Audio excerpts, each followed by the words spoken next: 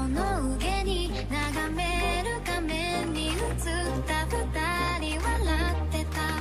知りたくないほど知りすぎてくこと、ただすぎる日々に飲み込まれた。それでもただもう一度だけ会いたくて、あなたの言葉にうなずき信じた私は一人置き去りに恋は過ぎる。消えていたはずの未来も指の隙間はすり抜けた。求めない日々のかけらとあなたの気配を今でも探してしまうよ。またあの日の二人手を伸ばしてる。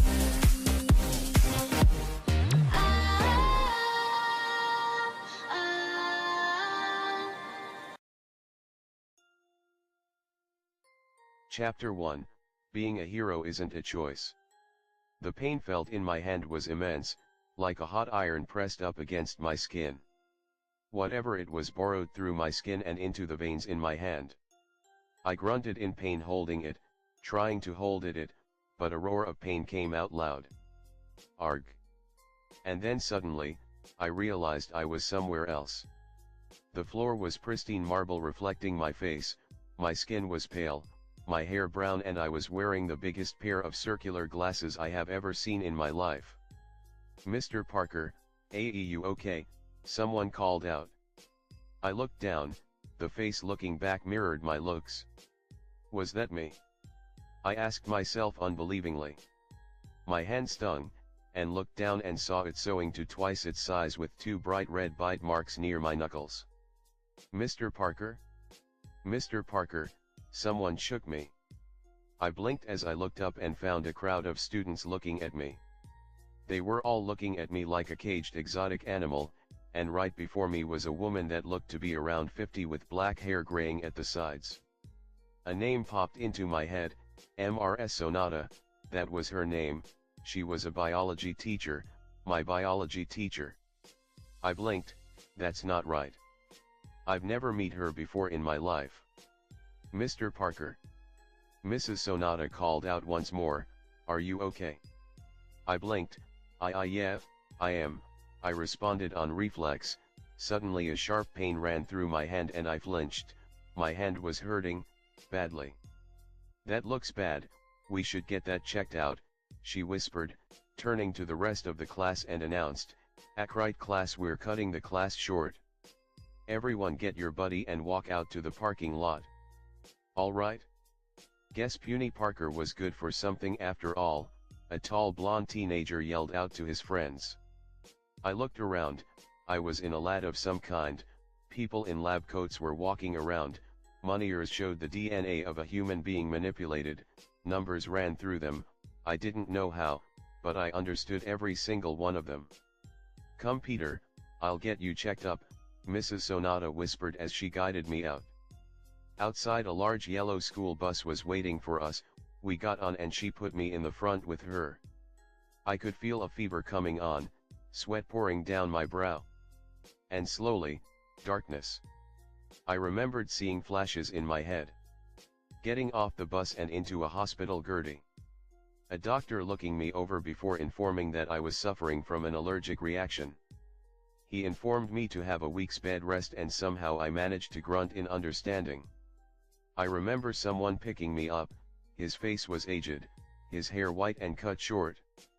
But the moment I saw him I knew he loved me and cared for me. He drove to outside the city to a suburban area where he took me into a humble-looking house that filled me with warmth.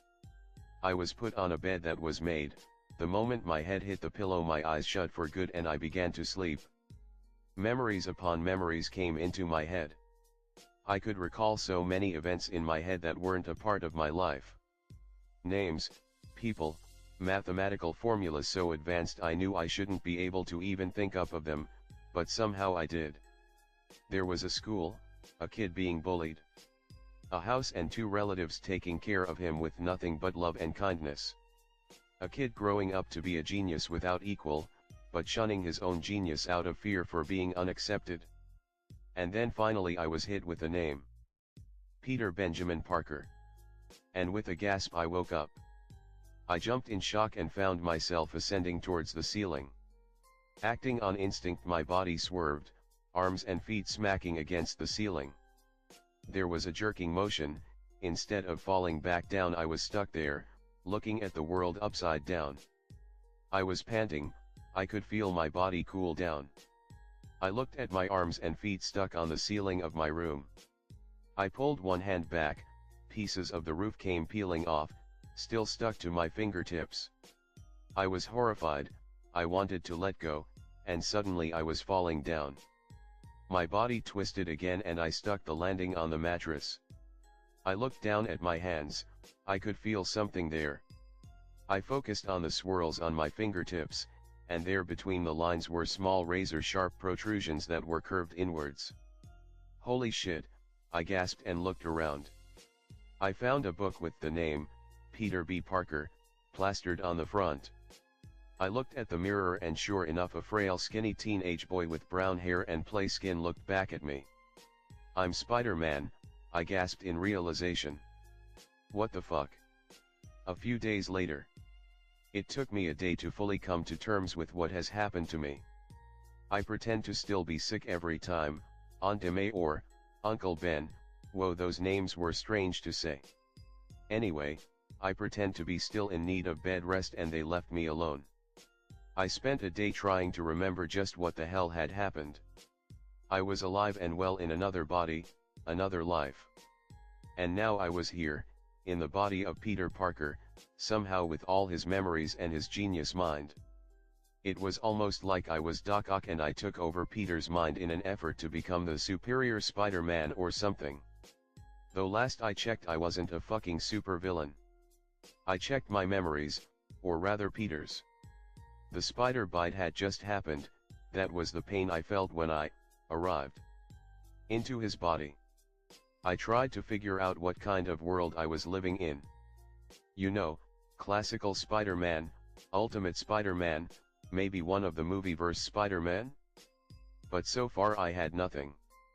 I did however find out that in this world Tony Stark had outed himself publicly as Iron Man, so there was a big chance I was currently living in some version of the Marvel movie universe. Peter also didn't have many friends, even Harry Osborn was more of a study partner than an actual friend. No Gwen Stacy, no Mary Jane, no one. He was frankly a very lonely kid. I learned that in this world Peter was smart, extremely smart. Scary smart. Like if he was pushed far enough he could become the next Doctor Doom, given enough time of course. He hid most of his intelligence because he was afraid of being an outcast, more than he already was, that is. The feeling of have so much more processing power was startling to say the least. My brain was functioning at a pace I'm not used to, but at the same time I had no problem keeping up. It was after all my brain. I did wonder how the hell this happened. How did I end up in this body? If the Marvel universe was real, and my world was one where they just existed as comic book character, did that mean all those celestial beings were real? Did one of them do this to me? Put me in Peter's body just to see what would happen? A test? I sighed as I opened the window to my room and stepped outside, sitting on the windowsill as I watched the sun rise on my second day in bed rest. I took a deep breath and looked around at the beauty around me. I was right now at an impasse. Should Spider-Man live? That was the question. Being Spider-Man was something Peter did out of guilt for getting his uncle killed. But with me, I don't really think that's going to happen. I wasn't going to let the old man die, it would be too much of a chip on my shoulder. So that option was out of the question. I also didn't particularly like the fact that being a hero basically ruined Peter's life in so many aspects. Romantically, socially, heck even his superhero lifestyle was stressed with JJ always harassing him with the bugle and the people calling him a menace. Plus to be fair, I wasn't a fucking hero. Why the hell should I risk my life for others? I was a genius, maybe I should just invent gizmos to help people. I could be the next Reed Richards and save more lives as Peter Parker the inventor than I ever could as Spider-Man. With my mind made up I go out of Peter's room, I suppose it's my room now, since I was Peter Parker. Just who the hell did this to me? I went downstairs and found Aunt May cooking breakfast and Uncle Ben already awake and getting ready for work. I blinked. Good morning. Aunt May looked up and smiled. Ah. Peter. So good to see you awake and moving about. How do you feel, dear? Better, I shrugged as I sat down at the dining table. May placed a stack of pancakes before me. I eagerly grabbed one when I found it looking a bit dry. Ah, I don't mean to complain, but this pancake is dead. That's because it's a rye pancake, May exclaimed with a grin. I found recipe on the internet. It's supposed to help with any unhealthy foreign substance in your body. So eat up. I grumbled. Didn't anyone ever tell you not everything you read on the internet is true? Ben chuckled. He has you there, May. Oh, hush, you two. Eat up, Peter. I want you at full strength today. I shrugged as I dug into my pancake. So what's so special about today? Well, you see, Anna Watson's niece is coming over today. The poor dear had to move due to family trouble. She's going to be staying with Anna, and we were wondering if you would talk to her, helped her settle in. My mouth froze as it opened to swallow the disgusting pancakes. I turned to May with wide open eyes. You're kidding. Peter, she's a perfectly fine girl, just a little shy. But if you're not feeling up for it, then dash. No. I yelled quickly, surprising them both. I quickly added, I mean, I would love to. I feel great. Better than great, in fact. When is she coming? Around noon, I think, May replied, unused to my enthusiasm. Are you sure, Peter? I don't want you to stress yourself. No stress, Aunt May, it would be my pleasure. I bit into the pancake and immediately stopped chewing. This tastes like cardboard. Ben laughed heartily as May glared at me, though I really didn't mind. Uncle Ben left for work soon after breakfast, so I decided to take a shower and get ready. I put on Peter's best clothes, which was a t-shirt under an open-buttoned plaid shirt and jeans. It wasn't fancy, but it was sadly the least nerdy thing Peter had. I was so going to have to change his entire wardrobe.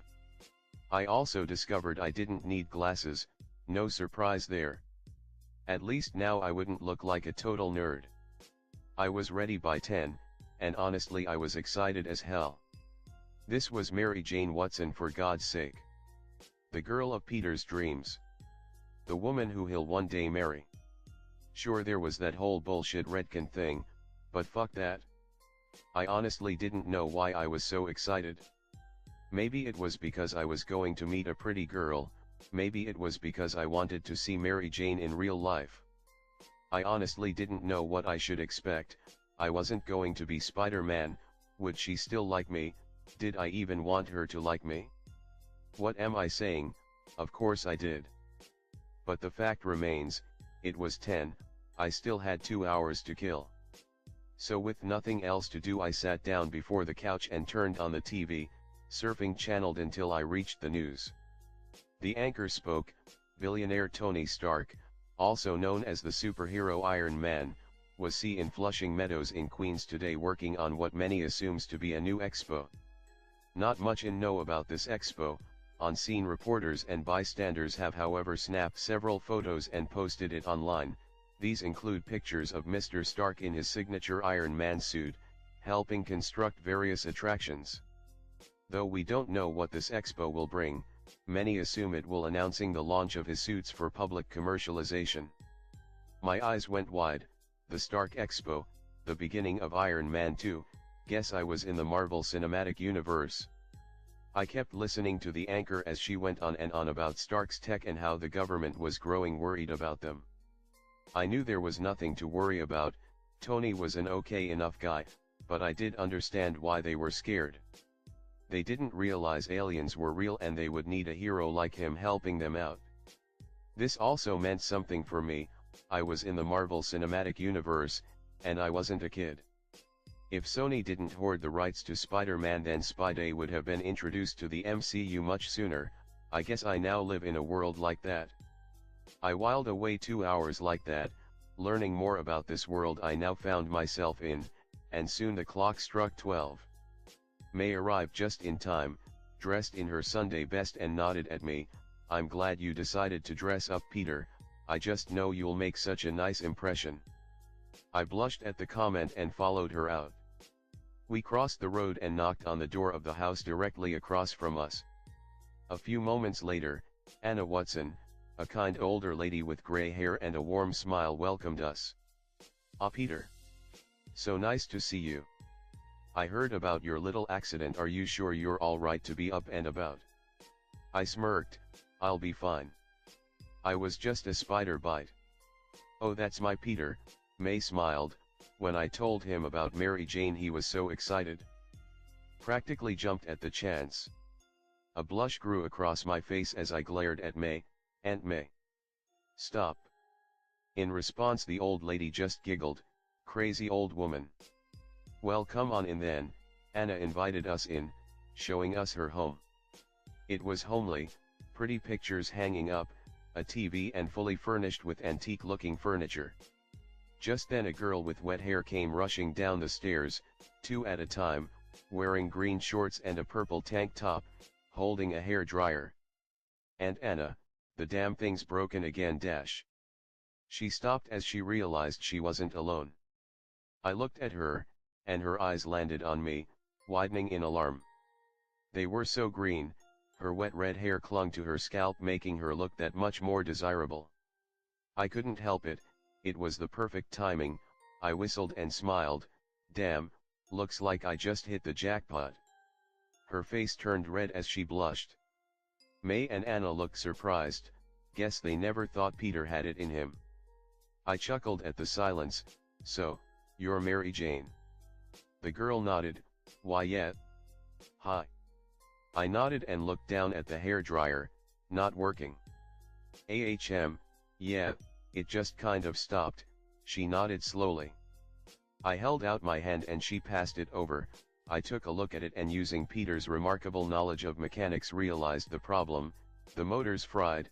I can probably fix it for you, Ms. Watson. Shouldn't be too hard." "That would be lovely, thank you, Peter." Anna nodded before turning to MJ. "Mary Jane, maybe it's time for you to put on something more decent." "Ah, right." The redhead nodded quickly before turning around and walking upstairs. She looked back at me one last time, and I met her gaze. She was looking for something. I knew it. I just smiled back. When she finally closed her room door, I turned to Anna and May. "I'll go to the hardware store and get the parts to fix it, Ms. Watson. I'll be back soon." "Why don't you wait for Mary Jane to get ready, Peter? Maybe you two could go together," May oh so subtly suggested. I shrugged. "Sure. No problem." "Oh, look at you, acting so innocent," Anna giggled. "Didn't I tell you they would hit it off, May?" I tuned the 2 old women out as they proceed to gossip about me and MJ. It took a while, but soon the redhead returned. This time she wore a pair of jeans, a hoodie, and sneakers. I looked her over and smiled. I liked the other outfit better. "Peter." May gasped scandalously. "That is no way to treat a lady. I taught you better than that." I looked into his memories. She was right, she did. I turned to MJ and bowed. "I am so sorry, my lady, my actions have been so uncouth. I beg thee for 1,000 pardons for my rash behavior." Mary Jane chuckled. "Your Shakespeare needs a little work there, Tiger." "Shakespeare?" I was doing my best fancy pants impression. "That's Shakespeare." "Ah, so the voice has a name." She laughed. "Yay, she likes me." Anna gave us some cash and quickly sent us out. She told us to buy lunch outside after getting the dryer fixed, and just like that MJ and I were talking side by side. "So what do I call you?" I asked her as soon as we stepped out. "Mary Jane, seems like a mouthful." I shrugged. "Do you have a nickname?" Which I knew she did, but I needed to make small talk. Mary Jane shrugged. "Most people call me MJ." Cool, but not creative. "How about Red?" "Red? Really? And you complied. MJ wasn't creative enough. I shrugged. I'm sure we'll figure something out. I'm Peter, by the way, Peter Parker. Oh, I know, my aunt won't stop going on and on about you. I figured she must have some sort of crush on you, she teased. Tempting, she is a MILF, totally my type, I teased back. MJ's eyes went wide. What? Kidding, I chuckled, I actually like redheads. Mary Jane blushed. So, where are you from, MJ? We talked all the way to the hardware store a few streets away. She told me how she was joining my school on Monday. I gave her a few tips but generally avoided topics like friends, since Peter didn't really have any. We had to talk a little further away to reach a restaurant to get lunch, though I didn't mind, and neither did MJ. We sat and ate. I threw about a few jokes, she laughed, she teased me, I blushed. It was a great first date. Well, maybe not a date. We came back to her home and found our aunt still chattering in the sofa. I sat down in the dining room table with the broken hairdryer and began to open it up with a screwdriver Anna had lying around. As I fixed the machine, MJ watched, whistling as my hands glided over it. You're pretty good at this, huh? I smiled. Very good. I'm sort of a nerd, in case you don't know. Believe me, I know. I looked confused. She clarified, no one can talk about Star Wars that much and not be a nerd. I blushed.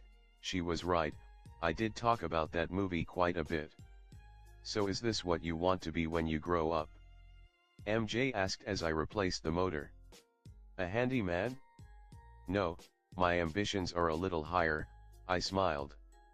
Like what? Like, well, I honestly don't know.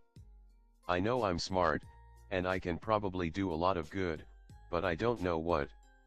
MJ smiled. Maybe you should build yourself a suit of armor and fly around saving the world. Nee, the suits are more Tony Stark's thing, I chuckled. Besides, being a hero is dangerous, and the job has a horrible payoff. Well, heroes don't be a hero to get thanks, you know, they do it because they're heroes. I sighed as I leaned back. Is it a bad thing that I'm not that selfless? MJ looked concerned. What? No, I just meant dash. I know what you meant, I get it. It's just, why do they have to be heroes? Can't they just be normal?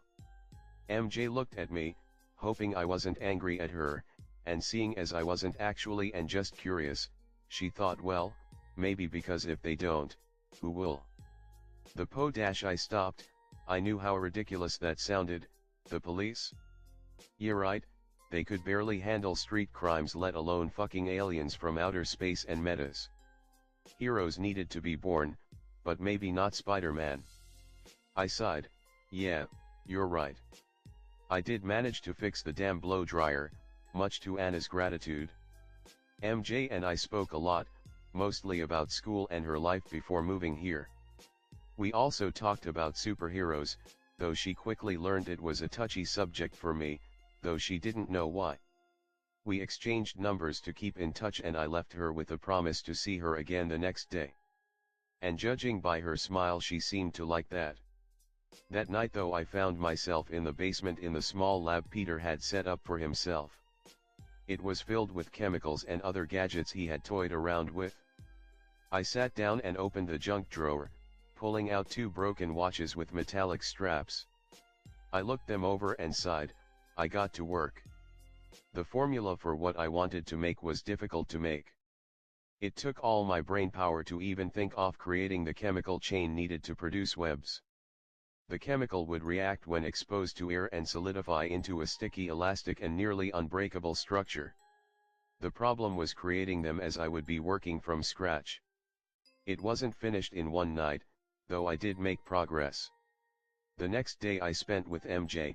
I helped her catch up on some homework and taught her some basic chemistry. We did get distracted a lot, talking about books and TV shows, but that gave me a reason to come again tomorrow to complete our lessons. The nights I spent in my basement lab, working on the web formula.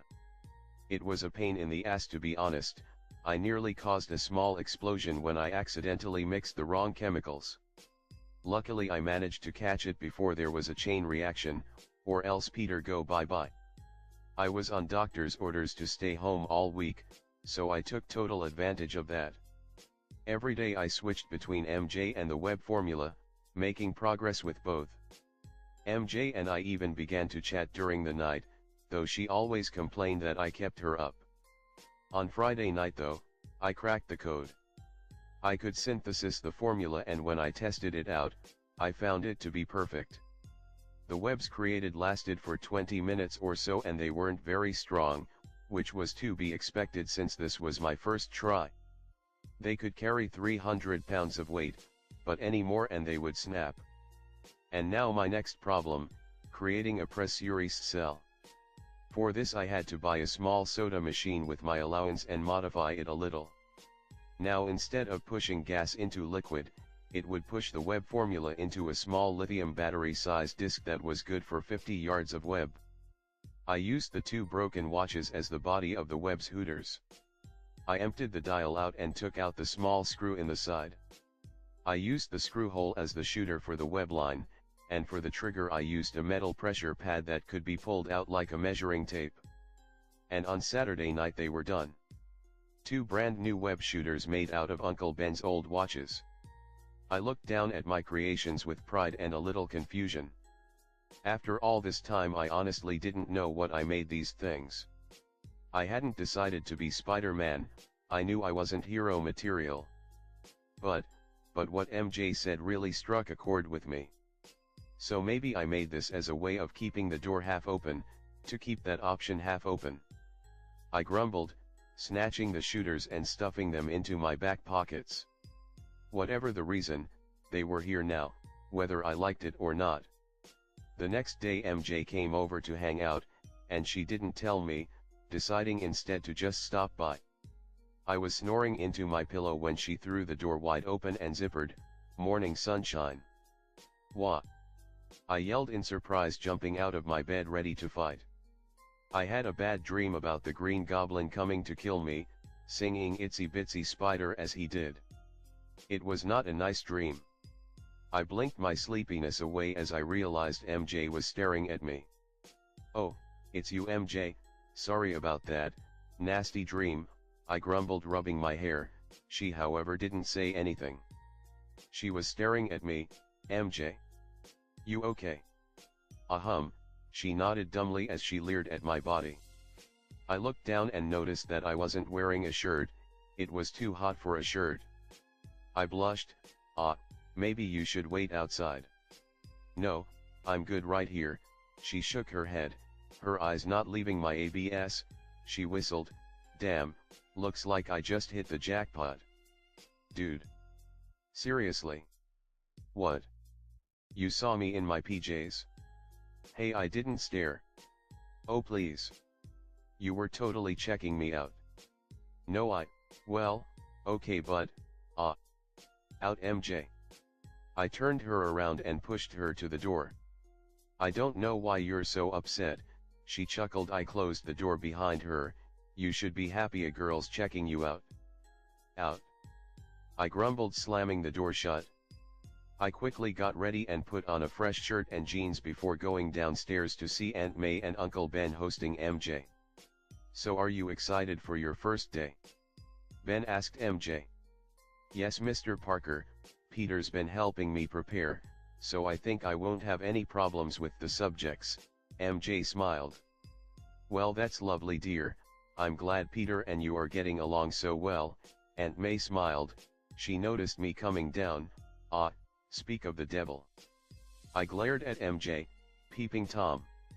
"Suck it up, Tiger," she smirked. "Morning, Uncle Ben, Aunt May," I greeted them as I sat down eating the breakfast Aunt May prepared. I turned to MJ as I munched on some bacon. "What's up, Peepers? Are you still on that?" MJ asked, rolling her eyes. "Peepers," I repeated with a glare. "Whatever. Anyway, I just came over because I have exciting news." She pulled out 2 tickets and practically shoved them into my face. "Hamlet, Apollo Theater, tonight. You in?" I took the tickets and whistled, "Damn, these are some great seats. How did you get them?" "My mom got them for me," MJ smiled. "She wants me to get used to the town and have some fun." "So, you in?" "Most definitely." I called out before I felt two glares hit me. I gulped and turned to my aunt and uncle, "You know, if that's okay with you too." Ben stopped the glare nearly instantly. "Of course it is, kiddo. Have fun." May groaned, "I don't know, Ben, it's awfully late.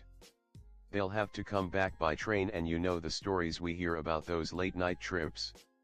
"Oh, it's alright, our Peter here will just beat anyone who even tries, won't he?" Ben asked with a grin. I smirked, "Damn straight." May protested some more, but after MJ, Ben, and I kept pleading with her, she eventually agreed. But not without making sure MJ carried some pepper spray for her own protection. After breakfast I took MJ back into my room, where I booted up Peter's old Nintendo 64 and loaded Smash Brothers. I taught MJ how to play, and needless to say she was a master at it. Something about hitting me with a giant hammer just seemed to appeal to her. We had lunch at home and then got ready to leave. Before I left though, Uncle Ben stopped me and slipped me 100. He winked, "Make it a good night, champ." I smiled, "Thanks, Uncle Ben."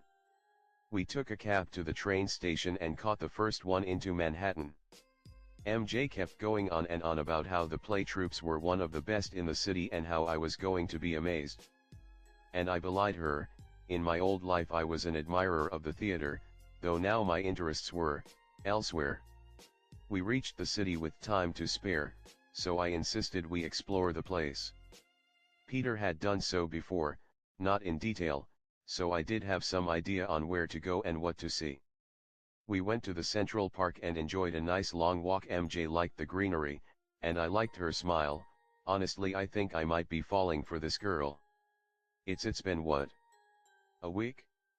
Damn you, Peter Parker, I just know this is all somehow your fault. We reached the theater just in time for the play to start. MJ was excited and I shared her enthusiasm. A good Shakespearean play was something to be excited about. The play lasted for 3 hours, but it felt like it much shorter. The actors were amazing, each leagues above anything I have seen before. They were energetic, ecstatic, and hypnotic in the way they delivered their lines. But while MJ enjoyed the play, I was focused on something else. The story itself was one of revenge. Hamlet finds out his father had been killed by his uncle, and he now wishes for revenge. The premise was similar to Peter's own life. His uncle dies and he looks for the killer. But there is a major difference in their stories. Hamlet kept postponing his vengeance, and in the end that costed him. He had a duty to his people, his subjects, to remove a man who would kill his own brother for the crown. He had failed his duty and his family, resulting in the death of all he cared for. Peter on the other had taken upon that duty, that responsibility, and he grew the better for it. Was what I was doing right? Was Spider-Man really what I needed to be? This question plagued me, but I pushed it aside and focused on the drama, though the question never truly left. And then it was over. That was so freaking cool. MJ yelled out, pumping her fists. A few of the other patrons looked at her and chuckled at her enthusiasm. Yes, it was peepers, I nodded. It was something else. Did you see how they acted? God, it was like they were actually going to kill each other on stage. And Hamlet, oh, that guy, I felt like yelling, "Do something, US. That's your mother, dot." I smiled, "Oh no, you've caught the bug." MJ blinked, "Bug? What bug?" "The theater bug," I replied. "Symptoms include a love of the theater, love for drama, and an insurmountable desire to be under the spotlight." "Hey, that's mean," MJ pouted. "I just like it, okay?" I know, but I stand by what I said. Besides, I think you would be a great actress." We walked down the streets, the city still active even though it was the middle of the night. "Are really?" MJ asked. "Of course, why, You don't think so? No, I do, but, no one ever thought I could do it. Well, I'm glad I'm the first, I smiled as he reached out and grabbed her hand in mine. She didn't hesitate, as she squeezed my hand back. I'm serious though, you would be an amazing actress. MJ smiled, thanks Peter, that means a dash. Kaboom. Time seemed to slow down. I felt something inside me vibrate as my body started to move on instinct. I pulled MJ closer and wrapped one arm around her chest, jumping to the side. A large slab of concrete flew past where we were just a moment ago. I landed to the side with MJ holding on tightly. We saw the slab of concrete embed itself into a building side, breaking apart into spices of iron and concrete. What was that? MJ cried out. I don't dash. Growling. It was an earth-shattering scream. My grip around her tightened as we turned to roar and saw Harlem burning. There were people running away in fear, fires burning, cars broken down into pieces, roads destroyed. It all happened so fast, I couldn't believe what I saw next. A monster, 20 feet tall with big bulging muscles and skin shredding along the side and bones protruding outwards. It stood naked except for a pair of torn shorts. I took one look at it, and I already knew its name. Abomination, I whispered in horror as I realized too late that MJ and I were right in the middle of the final fight between Hulk and the Abomination. This was the final fight scene, and Harlem was going to be destroyed. I looked down the road, people were screaming and running, and out of a crater formed in the middle of the street and green hand came out. No, I whispered. The hand pulled itself out of the ground revealing a green figure growing in size slowly. No, he grabbed the tattered remains of his shirt and ripped it off. No. Hulk. Abomination cheered in joy, come face me. The two titans of power charged each other, and that was when I knew we had to run. We have to move. I yelled as I held onto MJ and took off down the road. Hulk and Abomination charged each other. Each step they took was like a thunderclap, until they meet in the center and through them eat each other, causing a sonic boom from the impact that shattered glass. I was swept off my feet from the impact. I went flying into the air, but landed on my feet with MJ held safely in my arms. I looked up. Abomination had the upper hand. He threw Hulk through a fire truck. I sighed in relief. They were taking their fight elsewhere. I looked down at MJ, she looked at the fight in horror. Are you okay? Why yeah, she nodded. What is that thing? I searched Peter's memories, and yes, he did follow Bruce Banner's research and knew about becoming the Hulk. I could share this information without anyone finding out. That's the Hulk. I pointed at the green monster currently breaking a cop car in two to use as brass knuckles. I think's one of the good guys. We need to get out of here. MJ called out. Alright, I nodded. The Hulk could handle himself. She was right, we needed to be safe. I put her down and we ran away, following the crowd of people before us. But as we did, I saw a man stuck under a light post. People ignored him and ran. His legs were bleeding as he yelled for help, but no one came. I stopped. I couldn't help it. I didn't like seeing people suffering. I ran to the lamp post and grabbed it. Hey man, don't worry, I'll pull you. Crawl out, okay? Peter? MJ asked in surprise as she saw me with the man. The man panted, trying to not think of the pain. He nodded at me. I pulled with all my strength and felt the post slowly rising up. Thank you, Spider strength. He shimmed out under the pole, but it was too slow. I couldn't hold the pole up for long. I wasn't used to this kind of stress. I was just about to drop the pole again on him when MJ ran to the man's back and pulled him out completely as I dropped the pole down with a pant. Thank you, the man gasped. It's okay, MJ nodded to him as she pulled him to the side away from all the fighting. I turned around. There were more people screaming, more people getting hurt from the random debris flying about from the battle between Hulk and Abomination.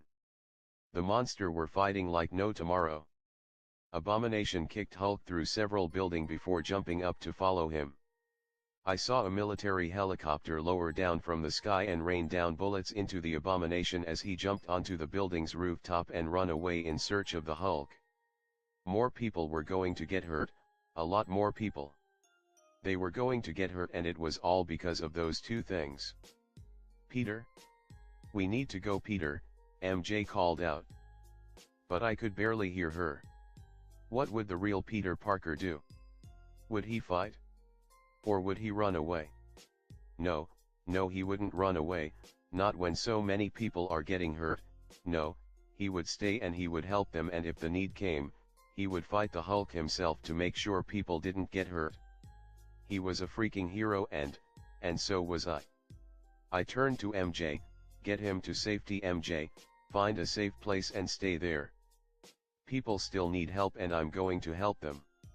"What? Peter, are you crazy?" MJ cried out, "There are monsters fighting out there. And there are people getting hurt, MJ. I promise I'll be fine, I'll call you soon as I can," and without another word I took off. "Peter," she cried out, but ignored her. She looked afraid, for me and herself. She must have thought I was a glory-seeking fool, I know I would have. But the truth is this, I want to be a hero too. My life, it's not that great, but if I can use it to help others, then, oh my God, I just realized, I'm going to be Spider-Man. I ran down the street and spotted a second-hand cloth store with a busted street window. I ran in and looked around. I needed a costume. I grabbed a red hoodie my size, a pair of blue yoga pants from the women's section, a ski mask and a pair of gloves. I ran into the trial room and quickly changed. I reached into my back pockets and sure enough my web shooters were there. I slipped them on over my gloves and tested them by firing a web line. It was strong and quick, good. I grabbed a school bag and put all my clothes in there, zipping it up. I slapped down a 20 on the counter and ran to the door, but I stopped. There were cameras out there. If someone got curious about me, they could use them to find me and my secret identity. I needed to be careful, paranoid even. So I looked around and spotted an open window up near the ceiling leading out into the alley outside. I climbed on the walls, thanking God that my wall crawling abilities worked even while still wearing gloves and sneakers. I crawled outside into the alley and took the bag with my clothes inside. I pressed it up against the wall and covered it in webs, holding it up there until I could come back and get it. An explosion drew my attention. I looked up to see the military helicopter come crashing down a few blocks away. It was now or never. I stretched out one hand and fired a web line into the corner of a building. My stomach was filled with butterflies, nervousness, and dread filling my soul. I slowly pushed off the wall and held on tight to the web line, swinging like a pendulum across the alley into the open street. My stomach lurched as I flew over the destroyed street and landed on the roof of the building on the other side. I stuck the landing and blinked in wonder, looking at my hands and then at the way there I swung. Yeah, this is freaking awesome. I grinned and ran forward. I jumped off the edge of the roof and shoot out a web line. I swung from street to street towards the sounds of destruction, and landed on a rooftop, looking down at the monsters fighting. The helicopter was still in one piece, thankfully. The battlefield was a broken down block of land, barren except for a few barrel fires. And standing on top of the helicopter was Abomination, grinning at the Hulk, who looked like he was annoyed more than angry. The Abomination charged, throwing Hulk into a broken wall. He punched him repeatedly.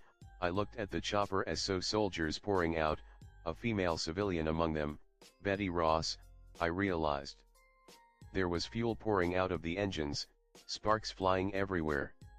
It was only a matter of time before it went kaboom. Even the Hulk seemed to realize this as he tried to stop it, but Abomination didn't let him, keeping him pinned up against the wall. Looks like it's my turn now, I gulped as I jumped off the roof and landed with a roll. Hey all. Fancy seeing you here, I called out. Why did I do that? That's so stupid. The soldiers looked at me like I was crazy. "Get out of here, it's going to blow." Betty warned me. I smiled. "Nice lady." "Not if I have anything to say about it." I turned to the leaking fuel tank and fired out web line after web line. I threw the strands around the tank and covered it completely with my web, stopping the fuel from leaking out. The tank was now insulated. The fuel that was already leaked out was dripping into the ground, being absorbed. Crisis averted. I turned around to the Hulk. "Hey big guy." The monster turned to me. "I got this. Kick his ass." Hulk grinned, turned to Abomination and gave him a headbutt. The resulting crack was so loud I could hear it from here as Abomination held his nose in pain. They began to fight once more. This time Hulk wasn't distracted from saving lives. I turned to the soldiers still stuck inside the copter. I jumped in and slowly one by one pulled each of them out, handing the unconscious and injured ones to those who could still walk. There were even a few civilians that came rushing to help, dragging soldiers away from the wreckage. Betty ran up to me as I pulled out the last injured man. "You have to help him." I looked at them and saw the Hulk being hit over and over again with the wrecking ball that the Abomination used as a whip. He knocked Hulk aside and then turned to us, narrowing his eye at the retreating soldiers. "General," he growled, raising his chains to throw at us, and I moved. I used my improved agility to rush at him. "No. Don't." I heard General Thunderbolt yell out. My head started to buzz, warning me of danger. I jumped just as Abomination threw its large chains at me. I landed in a roll and continued to charge straight at him. I didn't know how strong Peter was, but it should be enough. I ducked under his swings, slipped into his defense, drew one arm back and with all the force I could muster, threw a punch right into his gut. Abomination's eyes went wide as his body was lifted into the air for a few seconds. I felt my web shooter cracking from the force. It exploded into a heap of webs covering my arm and his torso. "Shit!" I realized as I found myself stuck to him. Abomination landed on his feet and edged down to see me still attached to him. I gulped as he sneered at me. My spider sense were roaring in pain as it warned me to get away. But I couldn't. He tried to grab me and I jumped over his gigantic arm. The web stretched. Good, I had some leverage. I then ducked under his other arm, wrapping them both up with my web. I circled them and again before grabbing my hoodie sleeve and tearing it off, releasing me from the web line. I jumped away as Abomination tried struggle free. His arms were wrapped up tight together and attached to his chest. He pulled and I could see the line started break, but it was taking all his time and effort. I needed to put him down. I knew I couldn't punch him unconscious, that was the Hulk's job. No, I needed to be smart about this. He must have a weak point, after all he was only human. He needed to breathe, right? I ran at him and leaped onto his chest and aimed my remaining web shooter at his nostrils. They were huge, and if I wanted to make sure he didn't pull them off I had to stick them somewhere he couldn't reach. I quickly shoot 2 web lines into his nostrils, blocking his nasal passage. Abomination's eyes went wide in horror as he realized what I was trying to do. He tried to free his arms even harder now. I could hear the web restraint snapping. I quickly fired one last web line into his mouth, covering it as well. I leaped away just as Abomination broke free. I landed far away and watched as he struggled to rip my webs away, covering his air passages. But his fingers were too large, they couldn't fit. He even tried to rip into the ones in his mouth, but I had lodged them so deep inside he could barely even touch them, let alone have enough leverage to rip them out. I panted and watched as he scarred his neck, trying to breathe. He swayed and suddenly fainted, crashing into the ground with a large thud. I was panting, I didn't even realize I was doing it. I looked around. By now police had gathered around with their guns pointed at the monster. Hulk stood aside and looked at me and the now unconscious Abomination. He growled before letting out an earth-shattering roar that scared everyone there. Betty, however, wasn't scared. She walked right up to him. Thunderbolt had his men stand down, even the police looked like they were going to be trigger happy. "Bruce," she whispered as she cried. Hulk looked down at her, he tried to wipe away her tears but found that he couldn't. "Betty," he grumbled. Suddenly a spotlight was shined on him, a camera helicopter circled around him. Hulk growled, he took off into the night, the helicopter following him. I lost sight of him in a few short moments, leaving everyone there with nothing to do, except look at me. "What's your name, son?" Thunderbolt asked as he approached me. "Me? I hesitated for a moment before speaking, "I'm Spider-Man." "Spider-Man? What kind of name is that?" "The kind I chose," I answered. "Are you planning on playing dress up?" he asked with a raised eyebrow. "Yup." He didn't expect me to admit to that now, did he? He looked to his men, who were all asking for orders. He nodded towards Abomination, "Secure him," he then turned to me, "Well, whatever your name is, thank you. I owe you a debt. If you hadn't come when you had, those monsters would have destroyed the city." I shrugged, "I don't know," the green guy looked like he had it all handled. "Trust me, son, he didn't," Ross snorted, "it's humans like you and me who keep people safe. You did your country a great service today, son." "Thank you. If there's anything I can do for you, just ask." I blinked, this was unexpected. "Ah, thanks, I guess." I looked around, people were snapping photos of me, I needed to disappear, now. Anyway, bye. I turned and ran towards a light post. I jumped and landed on the top before launching a web line and swinging away back to my stash of regular clothes and MJ. "Sir, should we follow him?" a soldier asked Ross. "No, let him be, he isn't our enemy," Thunderbolt ordered as he turned to his daughter and sighed. Tonight was going to be a long one. I landed in the alleyway with my bag attached to the wall. I opened it and quickly changed into my regular clothes, which was quite a challenge when you're standing perpendicular to gravity. Once I was back in my normal clothes, I stuffed my uniform into the bag and threw it into burning car. I couldn't bring it with me, MJ would ask where I found a bag, and I certainly couldn't leave it behind in case S.H.I.E.L.D. or even Ross started to get curious. With all evidence destroyed, I took out my phone and found 3 missed calls from home and 1 from MJ. I called MJ first. "Hey, it's me, where are you?" "Peter? Oh, thank God. Your aunt has been worried sick. I'm at the Starbucks down the street near the ambulance." I looked around and spotted her. "I see you." I quickly ran to her and grabbed her into a hug. "I'm glad you're safe." "Me? What about you? When I told your aunt what you were doing, she nearly got a heart attack." MJ yelled as she broke the hug.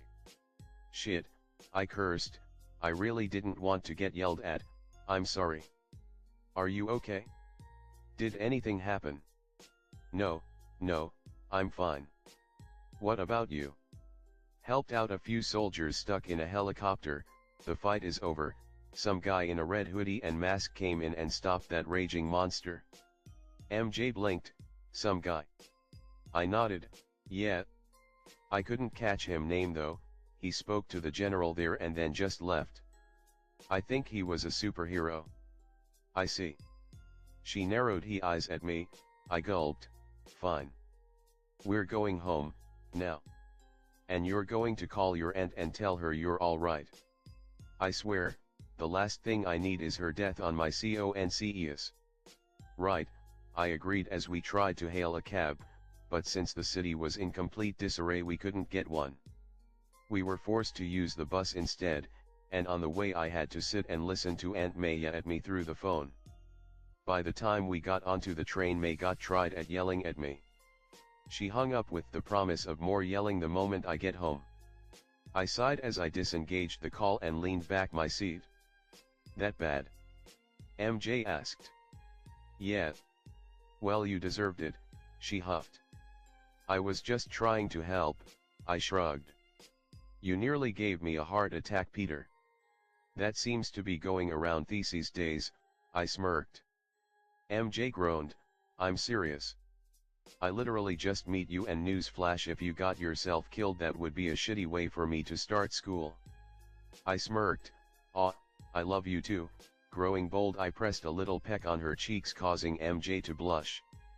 Gr, you're lucky you're so cute, she huffed. Still, what were you thinking going off on your own like that? What is you had gotten hurt? I couldn't just stay there and do nothing, I argued, I'm not that kind of guy. I thought you didn't want to be a hero. Isn't it stupid or something? I was silent for the longest time. Maybe, I replied, but to be honest, I don't think I was ever going just stand by and let people get hurt. Not when I can prevent it, or at least stop it from hurting anymore. And why is that your job? I smirked, with great power comes great responsibility. How zen, where did you hear that one? Uncle Ben, I told her, it's his favorite line. I think I'm just starting to understand what he meant. He's a wise man. Yup. But you do know he's still going to whoop your ass the moment you get home, right? I sighed, yup. Good, she chuckled, leaning her head on my shoulder. My body was sore, especially my arms. The amount of muscle strength I needed to swing from building to building was intense. I would need to start working out. Maybe somewhere privately? Someplace no one can see me.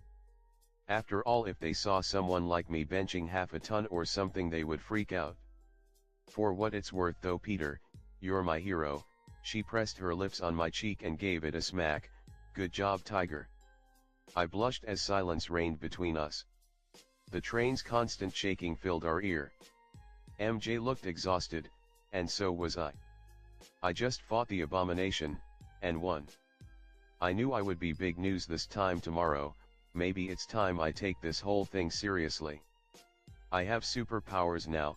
How long have I always wanted superpowers? And now I have them. I could help people. No, I had to help people. Guess in the end nothing. I never really had any choice in this life. I have to become Spider-Man. I had to become hero. Looks like life just got a whole lot more complicated. Chapter 2, Train Before You Leap. What were you thinking? Aunt May yelled. I was just trying to help, I argued. By leaving Mary Jane alone to go into a war zone. She was safe. I don't care, Peter. What you did was whole irresponsible and dangerous. You were lucky to be alive. I don't understand why you did that. I wanted to help. Are you the police? Are you the army? You are just a child, Peter, and And because of me one man is going home tonight to his family.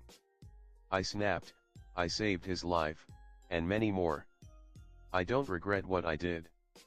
May looked horrified. I don't think Peter ever snapped back at her like this, but then again, I'm not Peter Parker. May, maybe we should call it a night. Uncle Ben spoke softly. Gone on, go to bed. I'll handle this. But Ben, It's all right, May, just go, Ben gently assured her. She nodded sadly as she turned and left, leaving Ben and I alone at the dining table. I didn't mean to snap, I apologized. It's all right, Peter, I understand, he said softly. I was just trying to help, I didn't mean . I understand, Peter, he repeated, softer this time. You have to realize, you're all May and I have, if we lost you. I saved someone, Uncle Ben, isn't that what you always taught me to do? If I can help someone, isn't it my duty to do so? Yes, I suppose it is, he smiled. Go to bed, Peter, we'll talk about this in the morning. Don't forget you have school tomorrow. I nodded. Right, night, Uncle Ben. Good night, Peter, he replied as I walked upstairs into my bed and locked the door behind me. I sat down on my bed and sighed, talking out my busted web shooter. I had one working and the other one is a complete mess. I worked on it for a while before giving up. It was broken, I needed to make a new one. Actually, if I was serious about the whole hero business, I need to upgrade these things.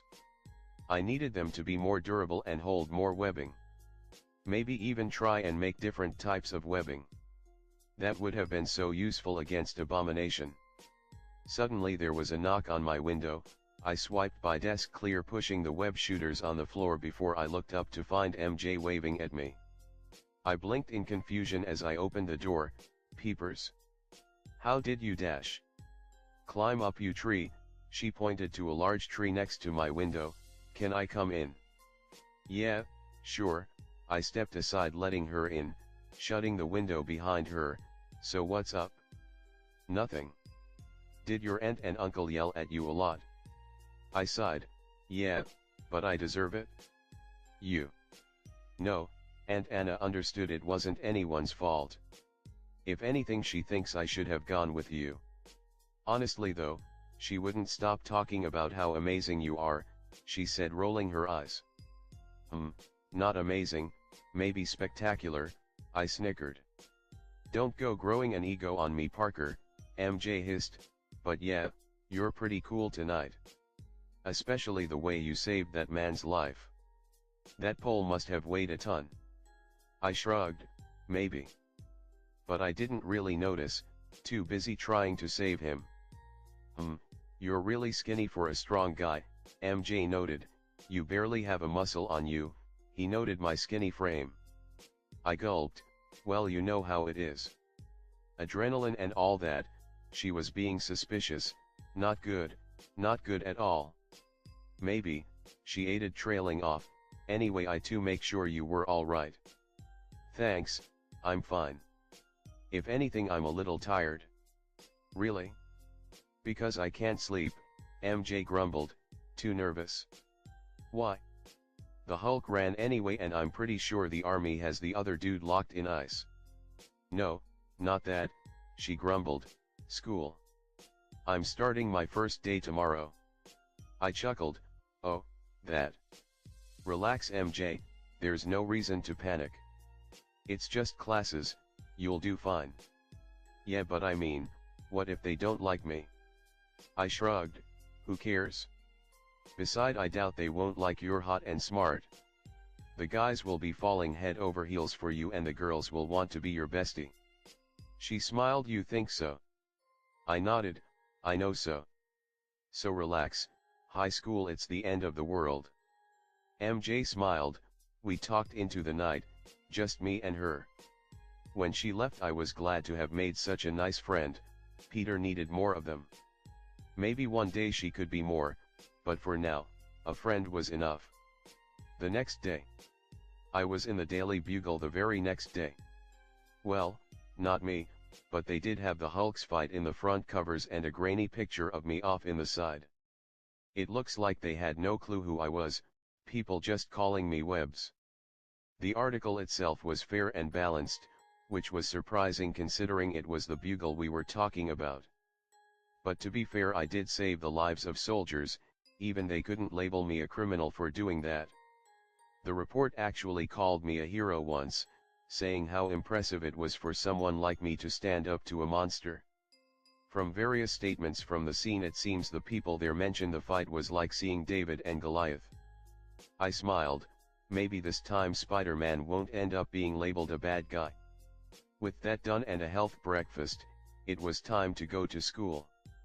MJ and I took the bus to school. We talked about what subjects she was talking and the people she would meet. Needless to say, she was nervous. We arrived with 10 minutes to spare. Students were crawling all around the campus, talking to each, gossiping or just having fun. I lead her into the crowded hallways. Welcome to Midtown High, I announced, gesturing to the large crowded halls where people yelled, cheered, fought, and generally just did teenage things. I think I'll fight right in, MJ said with a smile. That you will, Peepers. Please stop calling me that. No. I didn't even mean to pep. No. I hate you. I smirked. No. I lead her down the hall, introducing her to the various cliques and factions one could find in the school. There were the jocks, the cheerleaders, the techies, the nerds, the dancers, the theater maniacs, the weirdos, the normals, and of course me. The kid too smart to be a normal geek and too desperate for acceptance to be a hipster. We had first period together, so after a visit to the counselor's office I guided her to our first class. The moment we entered the room, Flash Thompson seemed to notice me. "Hey everybody, check it out. Punk Parker's back." "Huh? What's the matter, Parker? Did you finally recover from the itsy spider bite?" mocked Kong, Flash's right-hand man and a heavy fellow. I rolled my eyes. Wonderful, bullies. Like this place wasn't stereotypical enough. Flash grew enraged. "What the hell do you say?" He stopped as he noticed MJ standing next to me. He gulped and wished, "Whoa." MJ turned to me. "Are they always like this?" I shrugged. "Not, just with me. Though I think it's because Flash has a crush on me and is too scared to admit he's gay. That snapped him out of it." "What?" "Listen here, Parker, I ain't gay." "And what's wrong with being gay?" asked Zach, an openly gay kid in our class. "And nothing. It's just I ain't gay is all." I shrugged.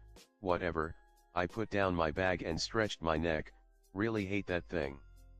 "So you new here?" Flash asked MJ in the most subtle way possible. Note the sarcasm. "Yeah, I'm Mary Jane, nice to meet you," she smiled.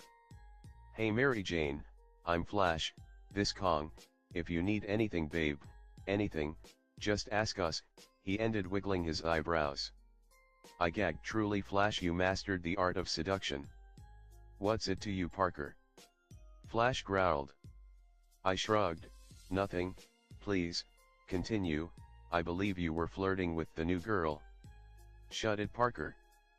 Flash yelled, his face red in embarrassment. "Stop it, Tiger, you're embarrassing him," MJ teased. "Fine," I rolled my eyes. "So where are you from?" Liz Allen, blonde, blue eyes and head cheerleader, asked. "I'm from upstate, but I recently moved in with my aunt," MJ explained. "So what are you into?" asked Crystal, another cheerleader asked. "Well, I like fashion, singing, theater, that sort of thing." "Oh. Did you see the new channel line? It's so good." MJ nodded. "Yeah, but I don't like their perfumes, too strong for my taste." "I know, right?" Liz's eyes twinkled. Looks like she just found a new BFF. I watched as MJ mingled in perfectly with the popular crowd. Flash, Liz, Kong, a couple of side characters I didn't really care about but apparently were considered gods of popularity according to Peter's memories. "So wait, how do you know Parker?" Liz asked, looking at me in disdain. "What?" "Oh, he's my neighbor," MJ explained. "Oh, okay. Hey, sit with us, MJ, we'll show you around after class." "Thanks, but Peter already promised me dash." "Parker? Please, that wimp wouldn't know where the toilet is." Flash snorted. "No, Flash, I do, after all you tried to give me swirlies in there plenty of times," I snapped back. MJ's eyes went wide. "He what?"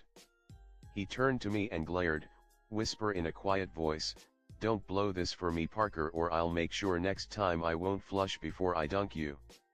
I raised a single eyebrow. "Did you just threaten me?" "And what if I did?" he growled.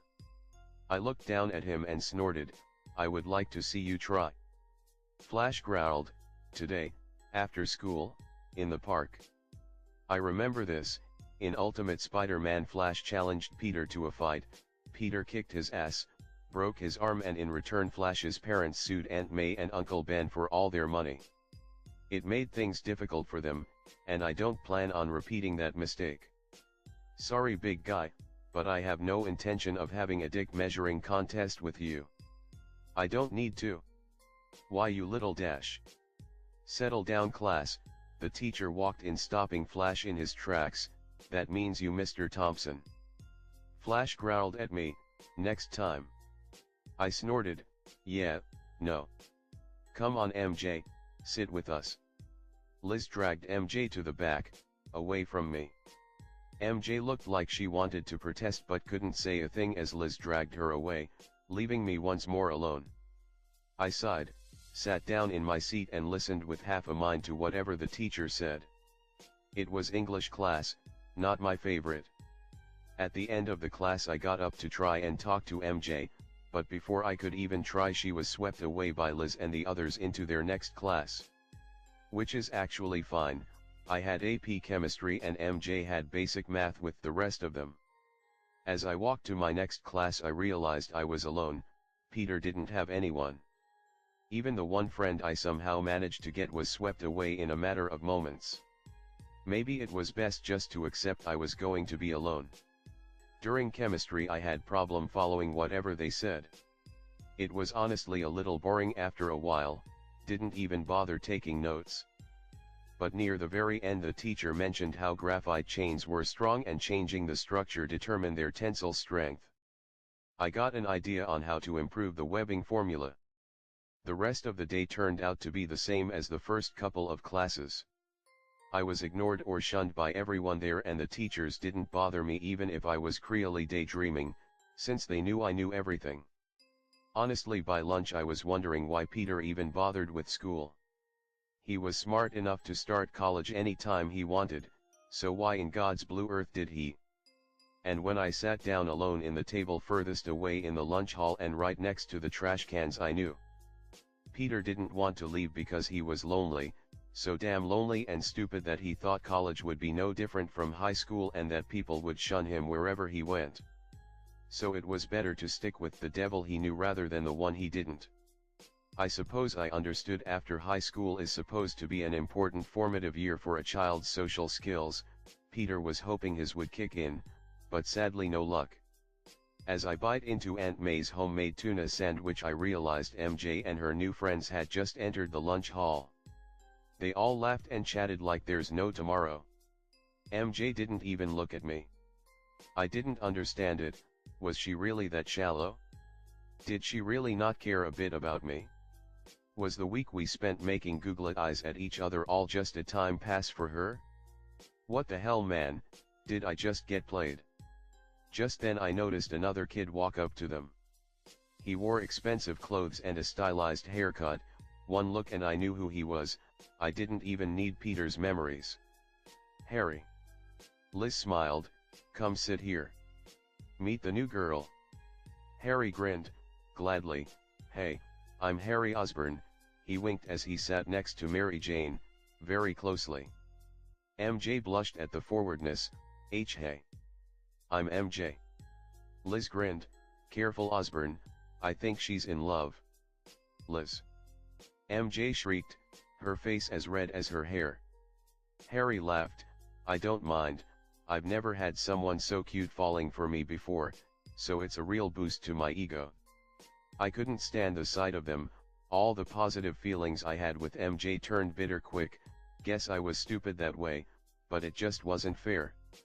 I stuffed the rest of the sandwich into my mouth and left, not looking back even if my ears picked up her melodious laughter. I walked down the corridor, pissed, alone, I hate being alone. And idiots, I'm surrounded by idiots. I wasn't a genius or something in my past nothing like that, but fuck even then I had trouble with people. And now? With Peter's IQ? Fuck finding a friend who I can treat as an equal, I would need to hang out with Tony Stark for that to happen. No wonder Peter had been holding back so much, if he didn't he would have gone mad being surrounded by these shallow people eons ago. I walked to the chemistry lab and found it open and empty, like I knew it would be. Peter used to retreat her to escape Flash, and now it would seem it would become my haven as well. I began to work on a couple of chemicals, trying to work in the new graphite chain into the webbing formula like I theorized. I spent all of break there and soon classes began again. The school day ended with history last period, which MJ and I shared. She laughed and joked with her new friends and when school got over she walked up to me like nothing ever happened. Hey Peter. MJ cheered as we walked towards the school bus. I felt anger pour through my veins, but I kept it in check, She's just a little girl, she didn't understand what she did was wrong, it was pointless getting angry at her. So I put on a cheerful fake smile, "Hey MJ. I swear this was like the best first day ever." MJ cheered, "I didn't think I would meet so many people who liked me." "Liz was amazing, Pete. You should see the way we just got along." I shrugged, "I'm glad you made friends, told you they're nothing to worry about." "Yeah, you're right. Anyway, I talked to her about the theater program you guys have and wow was I impressed. Did you know they put on 3 plays a year?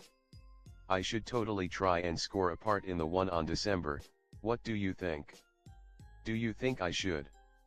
I nodded, "Try it out, you might not get something important, but everyone does have to start somewhere, right?" And like that I had to sit and listen to her brag about how great her life was. Was I being petty and silly? Maybe, but fuck it man, where was the loyalty? I didn't like the fact she didn't even realize she did something wrong, it's like she couldn't understand. We were dropped off at the same stop and walked home. We reached out neighboring houses and I turned to go to mine. "Hey Pete, do you want to come over?" MJ asked, "Aunt Anna probably made some cookies if you want." "No, I'm fine," I waved her offer off, "I'm honestly just tired, guess the stress of yesterday is finally getting to me. I'm going to bed, see you tomorrow MJ." MJ blinked, "What? Are you okay Peter? You sound kind of dull." "I told you just tired," I shrugged, "don't worry about it, I'll be fine tomorrow." "Well, if you're sure, bye," she replied weakly. I waved her goodbye and walked into my house slamming the door behind me. "Peter? How was school?" Aunt May asked from the kitchen. "Fine, just fine. I'm going to my lab Aunt May, call me if you need something," I yelled out as I walked down to the basement throwing my bag at my workstation. I took out my notes for the new formula and began work on the new web serum. It took me all day but I finally managed synthesis a proper batch. I then began to experiment. This formula reacted to pressure. The more pressure it feels the harder it became. So I began test it out. I found I could create weak webbing that was basically like glue, strong one that was hard as concrete and somewhere down the middle which had a balance of elasticity and tensile strength. I didn't know what got into me, but the time just seemed to slip away. Aunt May came down to ask me what I wanted for dinner and, after I made sure to hide all my webbing formula, I told her I wasn't hungry. Maybe it was the fact that I didn't like being forgotten, maybe as just my anger at being ignored, but whatever it was it gave focus. I knew what I had to do and knew how to do it. It was 2 in the morning when I completed all tests on the new formula including drawing up plans to make the Mark II web shooters. These ones would be more powerful than the last, but they would take time to make. I tried to go to bed, but I wasn't sleepy, no, I was restless. I looked outside the window and saw the quiet suburban area I lived in, but just near the horizon New York shined at me, calling me forth for adventure. I couldn't go all the way into the city, but I sure as hell can't stay here. I put on a set of dark clothes and opened the window, jumping out and did a perfect landing, thanks spider powers. I began jog, slowly at first, just to keep my heart rate up, but soon I got curious, just what could this body really do? So with a grin I kicked off with full speed. The houses went by quickly, I found I was fasting I had ever been, maybe 20 miles an hour. Maybe more? It was honestly impressive, considering I never ran professionally before in my life. Or Peter's life for that matter. I ended up running all the way out of the suburbs and into town. I ran past delis still open and a few supermarkets. People didn't bother looking at me, guess they were used to seeing people jog at all hours of the day. But soon I found myself at the abandoned train yard a few blocks away from home. Peter used to come here for when his experiments had a more explosive intention. He always found climbing the 30 feet tall fence the hard part, but now I could clear it with a single leap. The place had one giant hangar rusted over and overgrown with weeds. People didn't come here often, even kids who were looking for a place to crash avoided it thanks to the fence and lack of comfort. I however came here for another reason. I went up to the hangar and grabbed the doors. I pulled with all my might and they groaned as slowly the doors were pushed to the side. Inside I found several types of machineries. There was a stack of railway lines off in the side, some were 10 feet long, others 30 feet and beyond. There was even an abandoned train car in one corner as well, some chains hanging from the ceiling and what looked like a generator off in the side. This place honestly made me feel like it could be my secret hideout, my home away from home. It just needed, well, it needed a lot of work. But first, maybe it was time to see what I could really do. I walked up to one of those 10-feet railway lines and grabbed hold of its sides. I gripped it as hard as I could and in one swift motion tried to lift it up. To my immense surprise, I found myself holding up the beam of metal over my head, a victorious grin on my face. I threw to the ground and panted, this was amazing, it must have weighed what? 500 pounds? Maybe more? I could military lift that over my head straight off the bat. One could only imagine what can do with some actually training. I couldn't be a muscle builder though, Spider-Man was always more of a gymnast than a brawler, like Nightwing, he was, exactly like, whoa. Just then I had an epiphany.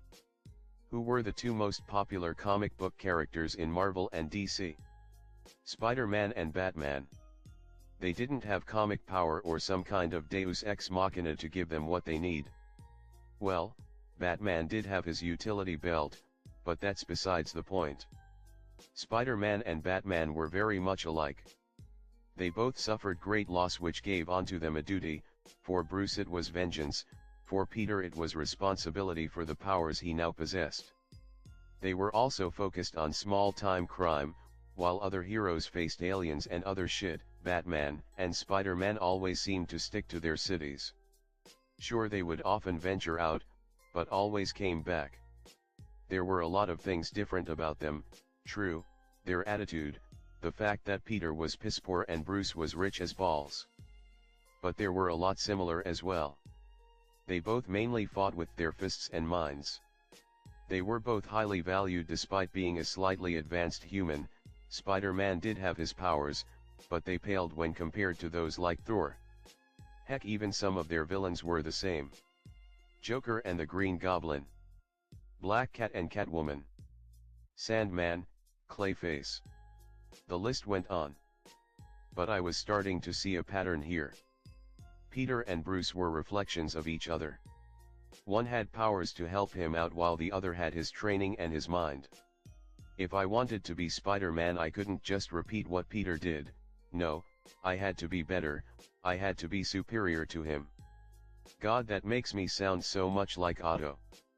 But getting back to the point, if I was to improve Batman, I would give him spider powers to make him even more combat savvy than he already was. I would also give him Peter's amazing engineering mind to help think of solutions he wouldn't even begin to question where possible. But if I was to improve upon Spider-Man, that would be a taller order. I would need to learn to fight like Batman, master so many types of combat people would lose count. Be smart about fighting crime, not just swinging into battle all crazy, hoping for trouble. I would need to know everything I possibly can to fight crime, learn things I previously thought pointless. I couldn't have the gadgets, too expensive. But I could build my own, make them from scratch. It would be difficult, maybe even pointless, but if I could, it would be so cool. I felt a great big smile coming on my face. I imagined myself as a mixture of Spider-Man and Batman, a hero unlike any other. A hero who could surpass the call of justice and fight the good fight, protect people. But it was just too much. I leaned against the hangar wall and looked around. Why should I go through all this trouble? For people who I don't even know? Why, no, I can't think like that.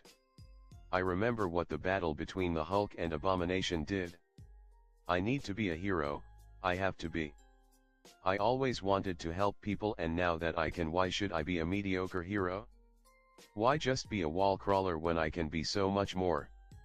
I stood up with a confidence I didn't know I had. I had a goal, to be the greatest hero of both worlds, not because of some fucking death in the family bullshit, but because if I didn't, I knew what would happen. I knew that people would die. They need me, and I need to be my best. I got back home and turned on my computer. I began to search online for the skills I would need. Kind of stupid, I know, but I needed to start somewhere. I made a list, things that I would need to learn to do to become the best. To become the Spider-Bat, no, maybe I should just stick with Spider-Man.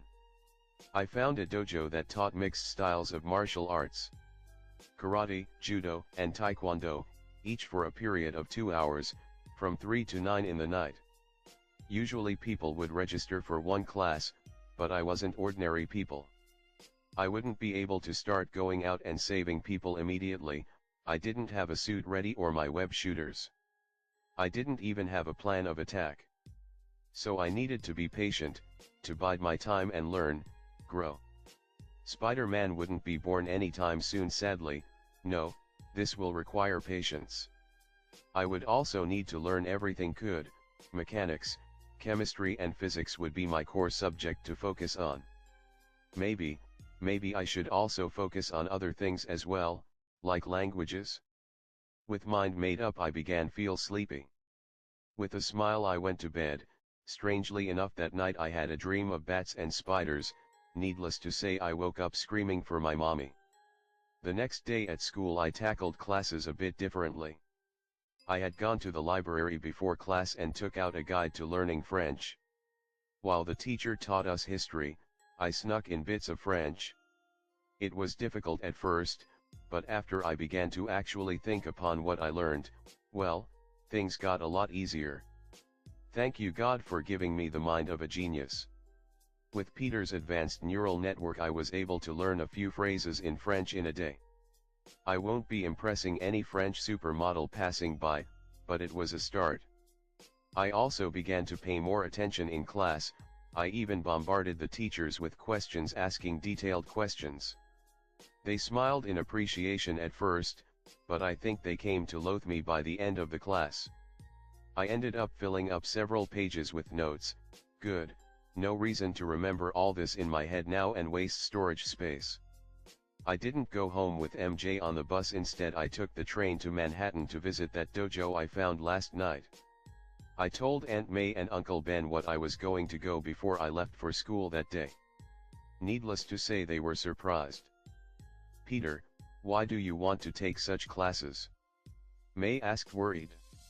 I want to be able to protect myself, Aunt May, I replied.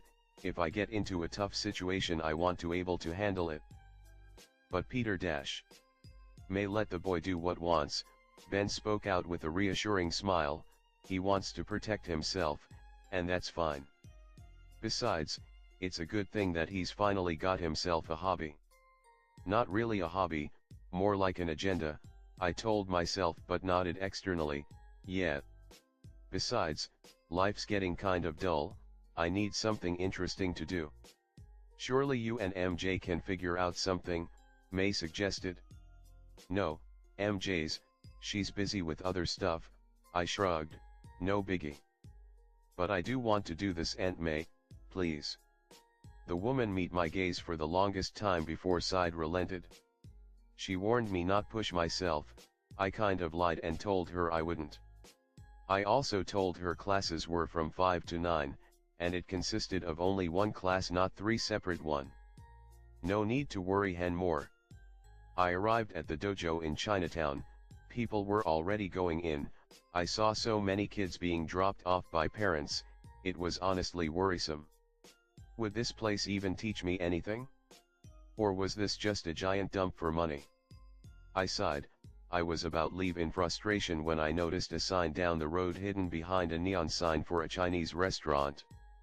I paused, blinking at it. It sounded so familiar. Shikara Dojo. And I realized why. Colleen Wing, she owned that dojo. She was Iron Fist love interest and she was currently a member of the hand that brainwashed kids into becoming killing machines. And like that I was at an impasse. 1. I could try my luck in another dojo and pray it wasn't a money dump as well. Or 2. Go to the Shikara dojo, learn what I could from Colleen, and make sure the hand doesn't become aware of me mooching off their techniques. It was a dangerous gamble for sure.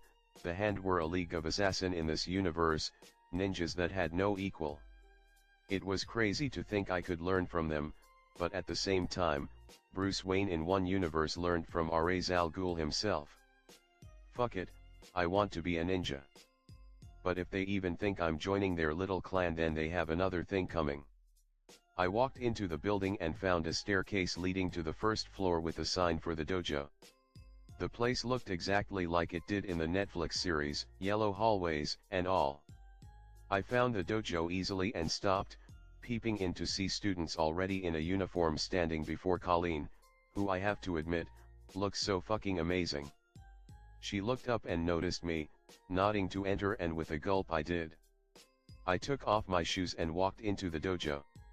The students turned to look at me, I meet their gaze, I turned to Colleen, I wish to learn. Please.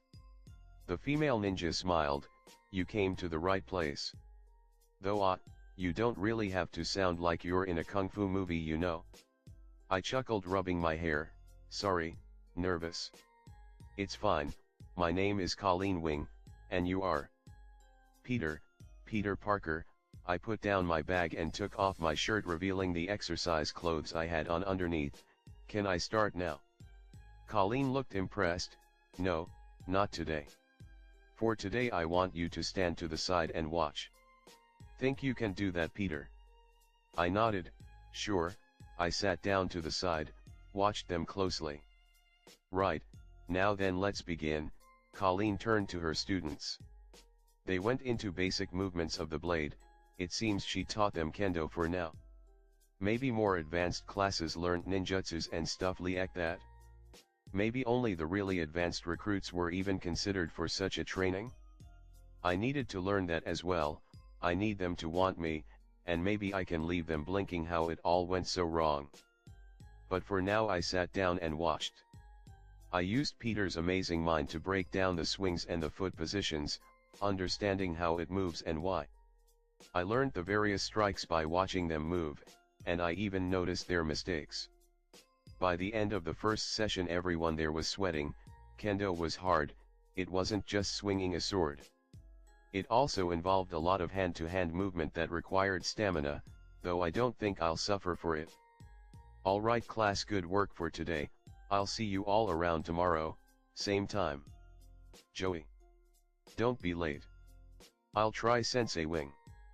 She smiled as the rest of her students left, leaving her and I alone. She sat down before me and smiled. So what do you think? Think you can keep up? If I do, will you advance me ahead of the class? I asked her. She looked surprised, confused even, so I explained, they're way too new at this to be your best class. I'm assuming there are different levels, probably at different times. I was wondering if I learned them well enough you wouldn't hold me back. Colleen looked surprised. I would never hold back a promising student. If I believe you are worthy, then yes, I would advance you. But don't get your hopes up just yet, Peter, it isn't as easy as looks. I smirked. I think I got it. Colleen chuckled, really? Yup. I got up and walked over to the sword stands, picking up a wooden banto. Can to try me? Colleen looked unsure before shrugged. Why not? Show me what you got. I nodded as I proceed to show her the 3 katas she had taught the students today. One that was a basic attack and block combo, the next one added leg movement and turning the body, and the last one added more complex swings that were difficult for some to do, but thanks to my agility I managed my own. Colleen started, W what? How did you do that? Have you been trained before? I shook my head. No, I just saw how they moves and copied it. Well, I also noticed a few mistakes, so I corrected that as well. Colleen's eyes went wide before she smiled. I would be honored to teach you, Peter. I bowed, thanks you Wing Sensei, I won't disappoint. Will your next class be coming soon? Colleen nodded, yes, I have 3 more classes after this. Why? Do you wish to stay? Yes. Alright, but you mustn't practice the techniques I show them today, understood? They are extremely dangerous and only a master can perform them without issues.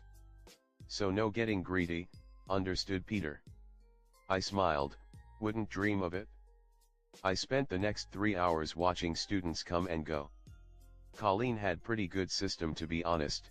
Kendo taught to the beginners first, then more advanced techniques and combat for the second batch. The third was taught several hand-to-hand combats, and the fourth group, which had only 7 people for Colleen to teach, was trained into the ground to be fighters. I knew this wasn't the full hand ninja training program. The 4th class kids were still too full of opening for one to exploit. No, these guys would be taken to the facility where they were further trained and brainwashed. I remember the Iron Fist mentioning the compound was in New York, but I don't remember where. Damn me and my stupid brain. I paid Colleen for the month and reached home earlier than I thought that night. May was pleased I found a dojo with much more sensible timings, though she didn't realize how I basically just made a deal with an army of fucking assassins. If she did, I don't think she would be standing. The next day I got up bright and early and went for a jog. The very mention of physical exercise seemed to have brought my aunt. She looked at me like I was a foreigner to her before smiling. MJ is a wonderful influence on you, Peter. And I got pissed. I'm not doing this for her or anyone else, Aunt May, I hissed with hostility she wasn't expecting. I'm doing this for me. I had 2 hours to work in some kind of exercise before school started. I ran for half the time and spent the rest in the hangar where I swung from chain to chain. It helped me with my balance and control, giving me some experience swinging large distances. Unfortunately, it seems I spent way too much time there. I had to run back to my home at full speed and got ready. I must have taken a bath and changed in record time. I came downstairs and saw breakfast ready for me. Morning, Peter, Ben greeted as he looked through that morning's paper. Morning, Uncle Ben, I wished him before stuffing my face with breakfast. Ben blinked. Slow down, Peter. You're going to dash. I coughed. He sighed. Chalk. Here, have water, don't rush. I drank it. Can't late. Need to catch bus. Well then I'll drop you, Ben told him. Now finish your food. I nodded as I quickly did just that. I walked out of the house in a few seconds with Uncle Ben following slowly. As I stood outside though, I noticed MJ waiting outside her own house. I smiled. Did she wait for me? But before I could say anything though, I found a convertible driving down the road, stopping before MJ's house. My eye widened as I saw Harry in the driver's seat honking. MJ. Come on, he yelled. Coming. MJ called out as she got out and ran to Harry, slipping into the front seat. She smiled at Harry, who took off like a bullet. I couldn't help it, I growled. I fucking growled. Peter, Ben sighed, she's not abandoning you. Really? Because it sure feels like it, I spat back, getting into the car. Come on, Uncle Ben, I'll be late. He sighed as he got the car and ignited it. Peter, she's just happy she has friends. Can't you understand that? No, Uncle Ben, I do understand that. I also understand that the moment she did, I was completely ignored and forgotten. Ben took the car out of parking and drove out to the street, driving slowly to the school. Peter, just because she doesn't talk as much doesn't mean she sees you as less of a friend. Maybe she doesn't, but I do, I sighed. Honestly, I don't understand why I'm complaining. I don't even have friends. But damn it, Uncle Ben, it hurts being ignored. Ben smiled. I know, son, I know. But it will get better, I promise you. I didn't reply. I just looked out at the passing scenery and wondered, should I even bother being her friend anymore? That day I got to school and didn't bother with talking to people in general. I wasn't looking forward to any of the classes, I barely survived them. I did take notes and the like, studied French the best I could, I didn't break from schedule. After school I went to the Shikara dojo where Colleen allowed me to participate with the rest of the beginners, though it became obvious I was far more skilled and graceful than them.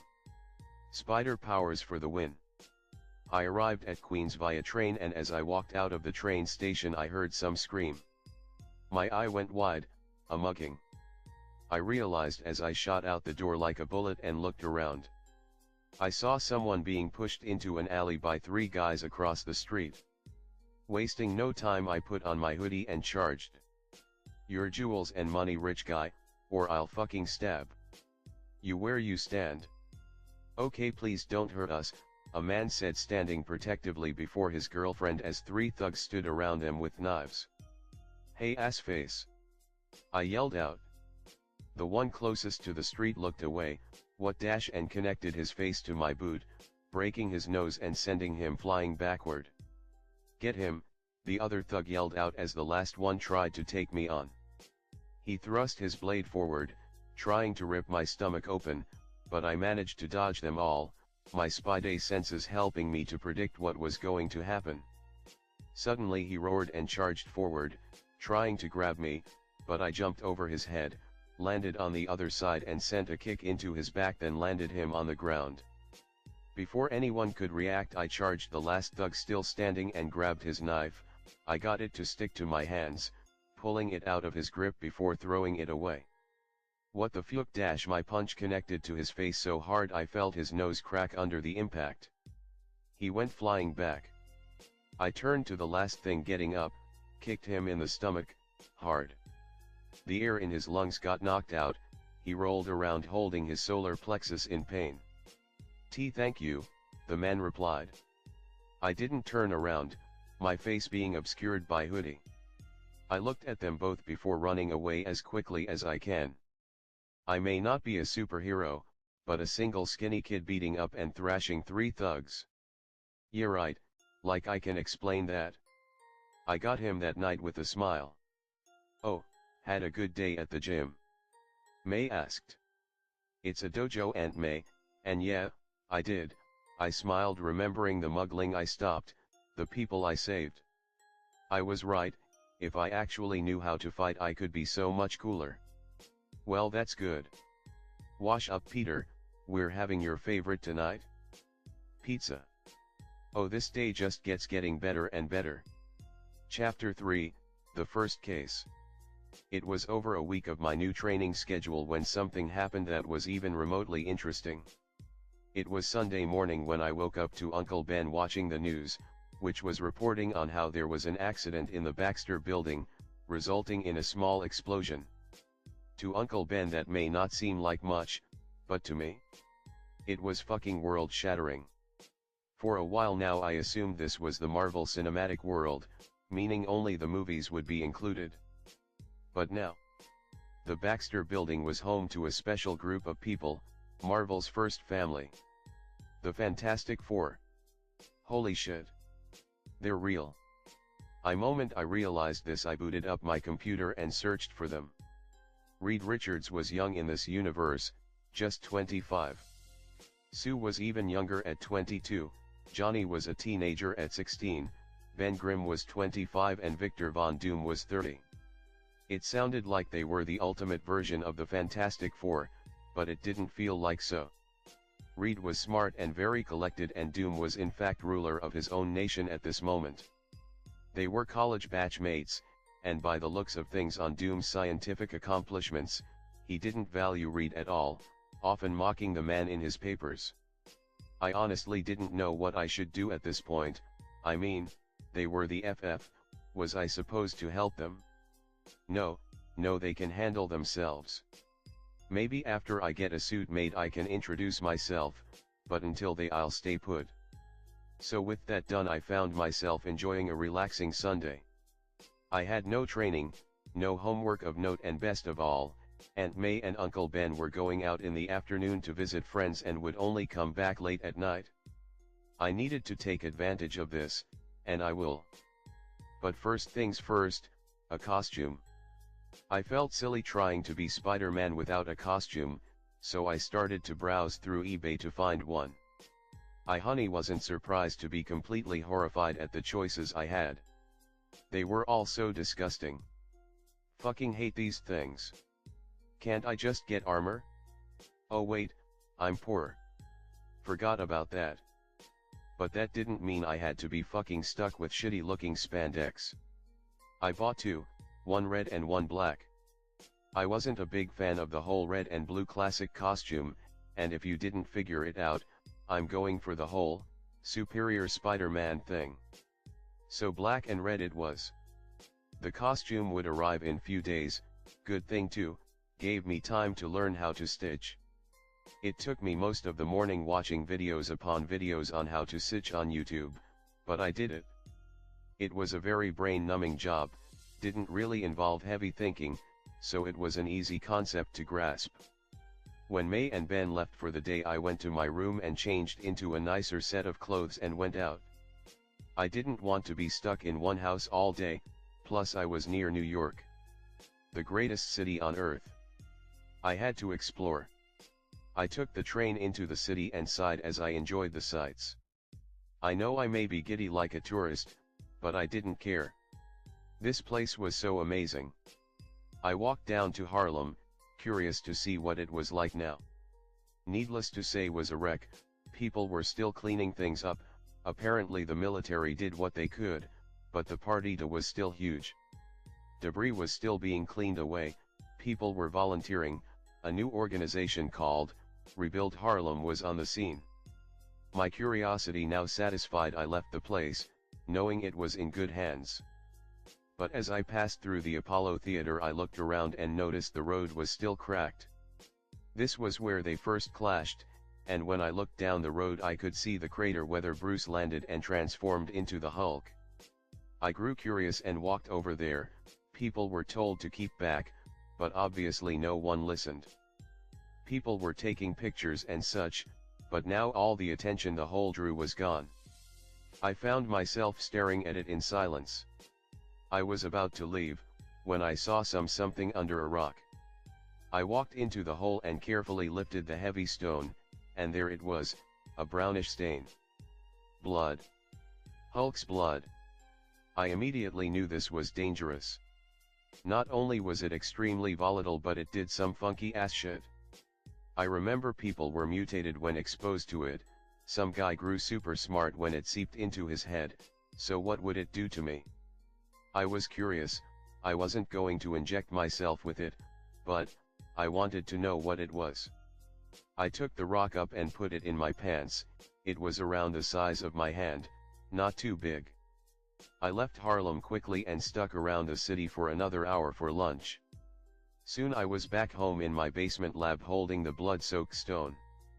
I scraped off a little bit of the dried blood into a test tube and began the process of making it useful. It took some time, but soon I had a vial of Hulk's diluted blood ready to go. I put the stone under my desk, away from sight. I would need to find a better place to hide it, and soon. But back to the blood. I analyzed it under a microscope. Not much I could see, but I did find the blood cells were still active. Usually dried blood would mean dead cells, hence why they lose the color, but now, the Hulk cells have some amazing properties. I studied the blood a bit longer, noting a few more properties it had, like how any form of food I introduced, like glucose or carbohydrate, was consumed within seconds. It was almost like the damn thing was alive. After my little experiments with Hulk's blood, I went out once more, this time to the hangar in the abandoned train yard. I jumped over the fence and walked towards the hangar. But when I got there I noticed the doors had already been opened. I groaned. Whenever I left this place I made sure to close the doors. Who else was here? I pushed the hangar doors wide open and walked inside. Hello? Is anyone here? I asked. What the heck? A voice came from inside the hangar. Stepping out from behind the stack of iron beams was Flash and Liz, followed by Harry and MJ, all looking surprised to see Peter there. Parker. Flash growled, "What the hell are you doing here?" I raised an eyebrow, painting the ceiling, and you guys. Hey Pete. Harry called out with a smile, acting like we were old buddies, which sadly we were, but not anymore. Guess he brought them here. I remember him and Peter finding this place together back in the day. I was just showing these guys this amazing place. I didn't know you still come here. I shuddered. From time to time, I looked to the side and saw MJ blushing red. I narrowed my eyes. I looked at Liz and spotted her looking frustrated at me. I could see her hair was a mess and Flash looked pissed as well. Suddenly realization dawned on me. So you guys came here to make out, I see. Liz's face turned red. What? No. Get your head out of the gutter, Parker. I shrugged, says the girl who looks like she just got thrown into a washing machine. I then made eye contact with MJ and she blushed even harder. Well, I suppose congratulations are in order. I'll leave you guys alone. Lock up when you're done. I turned to leave when suddenly MJ spoke up. Wait Peter, she looked nervously at Harry, I think I better go as well. My aunt would be getting worried. Harry looked hurt. What? Are you serious? But we just got here. Yeah, I'm sorry, I'll see you in school, Harry. Bye Liz, bye Flash, and with that she practically ran out of the hangar. I groaned as I followed her outside. We walked to the fence where I helped her climb over it. When we're walking away I finally asked, so, you and Harry huh? MJ's eyes widened. What? No. I rolled my eyes. You don't need to lie, Mary Jane.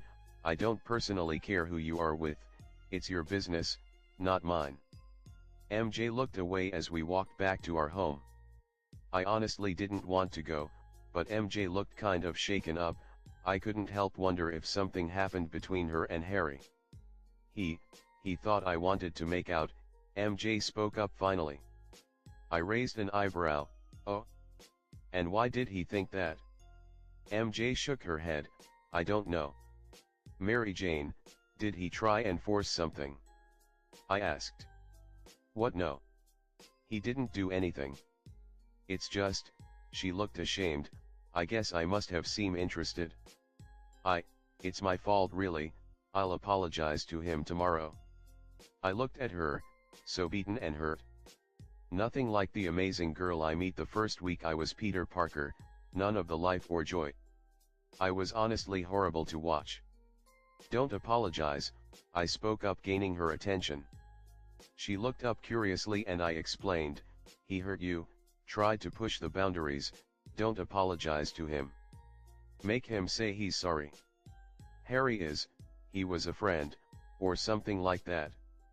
Now he's just a jerk, he likes getting his way, don't let him push you around. MJ looked surprised but nodded silently all the same. We walked back to her house, she looked deep in thought. When it was time to go our own ways she finally spoke, Peter, thanks, for coming when you did. I know I haven't really been the best friend but dash. Enough, I snapped, getting pissed at the pathetic apology she felt she had to give. It's fine, just get home safe. Remember, don't let him walk over you. Peter, I'm trying apologize. I know I haven't really been spending much time with you in school and I feel bad. I'm sorry. I shrugged, it's fine, I don't mind, I walked away. MJ blinked, Peter. Night Mary Jane, I wished her well before going inside my room and slamming the door behind me.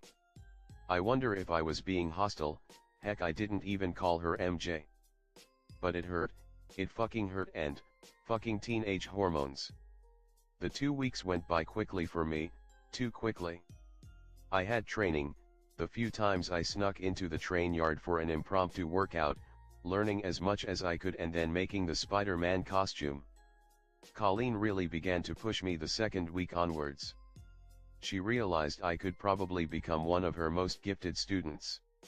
She had me move to the second hour classes and always pushed me to learn more and fight harder.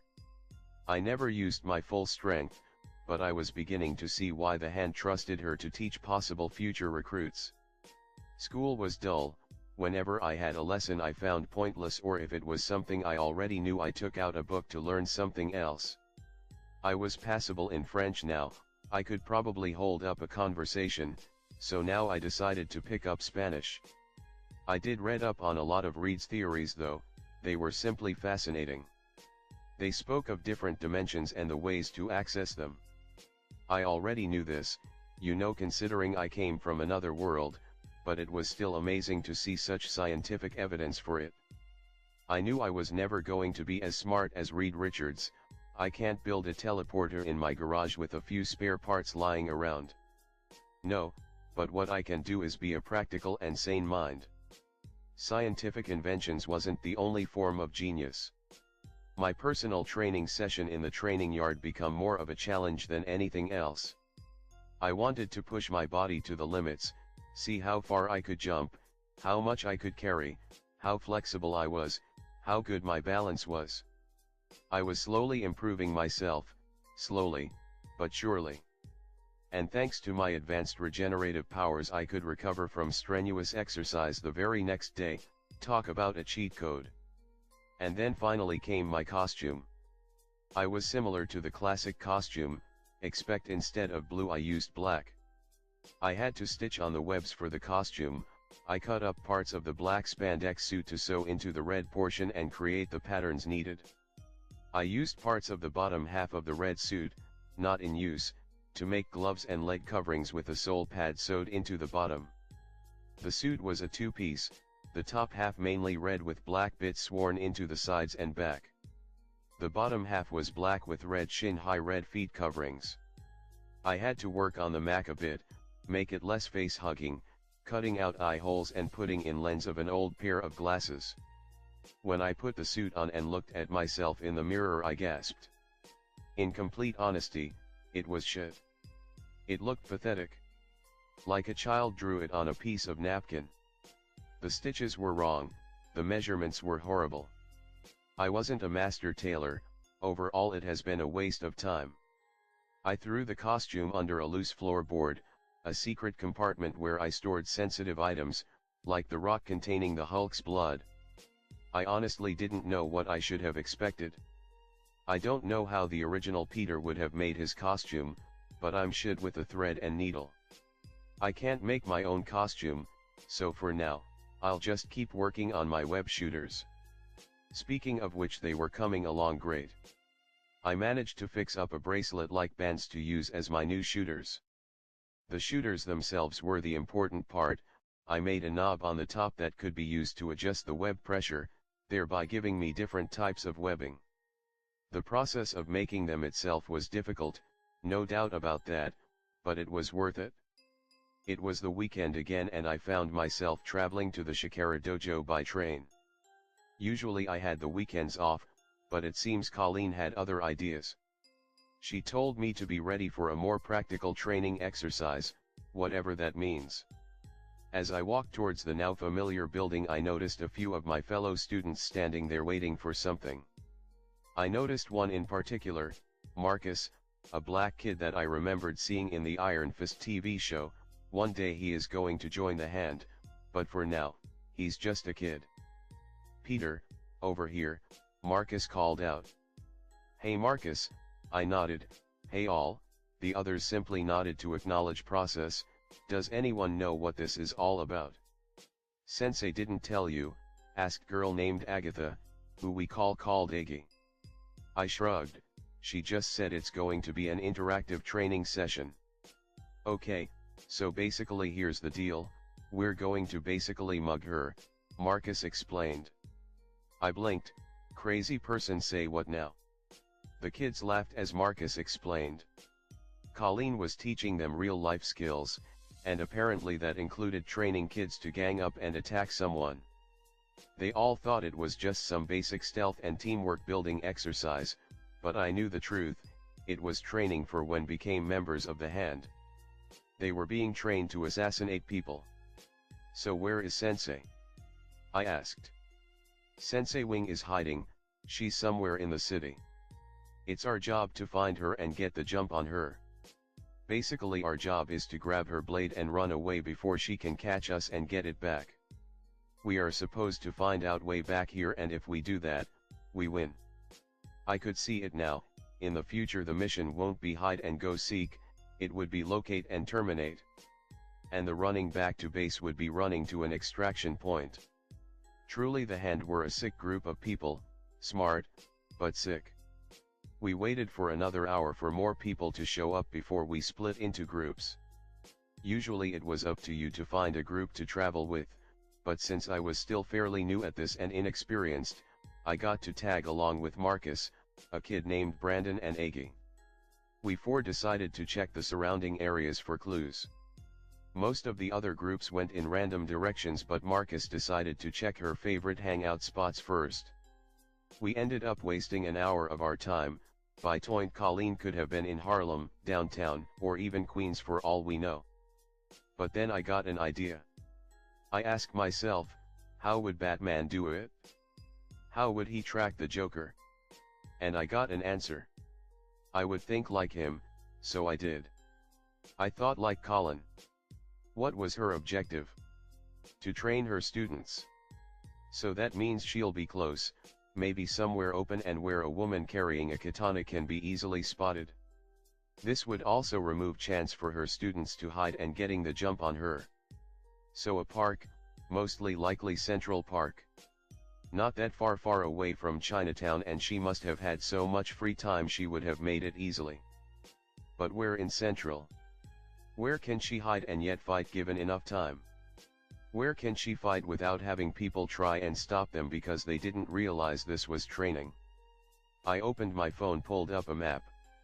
I searched and searched until I landed on the perfect spot. Guys, I got their attention. I think I know where she is. What? How? Aggie asked, surprised. I smiled, just a guess. It took some time, but I convinced them to follow me. I brought them to the park and we began looking around the southwest gate, the place with the least amount of people and wide open space. And in a few short minutes we found her standing by a fountain, eating ice cream. We held back, hiding behind the trees, watching her. She didn't look at us, she didn't know we were here. Alright, here's the plan, Aggie, you and Brandon distract her, Peter and I will sneak up and grab the blade. I'll run back to the dojo while the three you hold her off. Got that? Marcus ordered. No offense man, but that's a stupid ass plan, I snorted. What? He asked, raising an eyebrow. Was he trying to intimidate me? Really? Who the hell does he think he is? I'm Peter fucking Parker. It's too open, she chose this place for a reason, Mark, I pointed. A few people, not enough for us to hide behind. She'll spot them a mile away and us just as quick. What's your idea then? We wait for her to move, or make her move. Do something to distract her and the people around her to draw the attention away. And then we strike.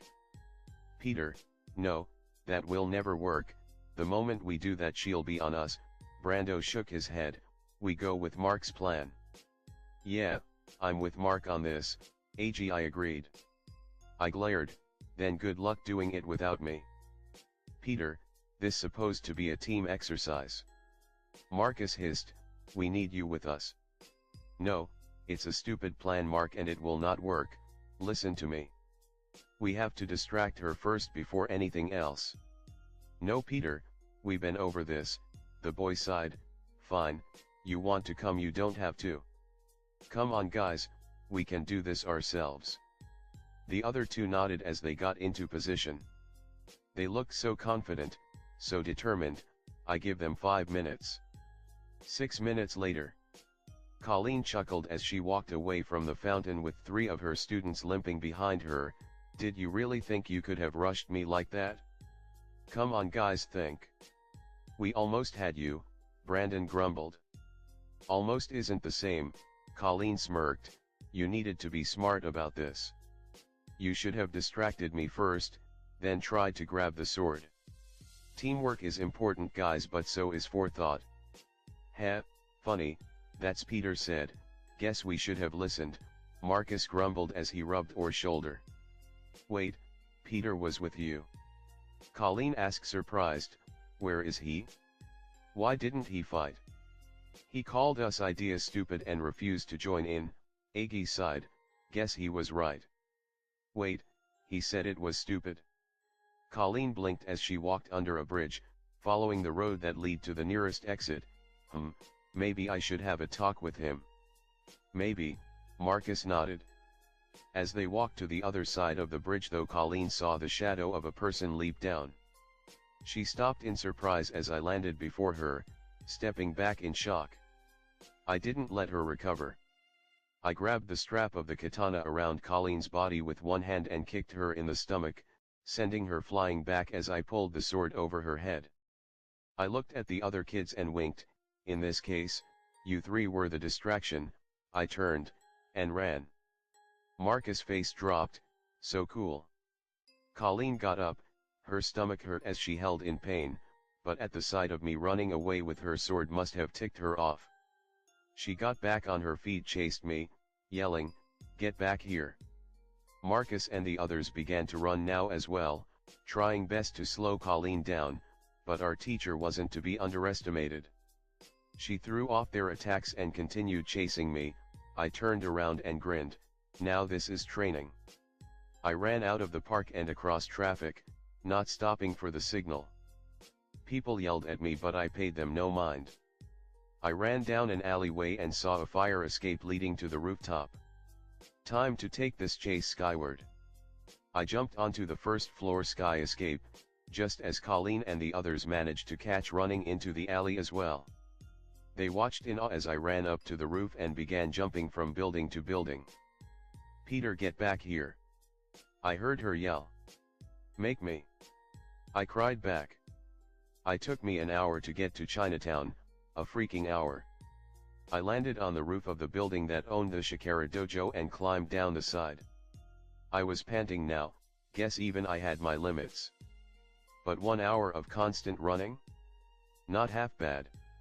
I sat on the curb and waited. 10 minutes later Colleen reached with the others following right behind her.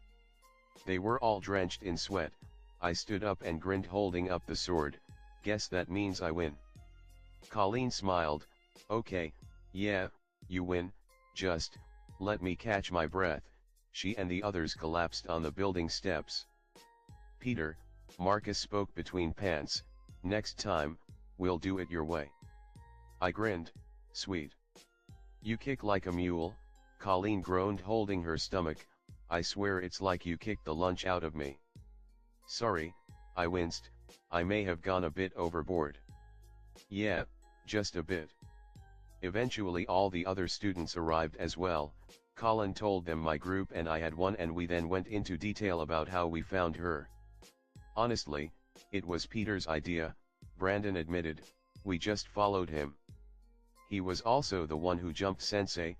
AGI shrugged, "plus he did warn us that our first plan would fail." "So Peter, care to explain?" Colleen asked as the entire class looked at me. I shrugged. "I just wondered what you were trying to do." I then went into detail how I came to the conclusions I did. Needless to say the kids were all impressed. As a reward for winning, Colleen bought Coke for all of us. We sat on that curb and drank our cold drinks, chatting. I quickly found friends in Marcus, Aggie, and Brandon. Guess that's one good thing this day gave. Seems making friends isn't that hard. It's just Peter's image at school was so fucking damaged there's no hope for people to not start making assumptions about me. Marcus and I began to talk about chemistry. The kid was horrible at it. I offered to teach him and he couldn't thank me enough. It seems we both lived in Queens, only Muse lived in the poorer part of town. We took the train together back home and Marcus led me to his house. As we walked through his neighborhood I noticed it was in bad shape, really bad shape. The place was dying, but I didn't say anything. Instead I listened as to Marcus explain just what he was struggling with. But just then, "Get that boy homie," and then a gunshot. "Get back," Marcus ordered as he grabbed by the hand and pulled me into an alleyway. "What's going on?" I asked. Marcus just shushed me and pointed at the meat. And then I saw them. 5 thugs dressed in green, guns waving about as they chased another man down the street. They laughed and cheered as they shoot at the man, none of the bullets meaning to kill, rather just to scare. What the hell is going on? I ask, seeing the thugs run across alleyway, Marcus and I crouching behind trash cans like rats. That's the GST, the grass-stained thugs, Marcus explained. They run the streets around here, they terrorize everyone. The cops can't do anything them, hell, half the kids in my school are addicted to dope because of these guys. And the police can't do anything about them. I asked. Hell no, Marcus shook his head, they basically run this place. I narrowed my eyes, guess I just found my first case. All I need now is my costume and gear. Soon the coast was clear and Marcus quickly took me to his home. It was a small apartment in a large complex, dirty and old, but I honestly didn't care. We spent the rest of the day over a chemistry book as I did my best to teach him what new. And during the short study breaks I pumped him for questions about the GST. They operated out of a strip club, because of course they did, dealt with cocaine, money lending, racketeering and even gang-on-gang violence. Needless to say, I have my work cut out for me. I went back home that day and began research into the club. Peter didn't really have a mind of hacker, but he did know his way around computer. That reminds me, I should probably try and learn how to hack, seems like an important thing to know about. The leader of the GST was a guy named Razor, a tall, mean-looking motherfucker. He was the main suspect for 4 murders the past year alone and is known to be ruthless. He does have one weakness I can see through: women. Lots and lots of women. Man was a whore. I needed to bring down this gang, too many people are getting hurt because of them. To destroy a gang I need to destroy their credit, meaning public embarrassment. Just beating the shit of people wouldn't be enough, I would need to make sure they can never reform again. I spent the rest of the weekend working on my web shooters and ideas for a new costume. I honestly did not want to wear spandex, it was a horrible idea. I may look good in it, but it was so uncomfortable. I didn't like the way it clung to my skin, nasty. On Monday, after my class with Colleen, I came back home at around 7. I finished whatever work I had and pretended to go to bed. At around 11 in the night though, after making sure May and Ben were asleep, I snuck out wearing dark clothes and a ski mask. I had my new web shooters strapped on and ready for a test drive. Tonight I begin my research. I went to the bad part of Queens, Marcus' place was just a few blocks away. I found myself on the roof of the GST strip club. I found an air duct and crawled in, shimming my way through the small space. It wasn't anything like the movies made it out to be. It was dirty and smelly. I was really glad I wasn't wearing white. The loud music from the club downstairs were painful to hear, and so were the strippers' names. Honestly, diamond in the rough. Who came up with these names? 8-year-old boys. However, I did manage to find my way into the more quiet part of the club, the rooms without windows in the heart of the building. I peered through the vents. I could see people stripped bare to their underwear packing in what looked like small bags of cocaine. Guards surrounded them with submachine guns. Looks like they did their drug distribution here as well. I kept crawling and sure enough I came upon a room where a couple of thugs in green sat around smoking weed with a tall man sitting on the couch with a gun on his lap. Razor, I realized, and I listened. Man, day by day Cottonmouth's getting pushy, Razor snorted. I mean, what the fuck does he and his cousin think they're doing? Fucking rebuilding Harlem. Fuck that man. Yeah, you said it, Razor, those two are fucking crazy, man, said Lakey number 1. Hey, did you guys know I was there when that big green guy showed up and wrecked the place? Lakey number 2 asked. The Hulk? You serious, man? You were there? Razor looked surprised. Yeah, man, him and this other dude, gray-looking guy. They like brought down a military chopper, man. And then they began tearing up each other. "Don't forget that rope, kid man," Lakey number 3 yelled out. "Oh yeah, sorry man, I almost forgot." Suddenly this little dude shows up and saved everyone, man. He took out the big guy in like 5 seconds. He choked him. Whoa, Razor whistled, "Damn, wish we had guys like that." "Yeah, he used this rope, like sticky string to choke him, man. And then he stood over his body and laughed.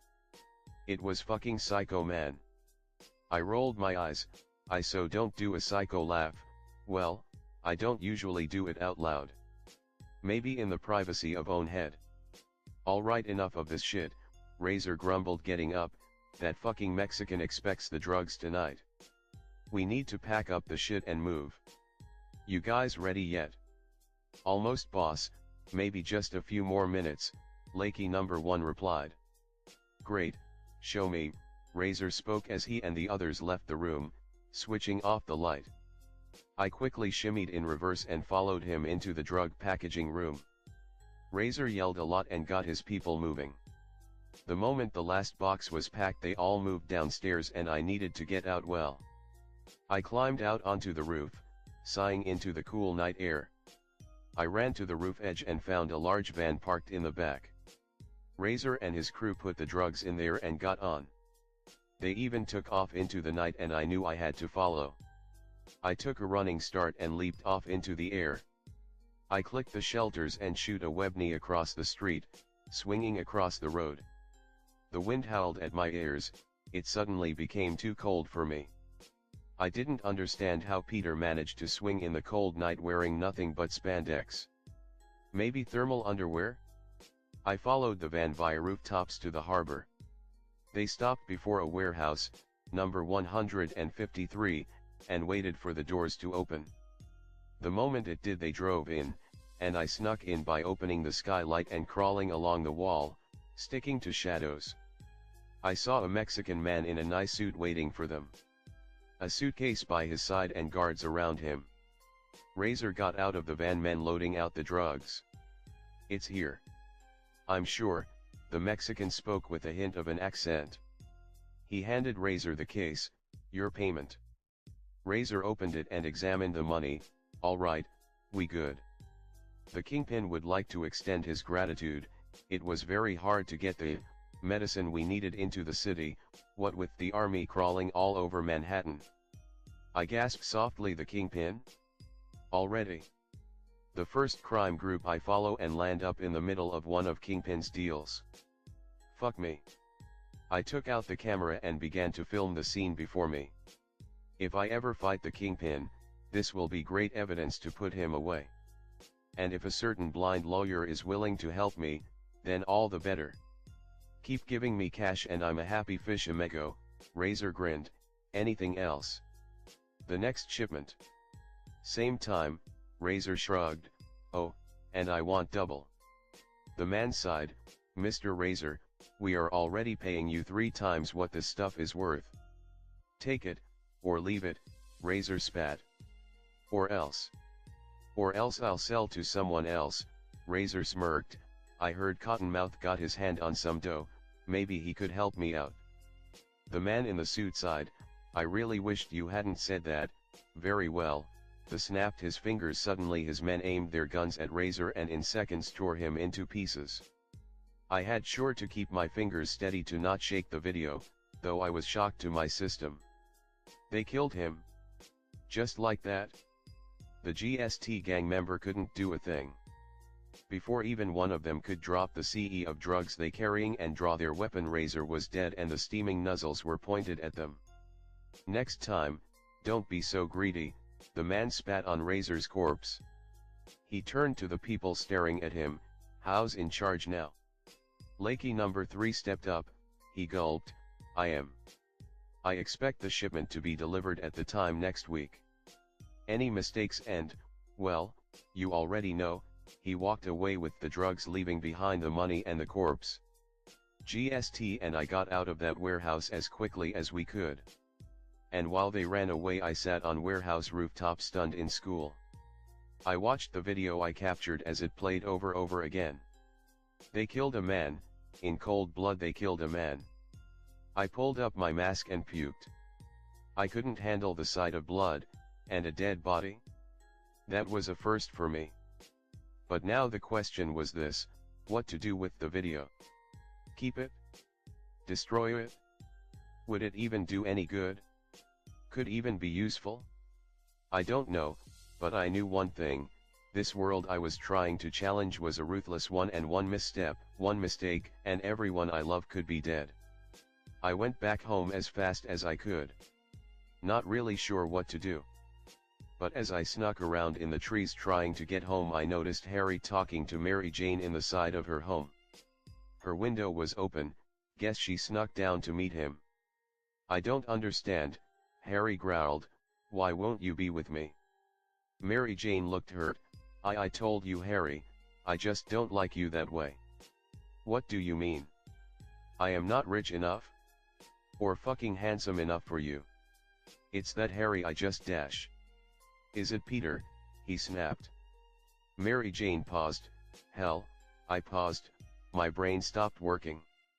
Does not compute. Oh my god, it is, isn't it? You like him, Harry spoke in a quiet voice, you actually like him more than me. Harry, now, Peter and I just friends, and I realize how poorly I've been treating him. I feel bad. But I'm not in love with him. So you feel sad for him? MJ nodded, yeah. Okay, and you're back to being a bitch. I rolled my eyes. Sad for me? Who the hell is she to feel sad for me? So then you just don't love me? Is that what you saying? Yes, I'm sorry, Harry. Whatever, you fucking bitch, he cursed as he walked away, got in his car and took off. I hoped he didn't crash it somewhere, it would almost be a tragedy, almost. I looked at MJ, she sniffled, she was crying. She leaned back on her fence and cried. I knew I should probably leave, and never look back. But it wouldn't be fair. I sneaked around the corner and dropped down. I removed the sky mask, gloves, and web shooters, putting them all in my pocket. I took a deep breath and walked towards her. Hey peepers, why the tears? I asked in a quiet voice. MJ's head shot up. Peter, she wiped her tears and got up. How much of that did you hear? I shrugged. I don't know what you're talking about. Peter dash. I'm serious. I saw Harry's car driving away like there was no tomorrow. I'm guessing everything isn't alright in paradise. For God's sake, I don't like Harry Osborn. He and I aren't together. I smiled. You know, if you told him that the same way you told me, he might actually stop pestering you about it. MJ was quiet. She sighed. I am sorry I got mad at you. It's fine, a temper is to be expected, after all you are a redhead. I chuckled at her glare. Oh, lighten up peepers, it's not the end of the world. So one guy called you a bitch, big deal. If I was worried about all the things people called me, I won't be able to get out of bed the morning. It's not that, it's just that I don't know if it's my fault, she sighed. Harry's a great guy, smart, funny dash. Rich, I added. MJ glared. I'm not shallow, Peter, I shrugged, but I don't think I like him that way. I don't think I like anyone that way. I just wanna live my life, you know, it's not like I need a boyfriend to survive. So? Tell him that, and the next guy after that, and next guy after that. Until you're ready to start something new, I shrugged. Yeah, you're right, MJ nodded, thanks Pete. Don't mention it, I walked away waving at her, sweet dreams Mary Jane. Wait Peter, I'm sorry. I turned around, for what? You were my first friend here, and I'm sorry I haven't been better to you. Like I said, Mary Jane, it's fine. I'm used to it. With a shrug I turned and left. Good night then, she whispered. I turned the corner and quickly climbed into the trees again. I watched her climb back into her window and tuck herself into bed. Guess my work here was done. I took a shower and washed my clothes, Don't want Aunt May asking questions on how I got my stuff so dirty.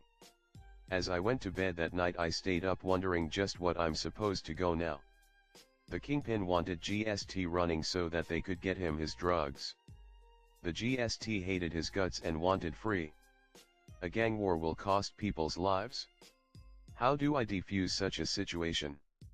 Oh, and another thing, just what the hell is going on with my love life? Fuck it man, I fucking hate being a teenager again. I suppose it makes sense, just because we got along, held hands and went on one date didn't mean she liked me. It just meant she could bear me, nothing else. Fuck it, I'm tired being angry with that girl, I'm going to bed.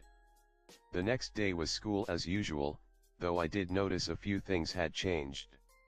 As I walked into the school corridor I began to notice more people looking at me. Staring at me. I met their gaze until they looked away, something was different. I went to my locker to grab first period's books, when suddenly my spider senses flared up.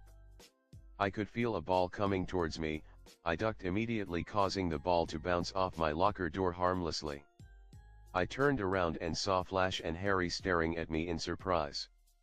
It looked like Flash had been the one to throw the ball. I looked surprised as slowly the hall began to quieten, looking at me and Flash. What the hell was that? I growled. It slipped Parker, Flash shrugged in an unconcerned way. Slipped? Slipped. If you're that bad at holding the ball maybe you should just quit the team Flash, I spat walking away. What did you say to me? Get back here Parker. Flash roared as he tried to follow. Don't bother Flash, it's not worth it, Harry stopped him with one hand, now he won't actually do anything. All bite, no bark. As I sat through first period English I noticed people giving me weird looks. Even Mary Jane looked like she was trying to gain my attention but stopped herself before she could. I just didn't understand what going on. If I was already swinging around in red and blue tights I would be paranoid into thinking somehow they all found out I was Spider-Man, but since that wasn't the case I just couldn't figure it out. Guess that's the problem with not having a social life. By lunchtime the stares were really getting to me. I ended up sneaking into my little haven, the chemistry lab, but there once again I found I wasn't alone. A heavy kid named Reggie was there too. He and I shared a lot of similarities, apart from our body size, he was smart and quiet. He did have friends though, his fellow nerds, but he did like his own quiet space from time to time. Hey Peter, Reggie wished me. Hey Reggie, I greeted him back. We sat on opposite ends of the classroom each doing our own things. But soon the mystery of what was going on was starting to bug me. So I had no choice but to disturb the quiet kid's solitude. Hey Reggie, do you think you can help me out here? He blinked. Sure Peter, what's the problem? Well, have you noticed people have been staring at me lately? I mean, it's noticeable right? I'm not just going crazy. Reggie nodded. Oh that. Yeah, they're staring you for sure. It's because they think you and that new girl, Mary Jane? They think you're an item now. I blinked. Fat boy say what? Harry was telling everyone how MJ turned him down for you, and how you turned her down because... Reggie paused, because you don't date stupid people. What? Why would they even think that? Reggie shrugged. Well, that's the impression you give off. You don't talk to anyone, you answer every question on the board and then some. You give the teachers a run for their money and you're probably the smartest person they will ever meet. So yeah, they don't like you. What? Are you fucking serious? Holy shit man, all this time I thought it was because... I blinked, it made sense.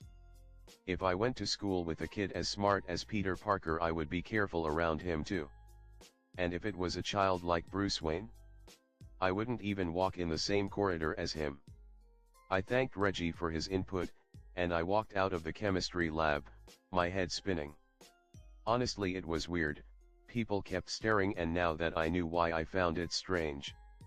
I did my best to ignore it, but, hell, this is weird, man. And just then who would happen to walk up to me by the cause of all this? The peeper herself.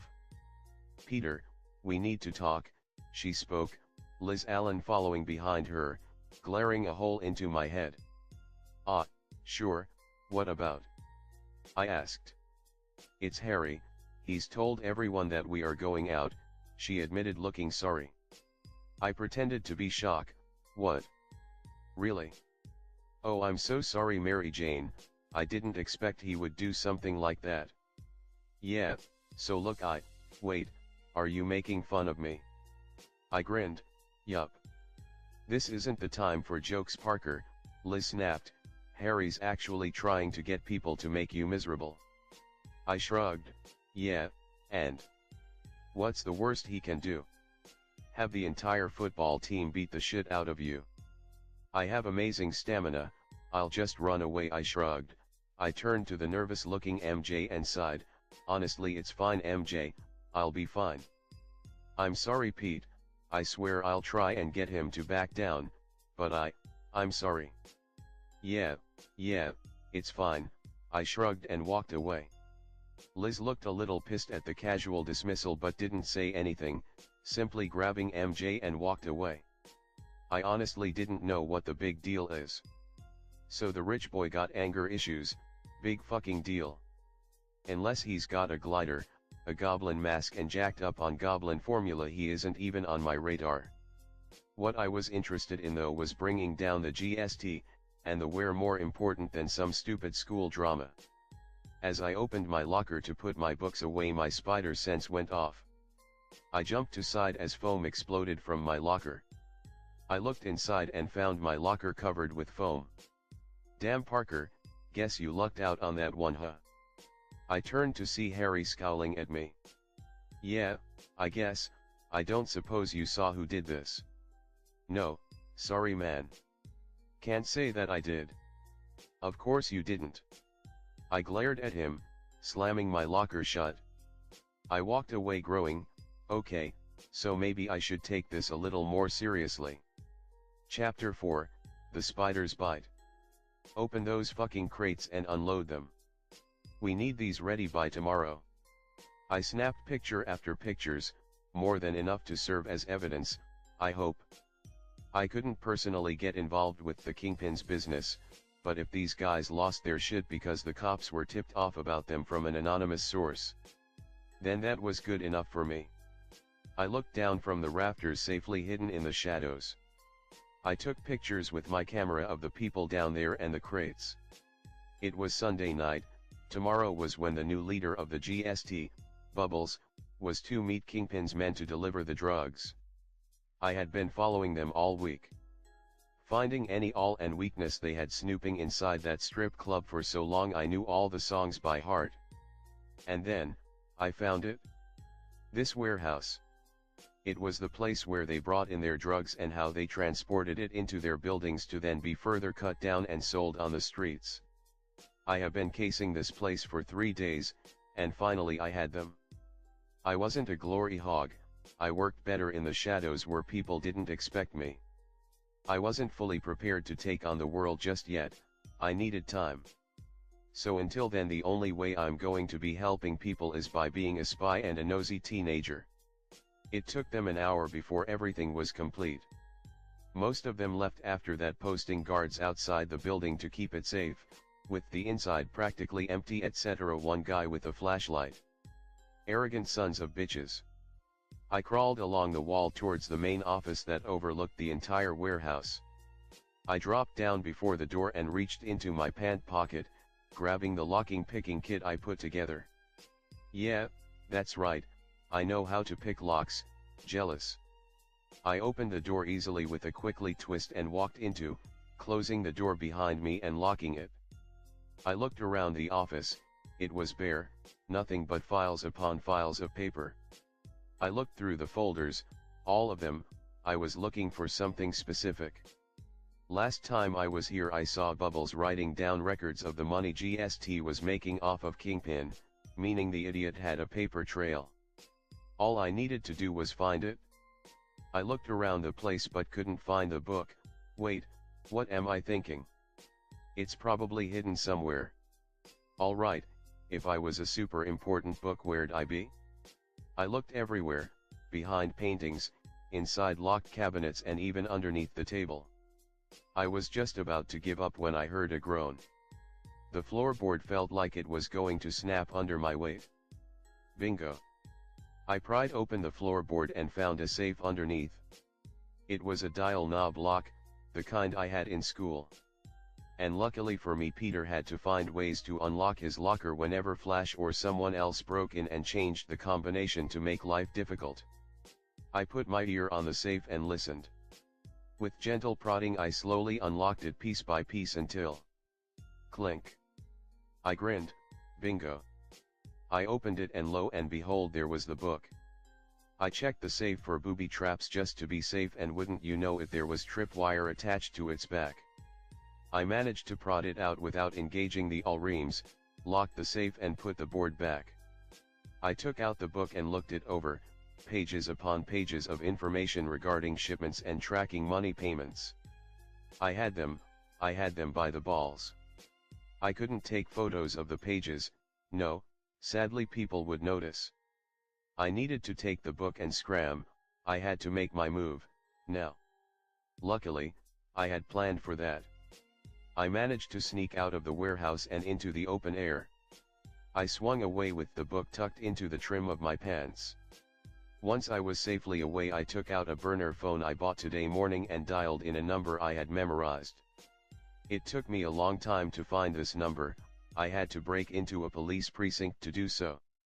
When I first began my search into GST, I had nothing. I figured if anyone would know anything about these guys, it would be the police. I looked into their files and surprising, they had a very detailed case. There were so many arrests made, so many injunctions carried out, but in the end it was all for nothing. Either the judge let them off, the DA handling the case sucked, or the evidence was lucky. I took note of this, and vowed when I took them down, they would stay down. But then I also noticed another thing, a name kept popping up, Detective Gregory Barnes, 40, married with 2 kids, and a straight-ace cop. He had been on GST's case since day one, when one of their shootouts almost killed Detective Barnes' son. I got his number from the file and knew he was the man who I needed to deal with. The phone rang twice. The third ring he picked up. Hello. Detective Barnes? I asked in a scared voice. Yes, who this? I am part of GST, I want to talk to you. And why does a gang member want to talk to me? Because these people are crazy, man, trying my best to sound scared, they are killing people left and right. I didn't sign up for this. Okay, calm down, where are you right now? What's your name?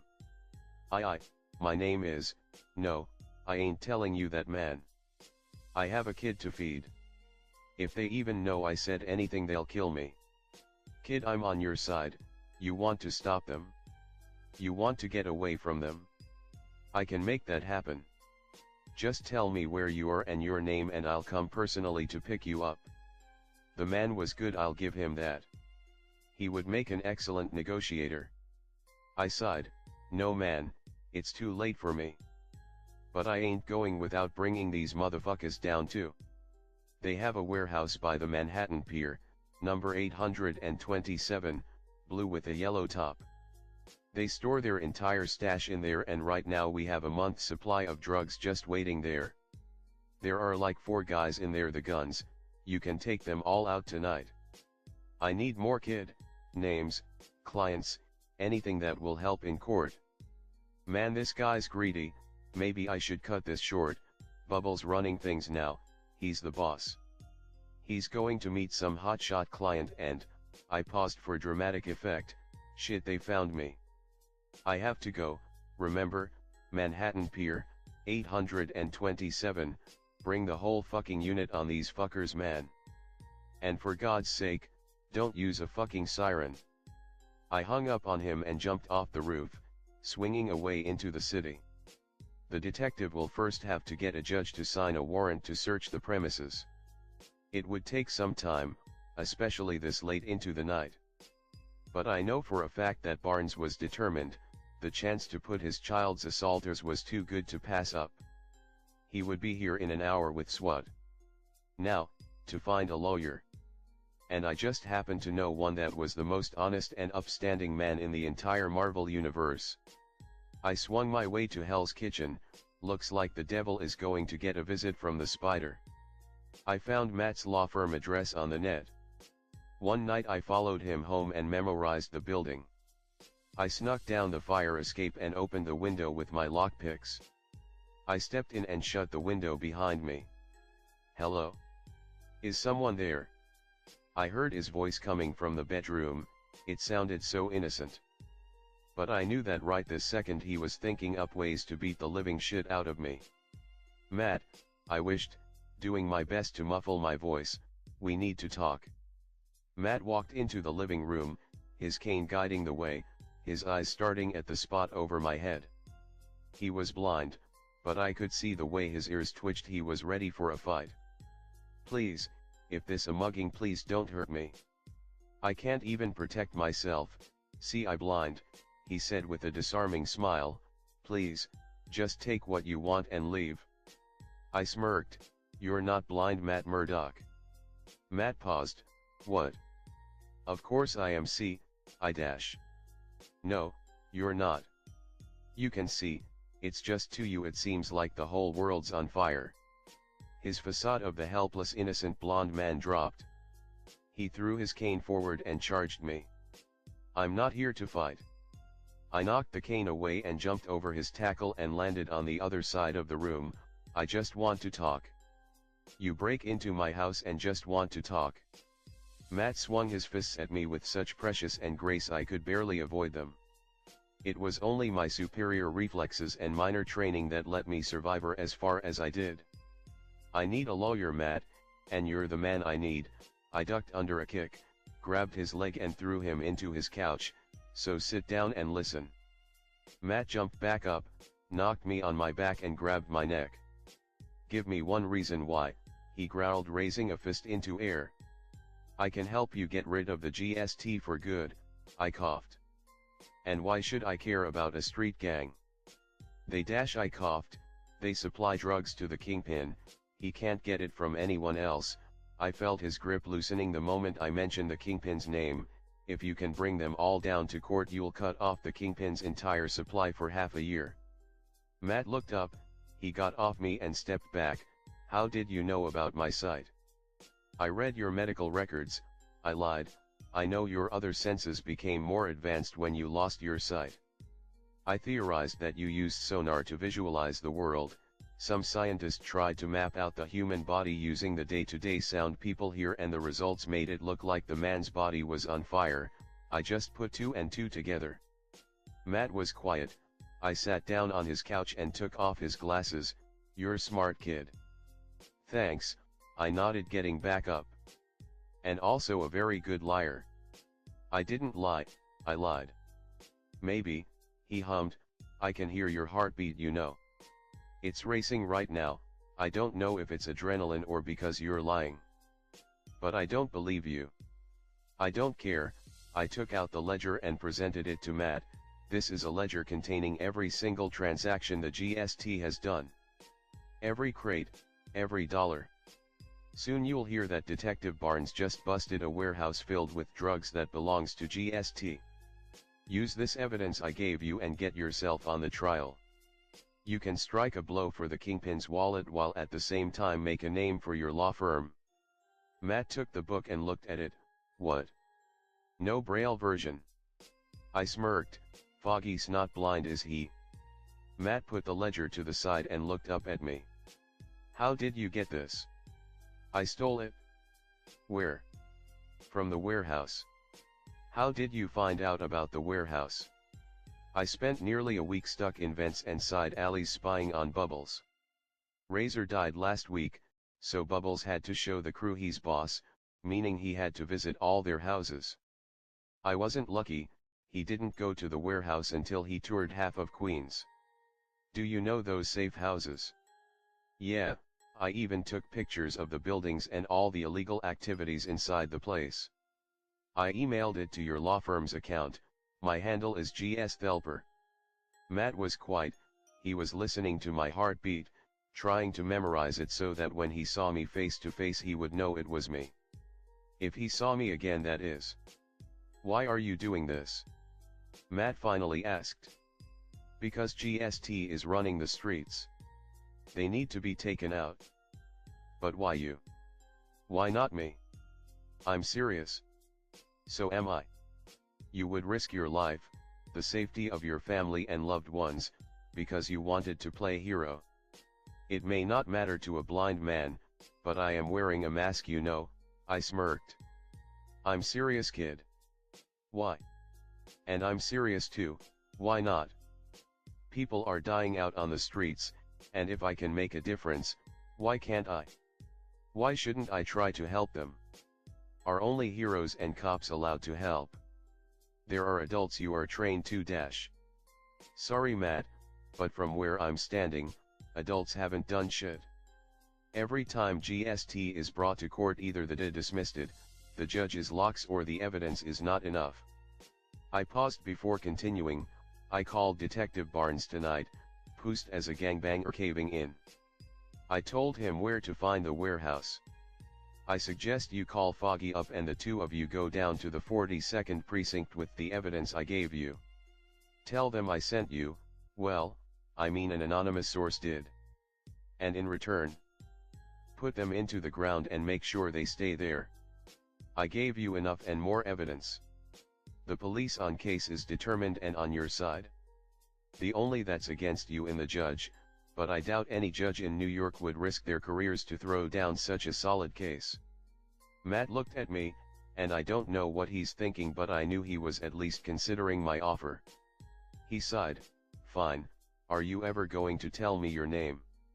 I walked out the window and pulled it open. I'm Spider-Man. I'll see you around, Matt. I leapt into the air. No. Matt yelled, running to the window just as I shoot my web line and swung away. He heard my cheers of joy as I swung through the air and gasped, "This city gets weirder and weirder every day." The next day I turned on TV and waited.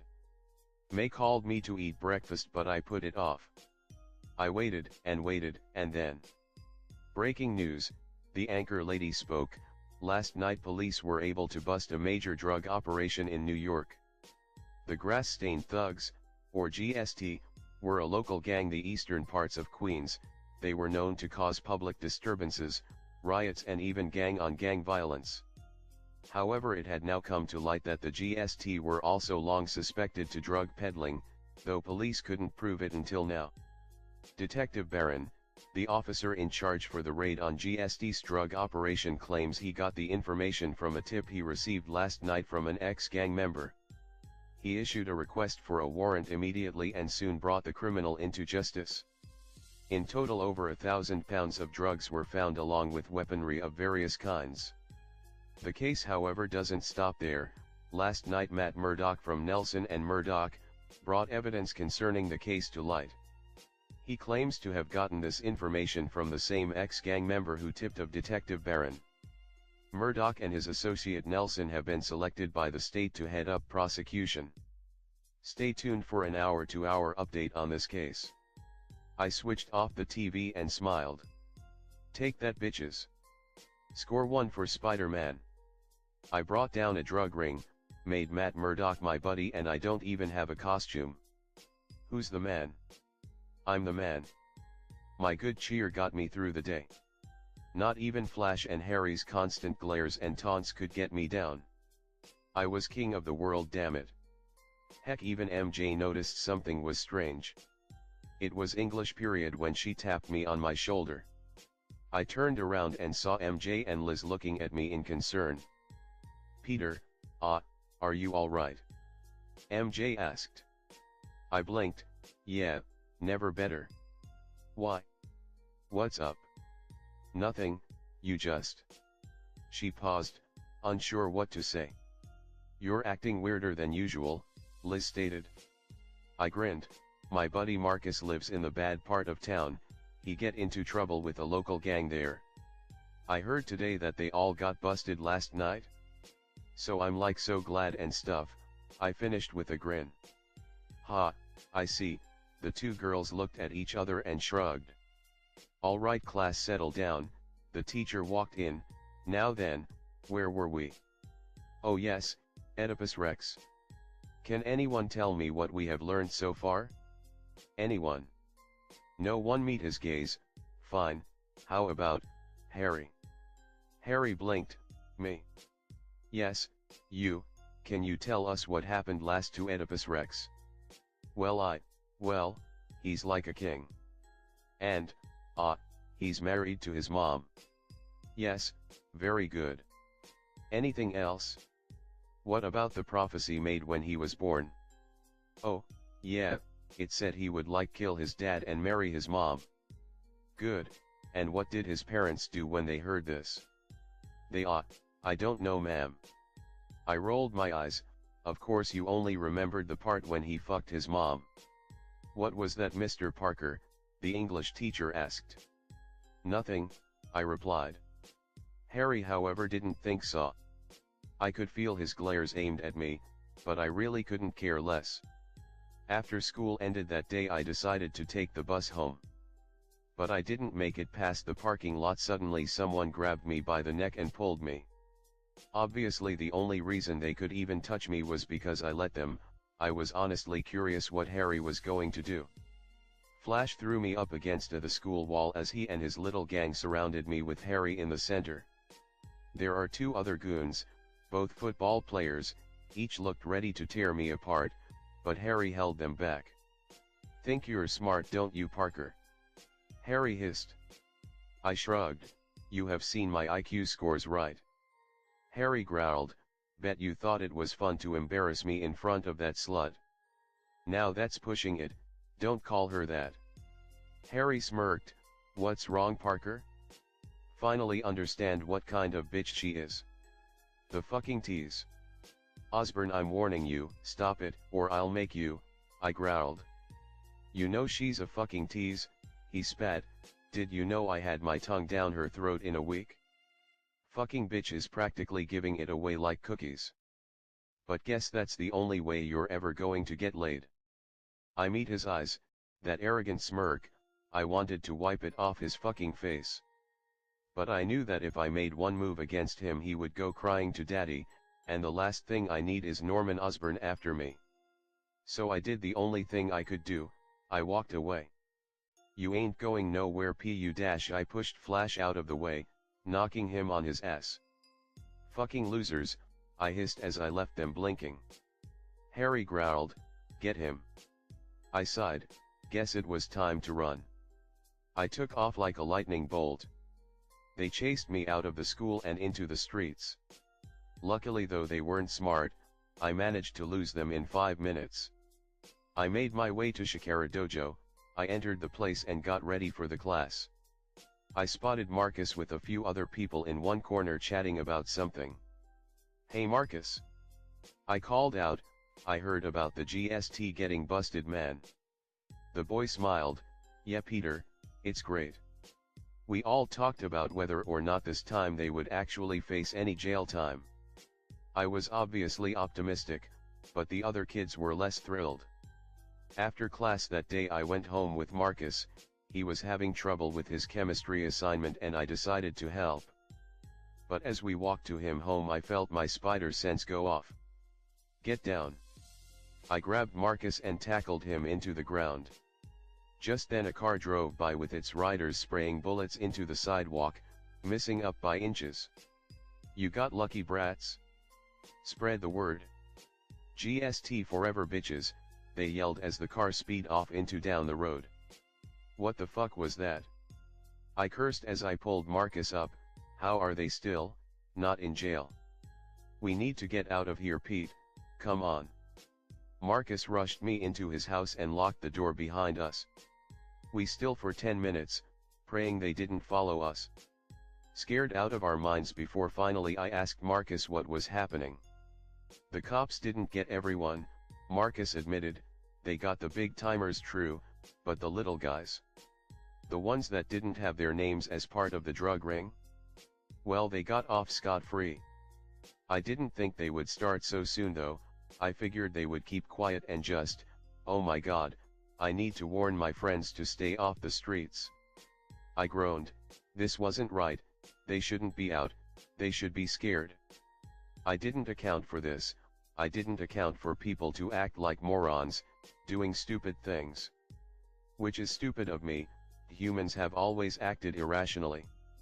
I needed to stop them, they were doing this because of my actions. They were my responsibility. I told Marcus I needed to go home, I sounded scared and afraid to convince him. He offered to let me stay in his place for the night, the streets were too dangerous, but I insisted, I needed to do this. I went home and snuck into the basement without May and Ben knowing. I grabbed my web shooters and changed into a black pair of tights, thin sneakers, a black muscle shirt and red gloves. I grabbed the mask from the first costume I designed, the stitches weren't half bad, the spider web design was alright.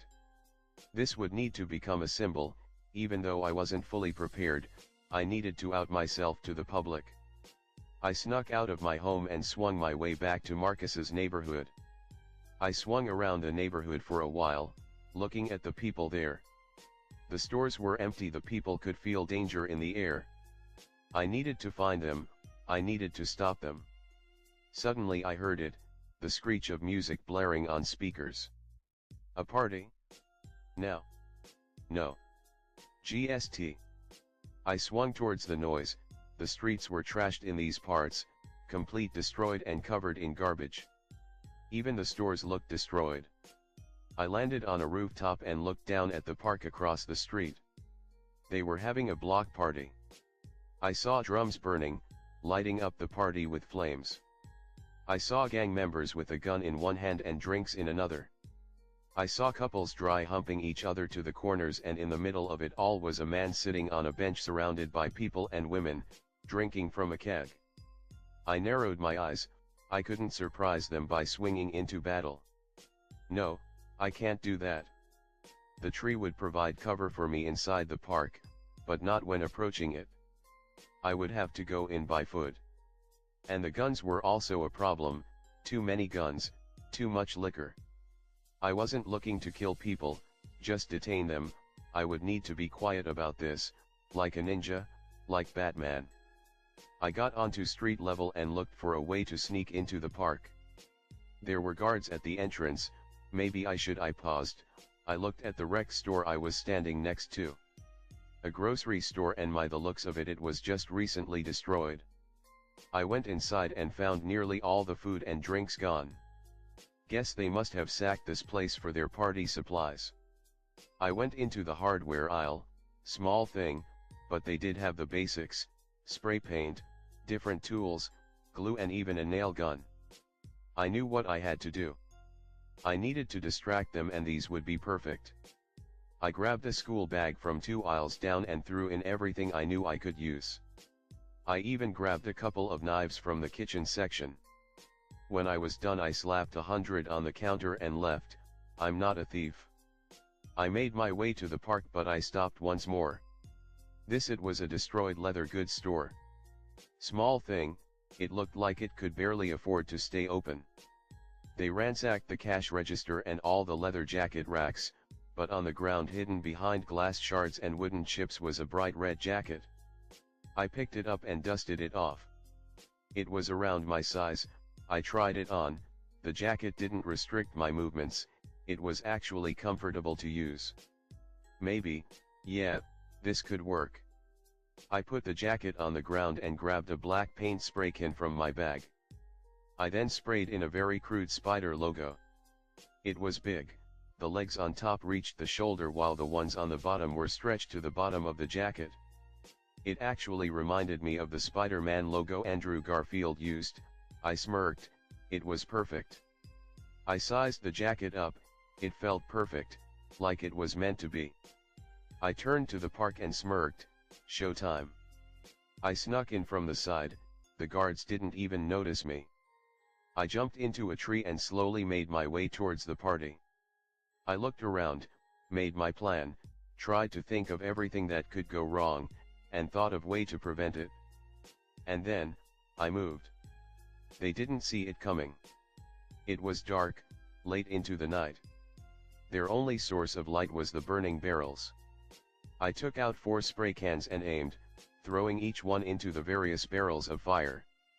Here's a lesson for you, spray can plus fire equals boom. They heard it hiss, they wondered if it was a gas leak or something. And suddenly, the barrels of fire exploded outwards, knocking back those near it. I made sure no one was hurt, only 2 ever even thrown back, one of who was knocked unconscious.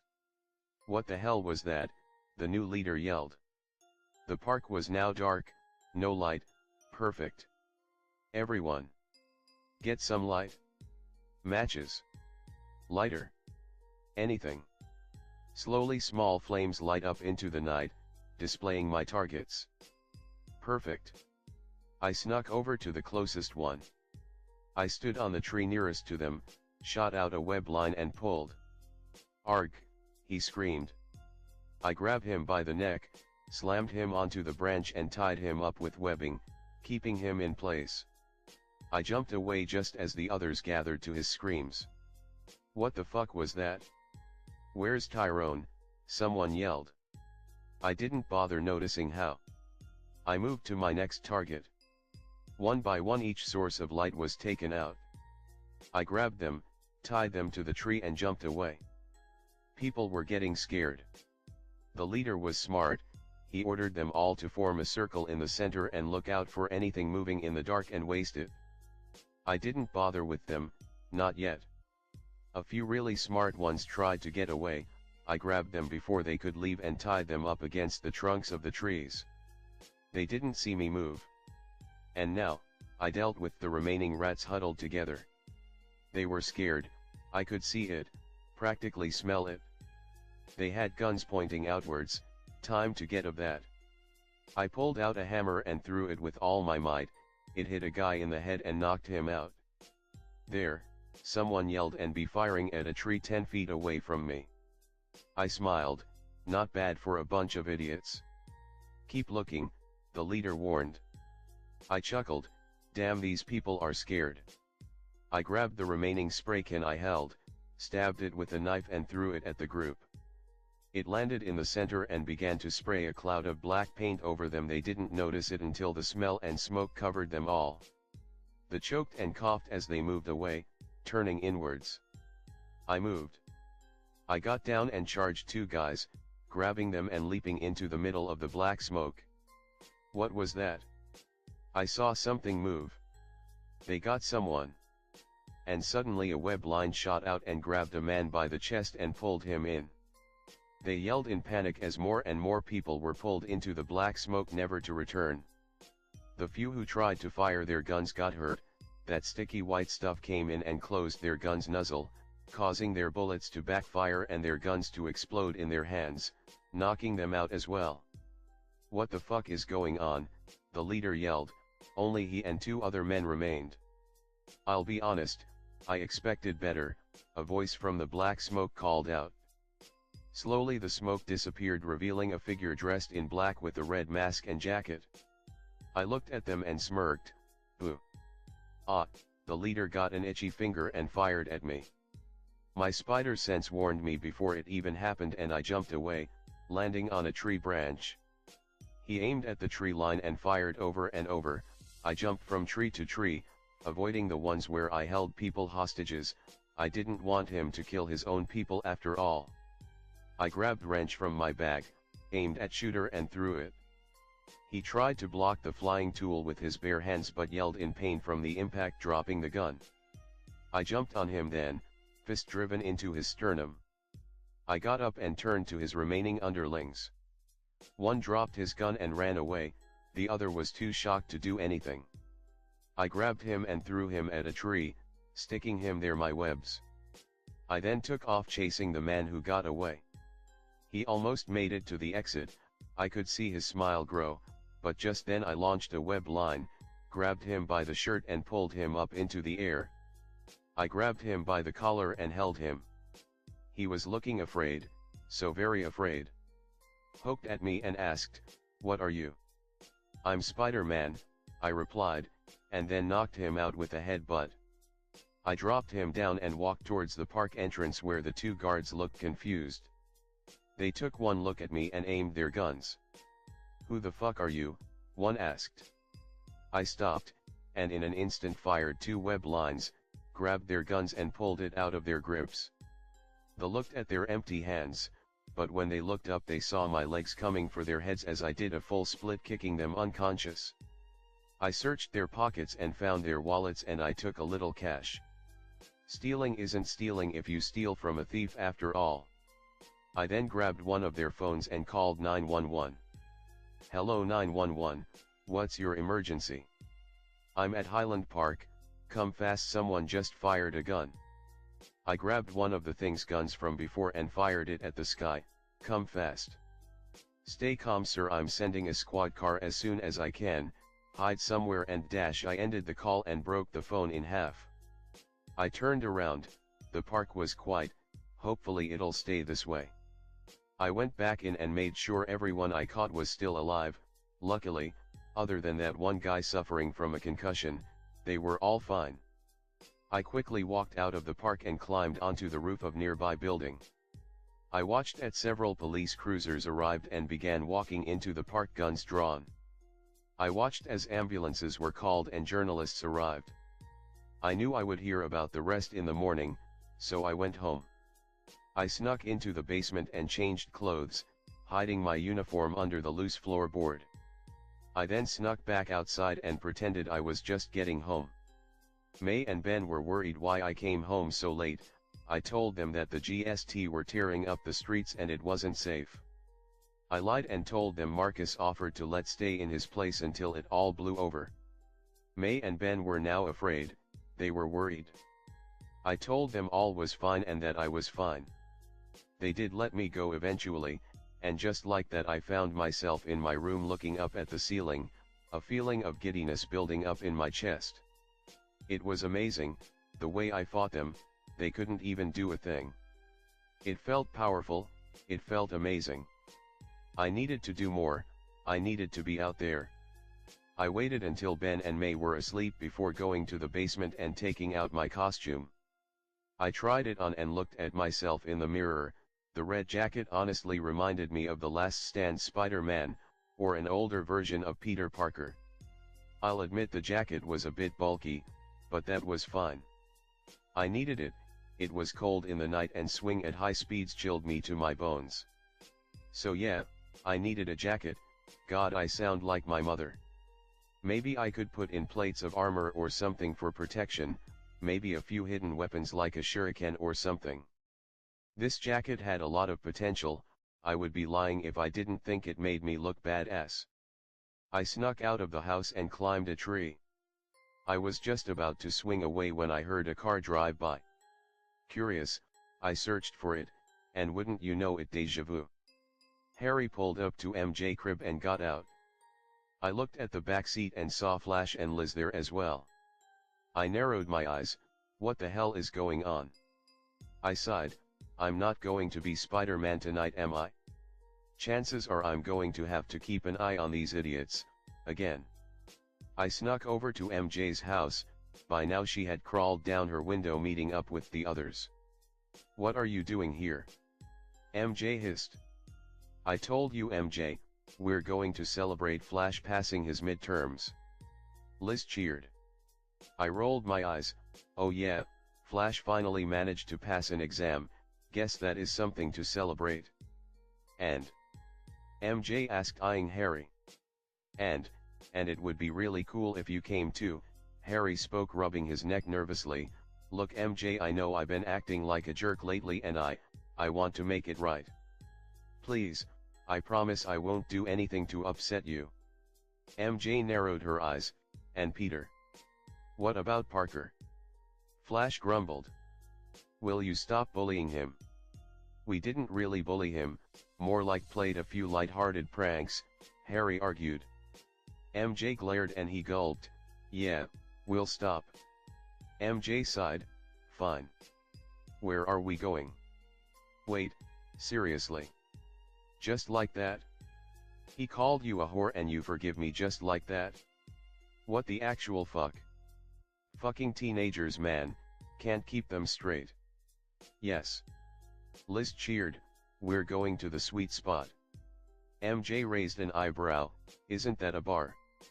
Yeah, Harry got us fake IDs, this is going to be so cool. Flash cheered. Not so loud.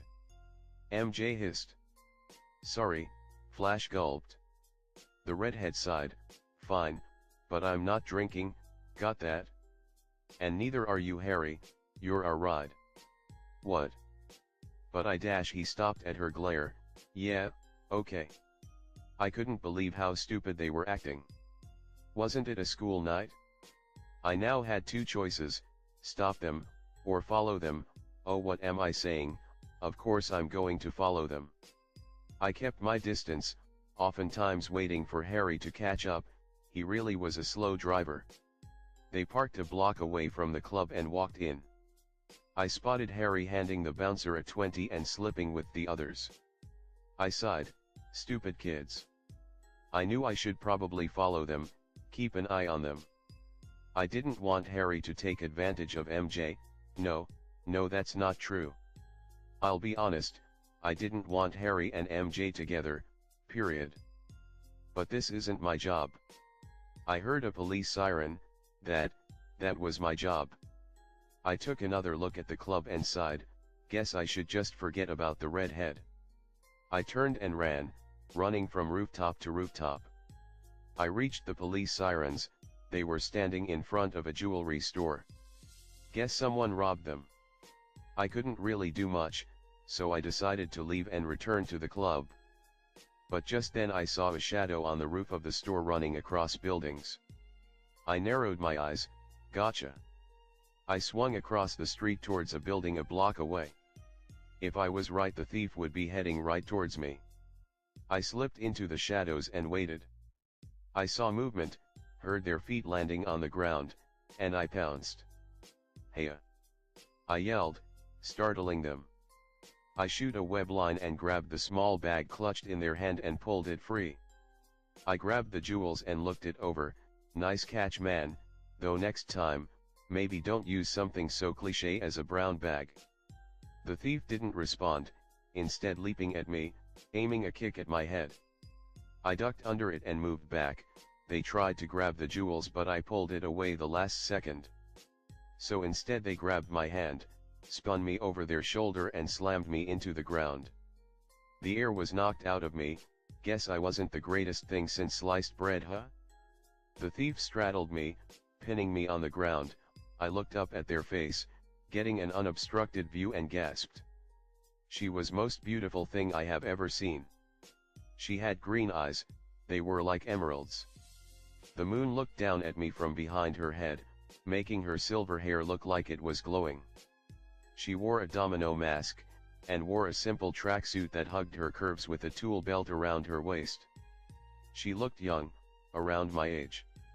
I couldn't help it, I spoke before thinking, I think I'm in love with you. She paused, what? I blinked, I have no idea why I said that. She looked me over, who the hell are you supposed to be? I shrugged, I'm Spider-Man. Spider-Man? That's a stupid name. Oh, like you can do one better. I felt her hand reaching out towards the bag of jewels still in my hand. Trying to distract me, huh?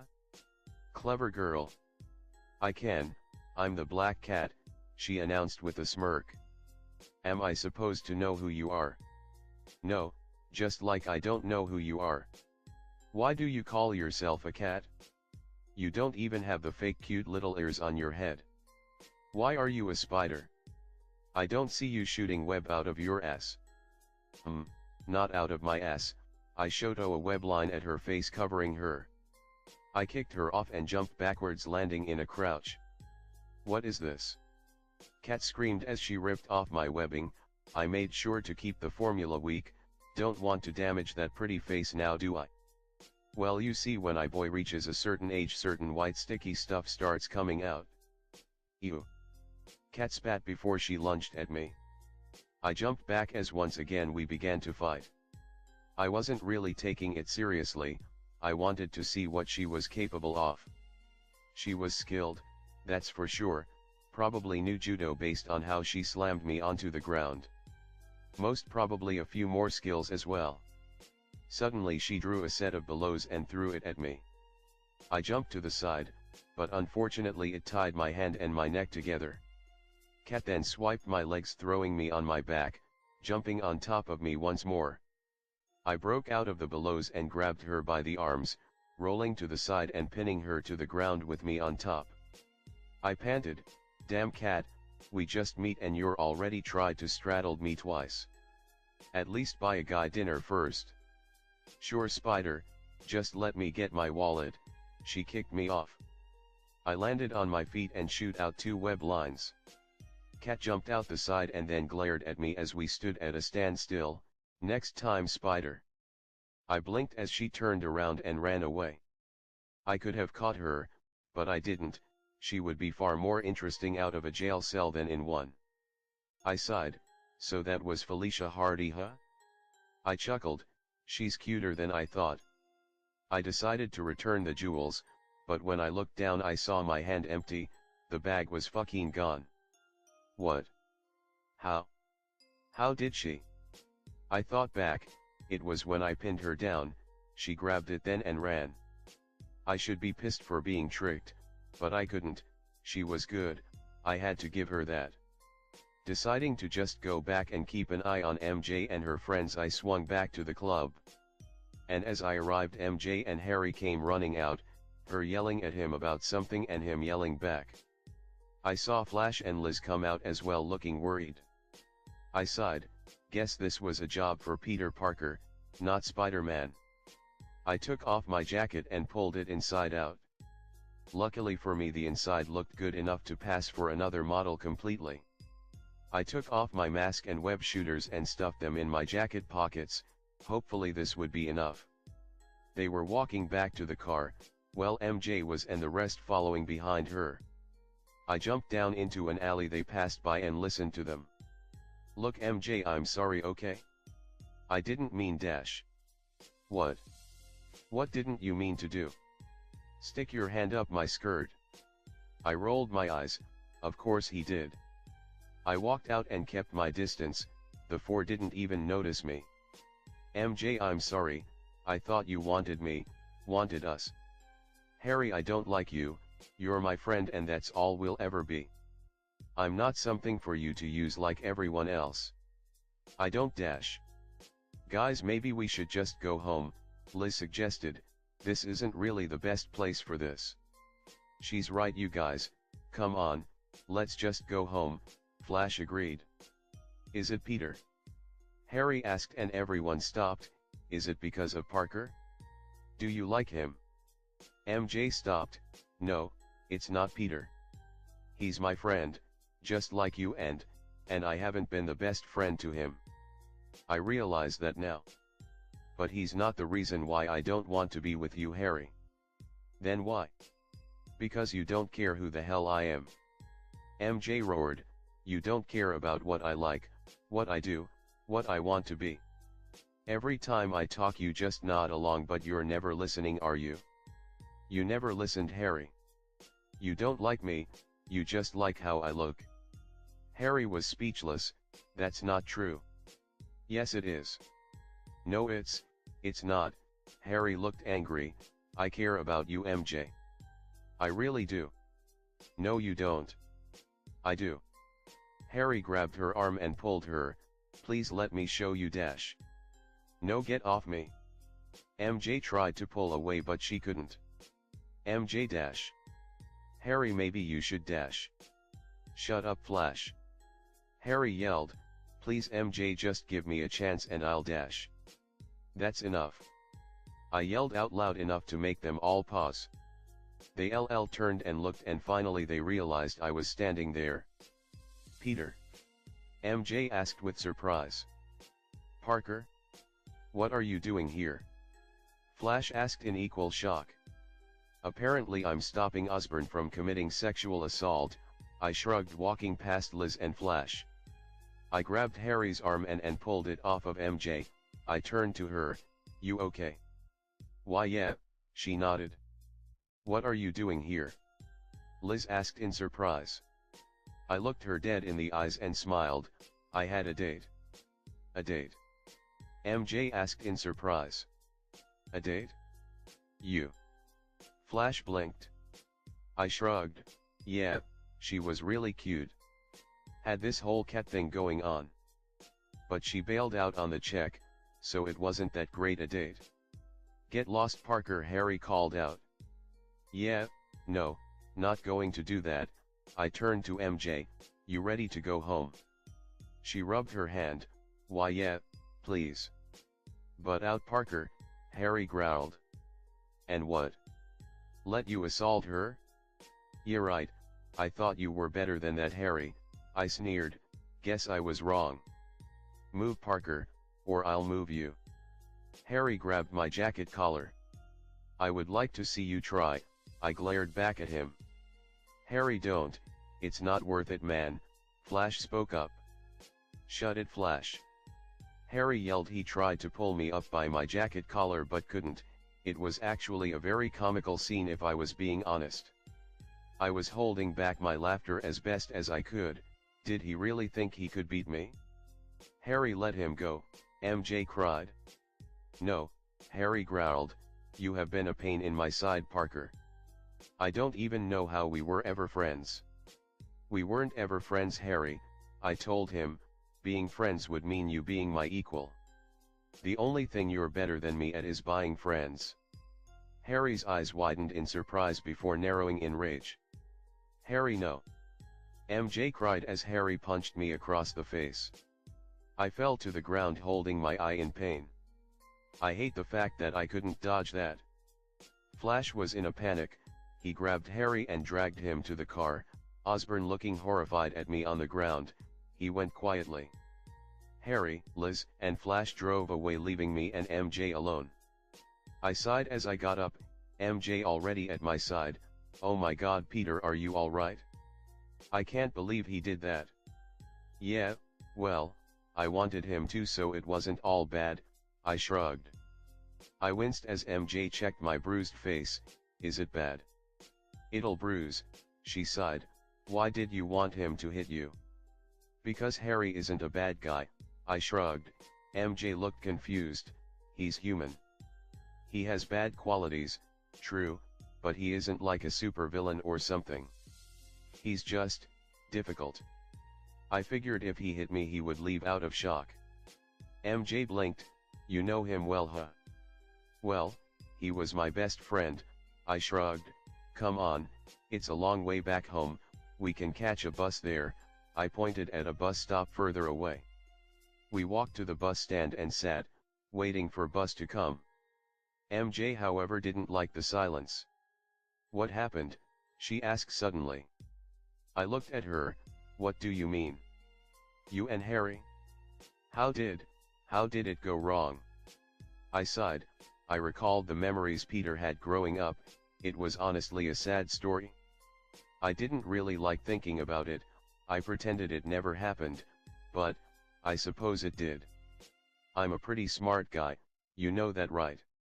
MJ chuckled. Yeah, maybe. I smiled. Anyway, so I got Midtown Junior High on a scholarship and Harry got in because of his dad's money. He wasn't the most confident guy back then, so we were both outcasts. We just kind of clicked, I supposed.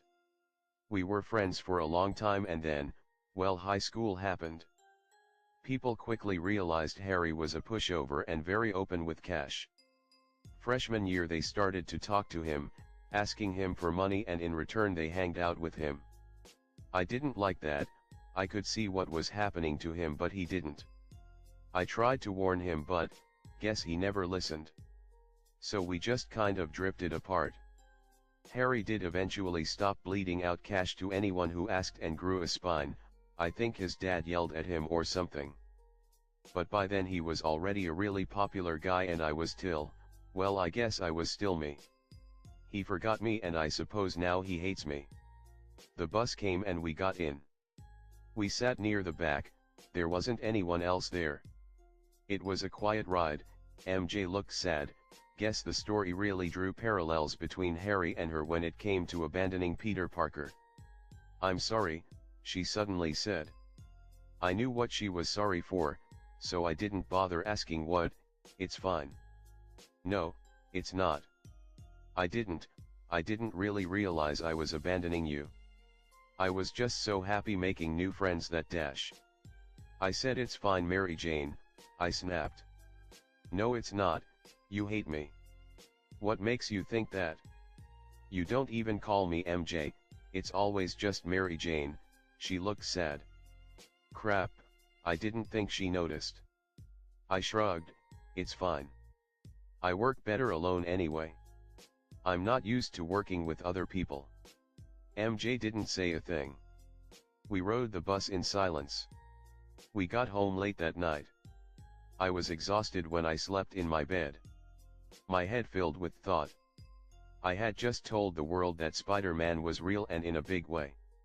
I had just met the Black Cat and I'm pretty sure she's new to the whole robbery thing, just like me. I also wondered about Harry. Should I be worried? No, I don't think I need to be. In the end, he's an asshole, but he's an asshole with a conscience. Chapter 5, A Fantastic Start. I should have been worried. I should have been so worried. I woke up the next day expecting everything to be the same. Well, not entirely. When I went down for breakfast I saw the front page of the Daily Bugle that Ben was reading. "Mysterious criminal destroys block party" was written in bold across the front page. And right below it was a sketched picture of what they thought I looked at. They got the eyes right, somewhat. But everything else looked like a demon from hell. My jacket looked like it made out of skips, and the last I checked I didn't have freaking claws, man. But I'll be honest, I was pretty damn happy with myself. People knew of me, but they didn't know me. The only thing they knew for sure was the symbol on jacket. People started calling me the Spider, pretty appropriate I would say. At school Harry walked in with his head hung low and walking behind him was his father, Norman Osborn. I was standing by my locker when I saw him spot me and smile. It was so fucking creepy. I knew how he looked. Peter had met him once before at Harry's home back when they were still friends. The man was huge and one can only guess that underneath his suit he was covered with muscles.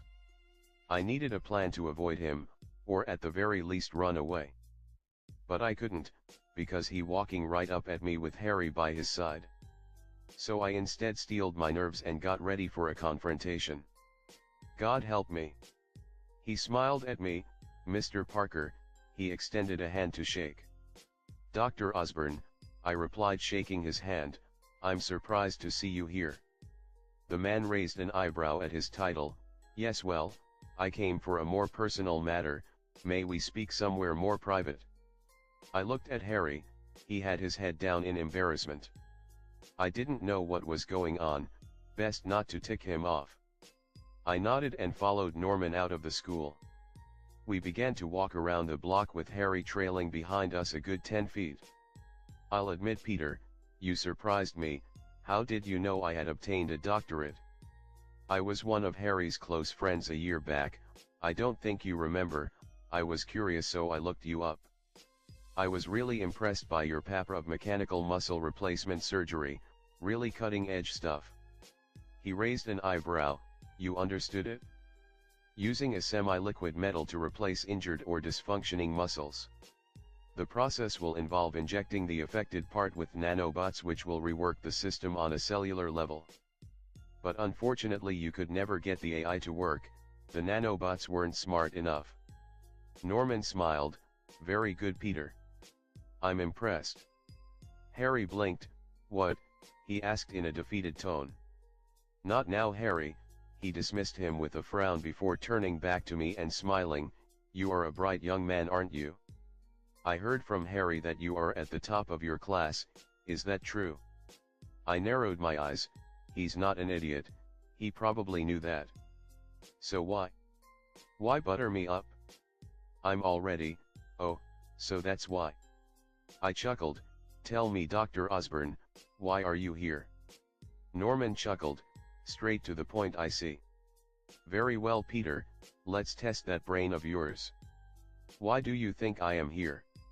You're afraid I'll sue Harry for assaulting me last night, I said bluntly. Harry winced, but I ignored him. You are here to make sure I don't do that. Norman nodded. Very good, Peter. Harry doesn't give you enough credit.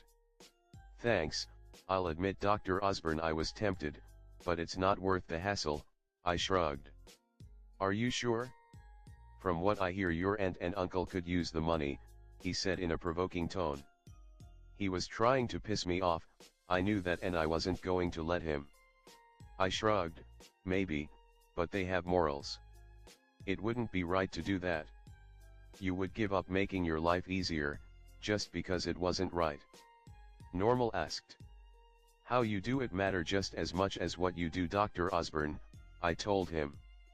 Semantics, Peter, if you can save the world and all the people in it, wouldn't you? Even if you had to do something wrong. I looked at the man. I could see the twisted sense of righteousness he carried on his shoulder. I can only imagine how much T.I. would grow once he became the Green Goblin.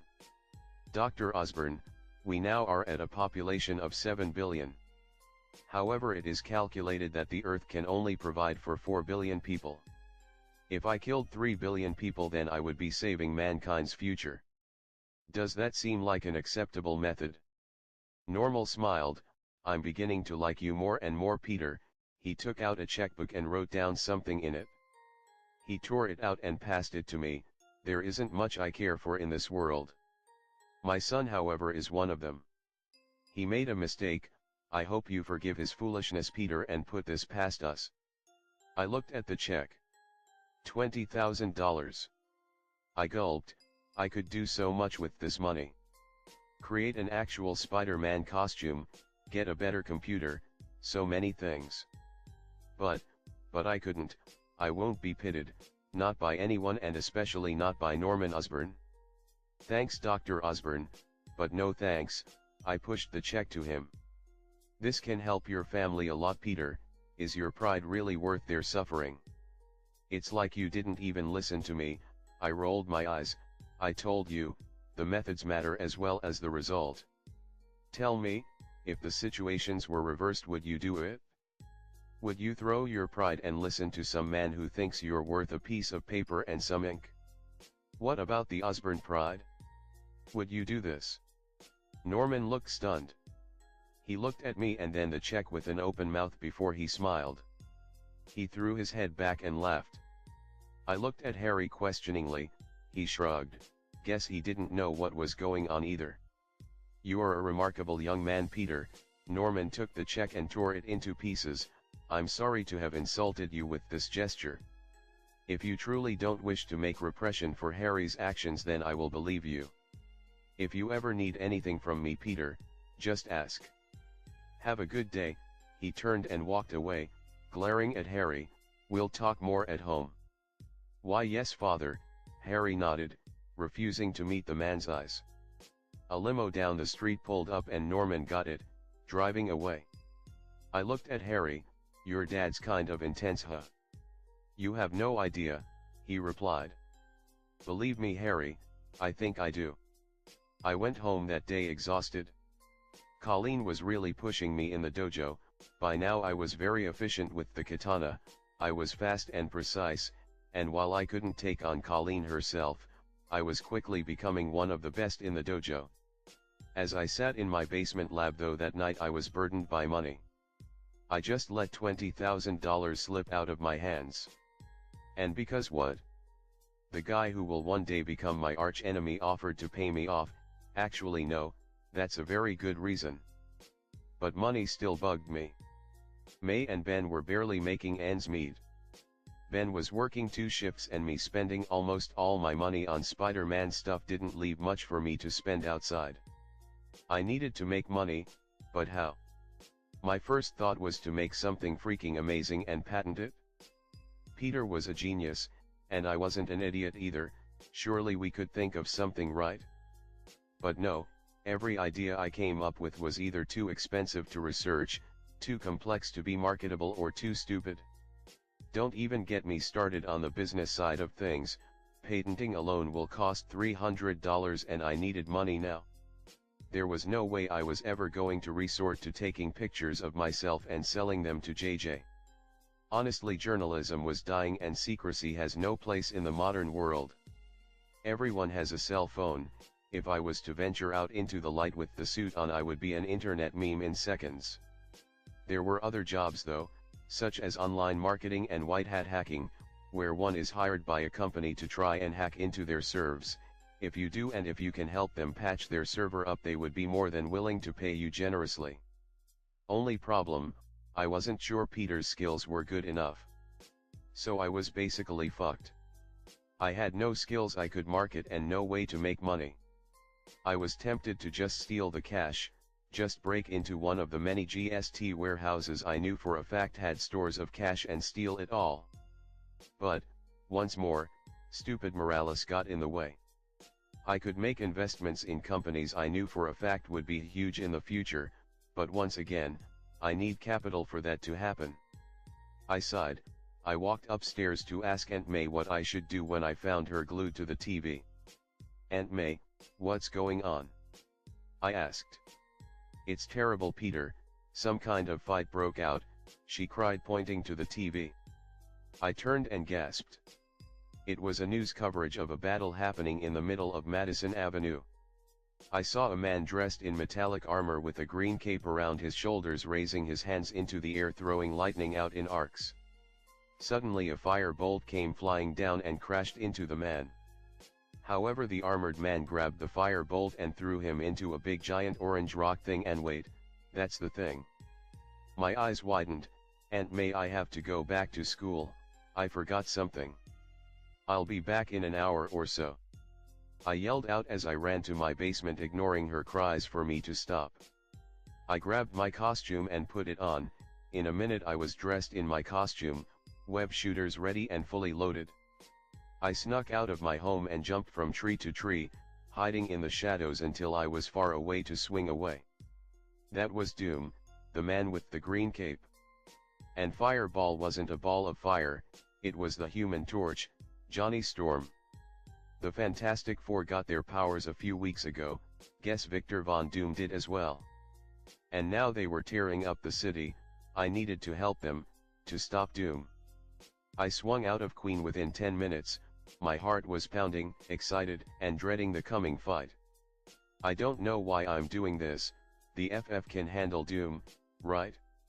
They are the good guys, they don't need my help. Then, no, I have to do this. I need to get my name out there in the public eye. Spider-Man needs to step into the light and be seen as a good guy. The FF have been many things, but the one thing they are always known for is being a hero, and if I make my debut with them, there would be no question of what I wanted to do. I swung into New York for the first time. The tall buildings were perfect for my kind of fighting. I swung around to Madison Avenue just as a car came flying at me, triggering my spider senses. "Seriously," yelled out as I let go of the web line and landing on the hood of the car, flying backwards. I looked down and saw Doom right before me, and I got an idea. I launched 2 web lines onto the building on my sides, and slowly the car began to slow down. In moment, before it started to drop down, I pulled the strained web lines, launching myself and car like a railgun right at Doom. "Incoming!" I yelled. The Fantastic Four all turned and gasped at the car flying at Doom. Johnny flew out of the way as I came flying at Doom. I jumped off the car onto a building side as the car collided headfirst with Doom exploding into a ball of fire. I sighed and slowly crawled down to road level and signed, "Damn, didn't think it would be that effective. Holy shit, man. That was fucking awesome." Johnny Storm, the Human Torch, called out as he landed next to me, switching off his flames, "Who are you, man?" "Yes, I think we would like to know as well." Red Richards, Mr. Fantastic, and Sue Storm, the Invisible Woman, walked up to me with curious faces. "Ah, I'm a friend." I shrugged. "We mean, do you have a name?" Ben Grimm, the Thing, asked. "Ah, well," I pointed at the giant spider on my jacket, I'm Spider-Man. Lame. Johnny snorted, who wants to be called a spider? Oh really? And what's your name, Flame Breath? I'm the Human Torch. Johnny grinned. Really?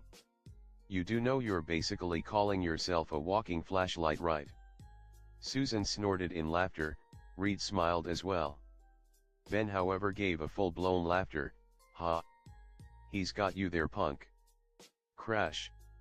We turned to see the burnt wreckage of the car flying away to one side, and out of the fire came Doom. I gulped. I looked around. People were in the corners. They were afraid. I could see the cameras pointing at me. Guess it's official, I'm Spider-Man. We need to get him away from the people, I told them. He's causing too much damage. Anyone got a bright idea? Johnny asked as he flamed on and floated in the air. His powers are plasma-based, right? I guessed, looking at the lighting around his body. Yes, he also has a very advanced suit of armor in hand, probably one that rivals Stark's, Reed informed. The river, I told them, we can short-circuit him in the river. Right, Ben, do you think can drag him into the East River? Reed asked as he stretched his body and arms, closing them into fists. No problem, Stretch, Ben grinned, cracking his fingers. Sue, we'll provide backup. Johnny, can you keep him distracted with fireballs? You betcha. Johnny cried out, flying off. I didn't mean now. Reed growled before he turned to me. Spider-Man, think you can help out?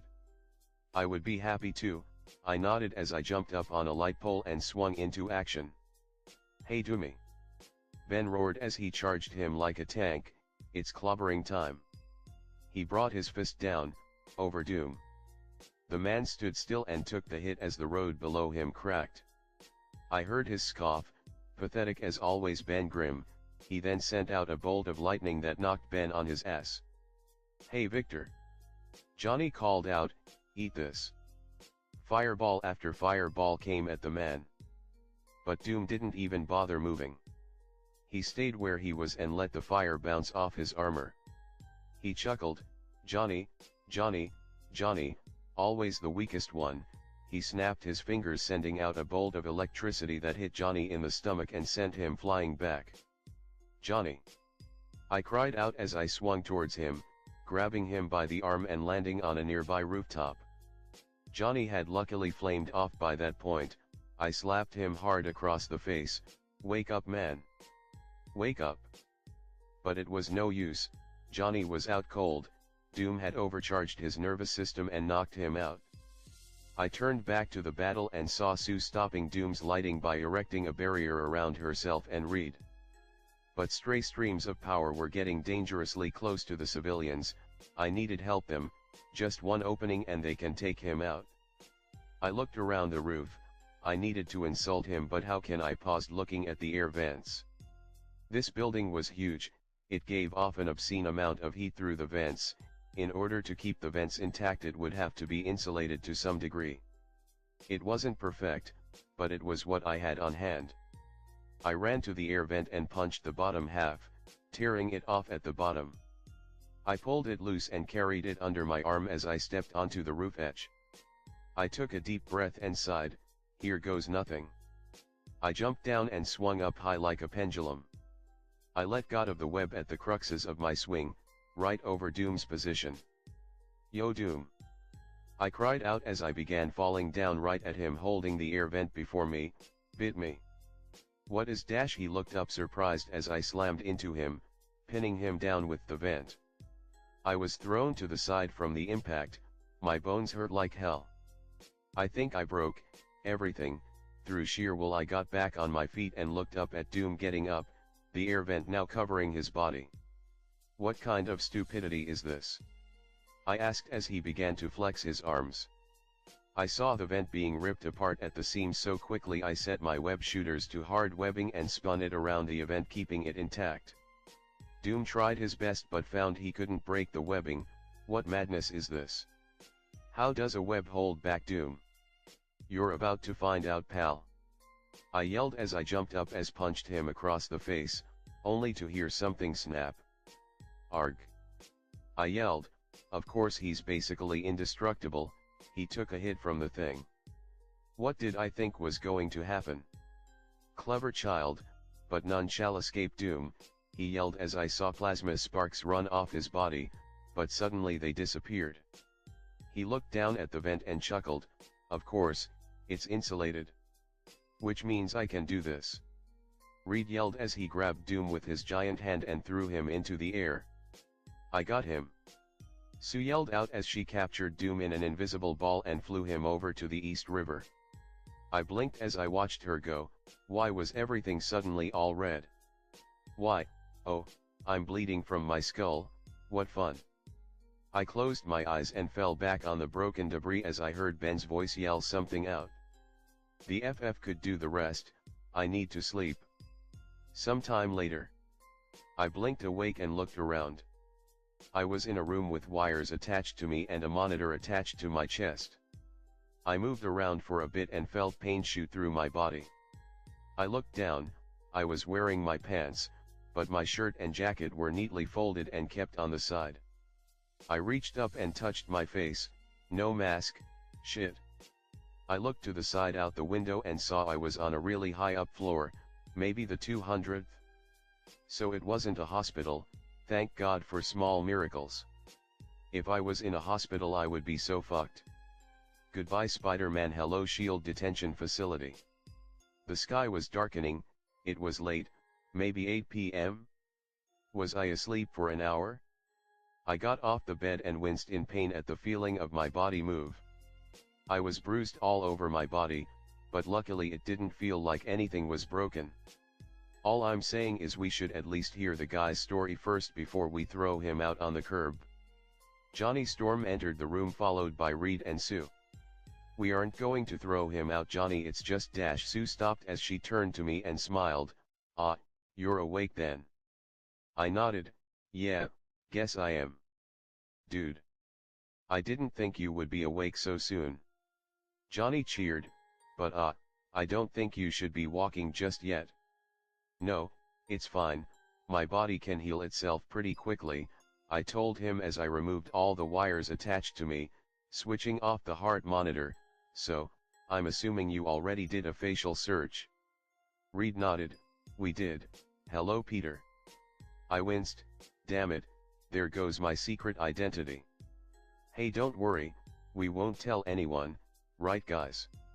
Johnny asked his sister and Reed. Of course, you helped us out with Doom, it wouldn't be fair if we didn't at least return the favor, Sue smiled.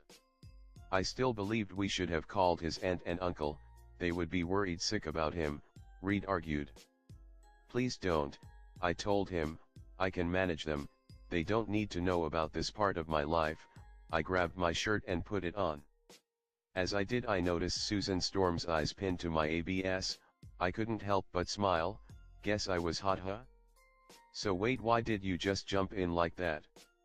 Johnny asked, I mean don't get me wrong, I appreciate it and all that, but why risk your life? I shrugged, people were getting hurt, I had to do something. I really doubt this is in Tony Stark's radar. He's probably off saving the Middle East or something. Plus I need the good press, but better keep that part to myself. So you just swing in? All the way from Queens? Reed asked surprised. My uncle has a saying, with great power comes great responsibility. I put on my jacket and zipped it up. Tucked into its pockets I found my web shooters, phone, and mask.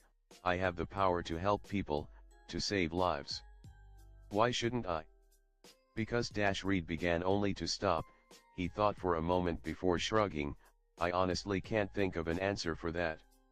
Would you look at that, I managed to stump the great Reed Richards, I chuckled as I turned on my phone to find 2 missed calls from my uncle. I immediately called him and spoke, hey Uncle Ben. Peter? Oh thank God, where are you mister? Do you know how worried your aunt was?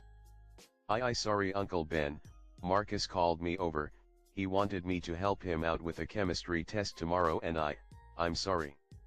It's fine Peter, though when you get back we need to have a serious talk about this new attitude of yours, Ben's voice was soft but I could hear the edge to it.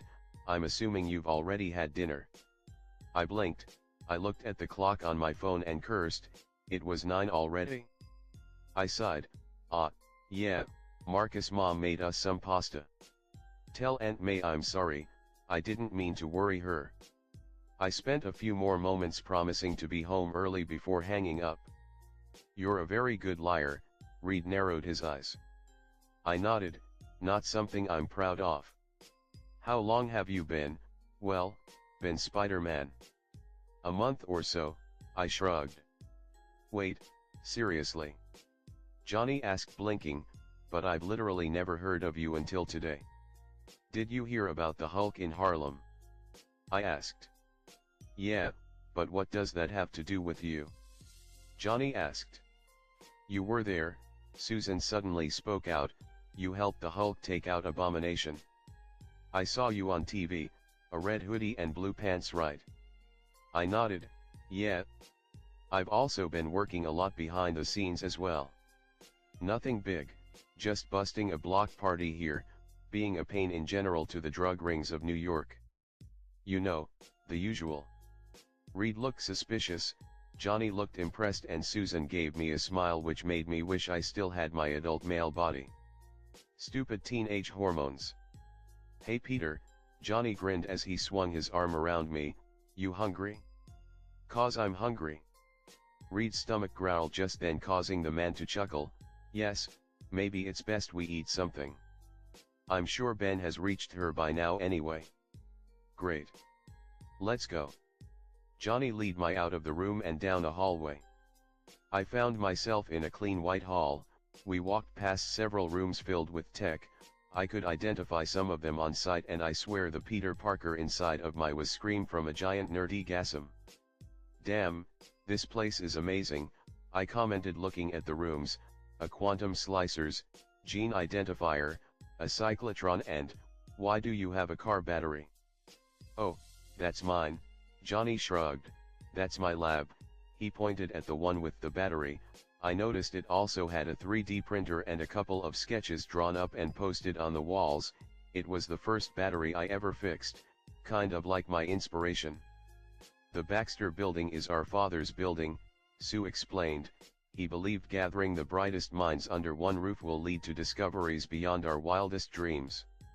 Each scientist was given a workstation to use, and in return any invention they make is co-owned by them and the Baxter Foundation. I whistled, damn, that's pretty amazing. But I can't help but notice you guys are kind of running low on lab techs. Or did they go home after the lighting guy came knocking?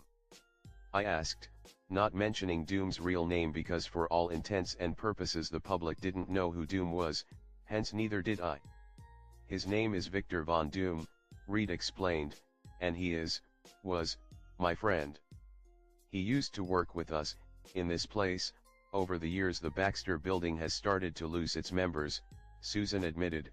We have enough funding, but people these days are more interested in making money working for place in Oscorp or Stark Industries than work here. So why exactly is he pissed at you? I asked as the hall led out into a giant living space with a living room, kitchen, dining room, gaming area with beanbags and a library with shelves across the far wall.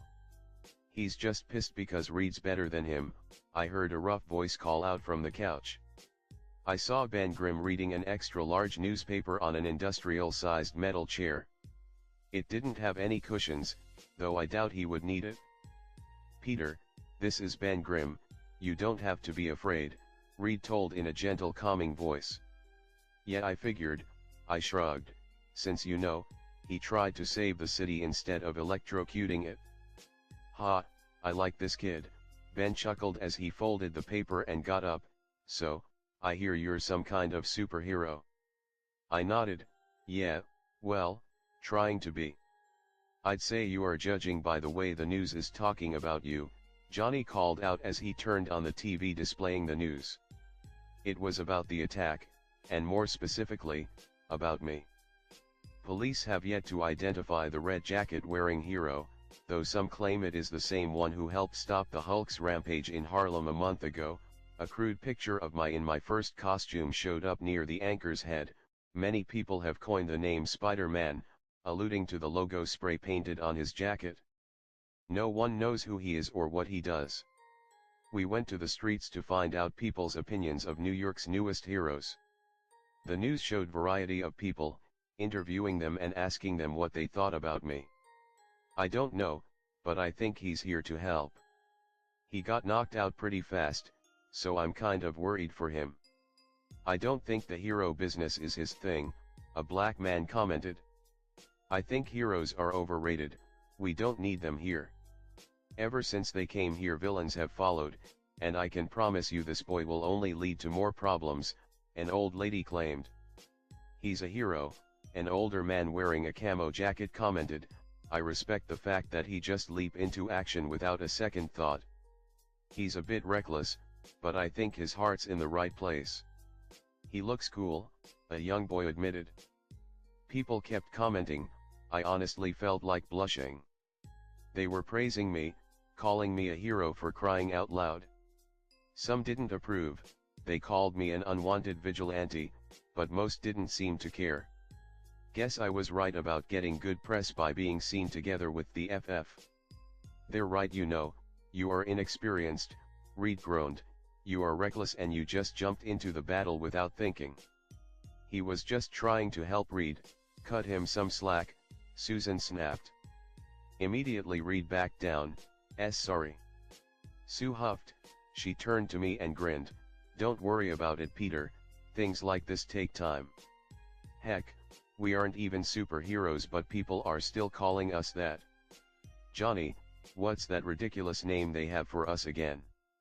The Fantastic Four sis, and for the record, I don't think it's stupid, Johnny grinned, I kind of like it. Ha! Of course you do, Ben chuckled, hate to break it to you kid, but we ain't heroes. Actually Ben, you kind of are, I spoke up, this was all of your first appearance in the spotlight. From now on people are going to expect you to fight to save lives, you're just going to have to deal with it. Is that why you chose to remain behind the scenes for so long? Reed asked. Yup, I half lied, it's easier to work in the shadows than to be outed and have expectations dropped on you like that. Understandable, Susan replied looking nervous, well look at it this way, at least now the Baxter building is getting free advertisement. Maybe we can finally get some people in here and working. I smiled, yeah, I don't think you'll have a problem in that front anymore. Well, I suppose people might be calling us the Fantastic Five now, Reed chuckled, I don't really think they know we aren't together. Damn, maybe you should issue a press release or something, I chuckled. I looked at the TV screen and suddenly a question came up, why aren't they surrounding the building? Don't they know I'm in here? No, Reed replied, after you fainted Sue turns you invisible and brought you here. Don't worry Peter, you're perfectly safe here. I sighed in relief, thanks Sue, I owe you. Susan smiled, forget about it. Can we get something to eat? I'm hungry and it's been a long day, Ben grumbled. Yes, of course, Reed agreed as he walked to the kitchen. Well I guess that's my cue to leave, I spoke up. No wait, didn't you tell your uncle you already ate? Are you just going home without dinner? Susan asked. I blinked, you are scary observant. Yeah she is, Johnny grumbled, but seriously man, stay. I shrugged, well, okay, only if I'm not bother you or anything. Trust me kid, it's no bother at all. You're probably be the most normal person in the room, Ben grunted out. I chuckled nervously, don't beat on that Ben. So what happened to Doom anyway? Ben sighed, we managed to get him into the East River as planned and Ahe electrocuted himself. He was unconscious, but instead of going to jail he was sent home. I blinked, what? Why? He's technically the Prince of Latveria, as such he has diplomatic immunity, Reed growled, he got off scot-free. Damn, I grumbled, that sucks. So what's for dinner? Johnny asked, rubbing his hands greedily. We have. Susan opened the fridge door and bent down to the bottom rack.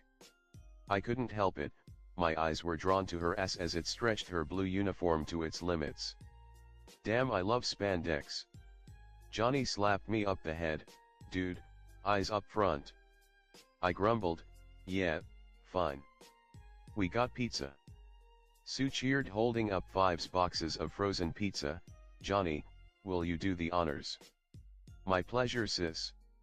Johnny took each pizza one by one out of the box and set it on fire. It hissed for a moment, burn out all the coldness before leaving behind a steaming, if slightly black, large meat lover's pizza. We grabbed plates and sat around the dining table.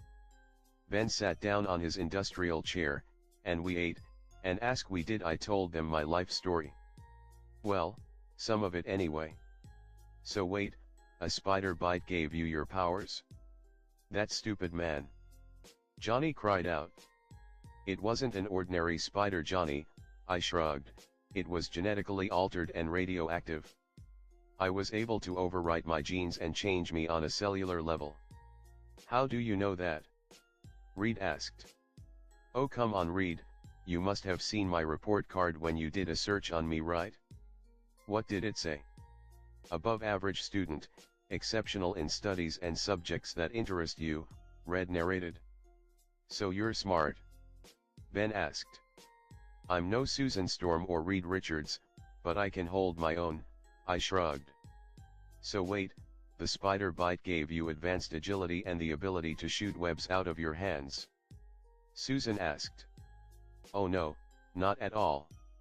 Actually the web thing was my own invention. I created a formula that solidifies when exposed to air, creating a web-like substance. And I used this, I lifted my sleeves displaying my web shooters, to launch the web lines. Amazing, you invented those? All by yourself? Reed asked. I shrugged, well it was either this or a grapple hook. And believe me, I can't do half as amazing things with a grapple than I can with my webs. Damn Peter, that's impressive, Johnny whistled. I mean, I'm kind of an inventor myself, so I can understand the difficulties in creating something so amazing.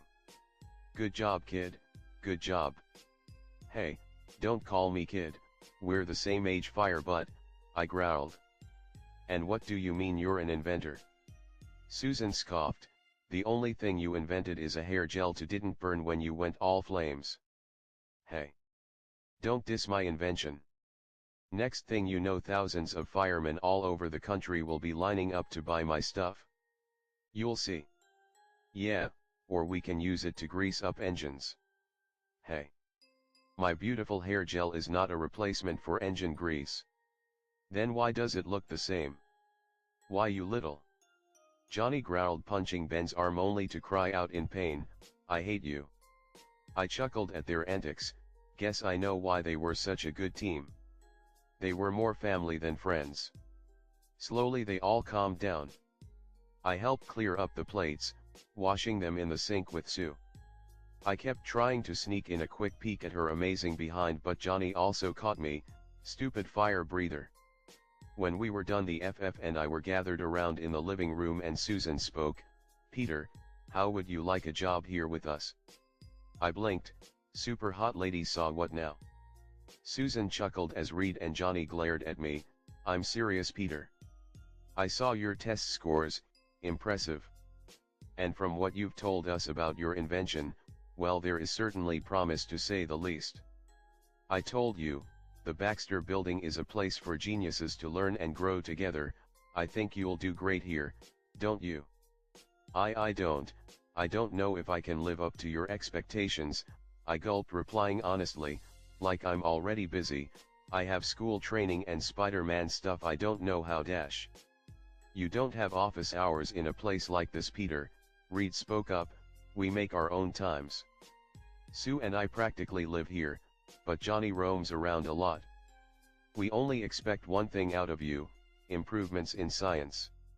You get final say on anything you invent, Sue continued, we'll decide together if we will release what we discovered or not.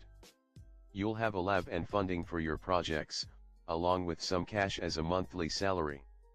Heck, maybe you can even make some gizmos to help you out when you're out as Spider-Man. And if you're really desperate for an alibi while out fighting crime, you can always just tell your folks at home you were here working on a project, Ben suggested. Yeah. That's brilliant, rock brains. Johnny cheered, and we can like totally team up all the time. Fantastic Four and Spider-Man saves the day. I blinked as I looked at them all.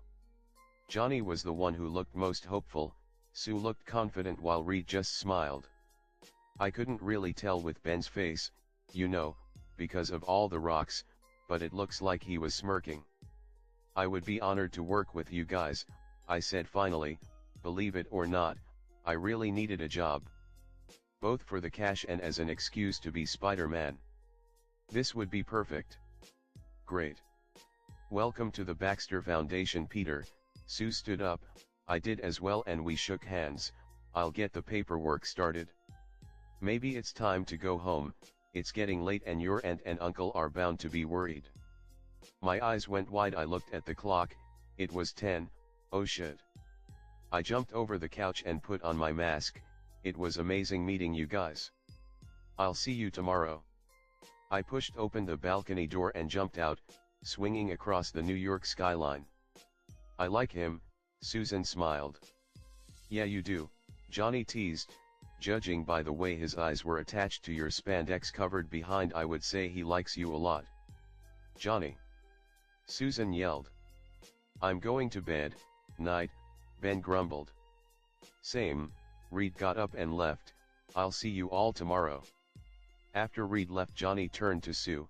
Think he's jealous? Sue blinked. What? Who? Reed. Why would he be jealous? Johnny blinked. You know, sis, for a pretty smart girl you sure are dumb. I got back home, changed into my normal clothes and meet my aunt and uncle. And surprise, surprise, it was yell o'clock. They must have been on my case for over an hour. I swear I must have gone deaf for 5 minutes somewhere in between.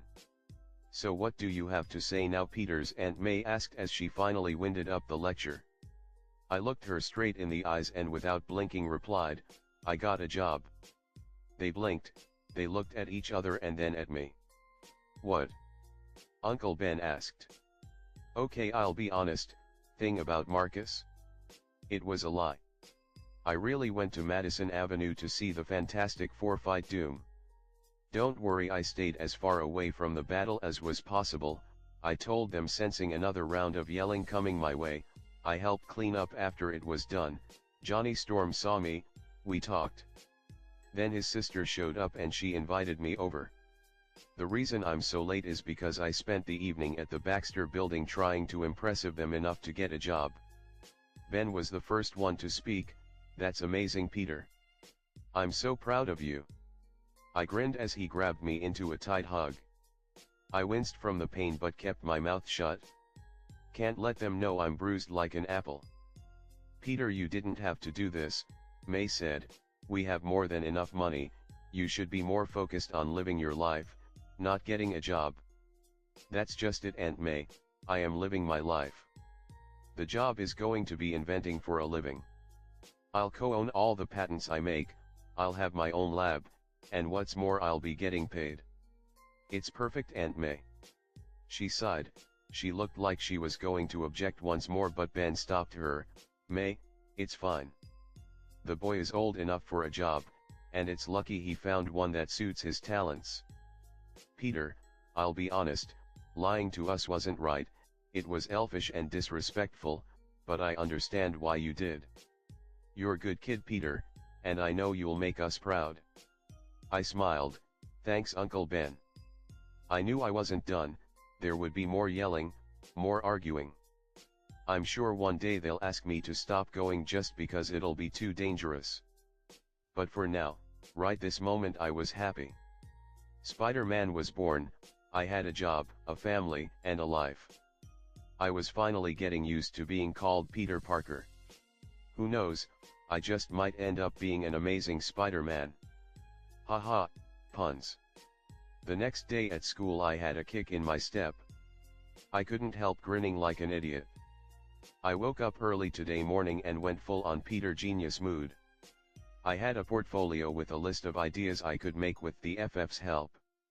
I really wanted to impress them. Though sadly school did come first. Damn Aunt May, I already had a job, why must I persist on this infernal hell? Okay, moving away from the melodramatic for a second, I'll admit, school was important, I can't just skip it. So now I find myself reluctantly sitting down for first period English.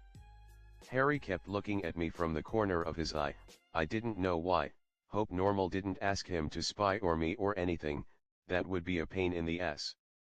MJ and Liz were gossiping with the rest of the popular kids, same as usual, and Flash was napping off in one corner. Alright class, settle down, the English teacher walked in. Now before we begin I would like to introduce a new student joining us. I understand it's late and she will have a lot to catch up on, so I hope you'll all be supportive. You can come on in, Miss Hardy. My brain hit pause and then reset as all my scientific ideas went out the window. The door opened, a girl walked in with grace and poise. Her hair was silvery blonde, let loose as it framed her face and reached to her lower back. She wore blue jeans that were tightly framing her legs, a loose white shirt and a black leather jacket. She looked bored, like she would rather be anywhere else but here. She grumbled, "Yo." I blinked, I actually forgot about her.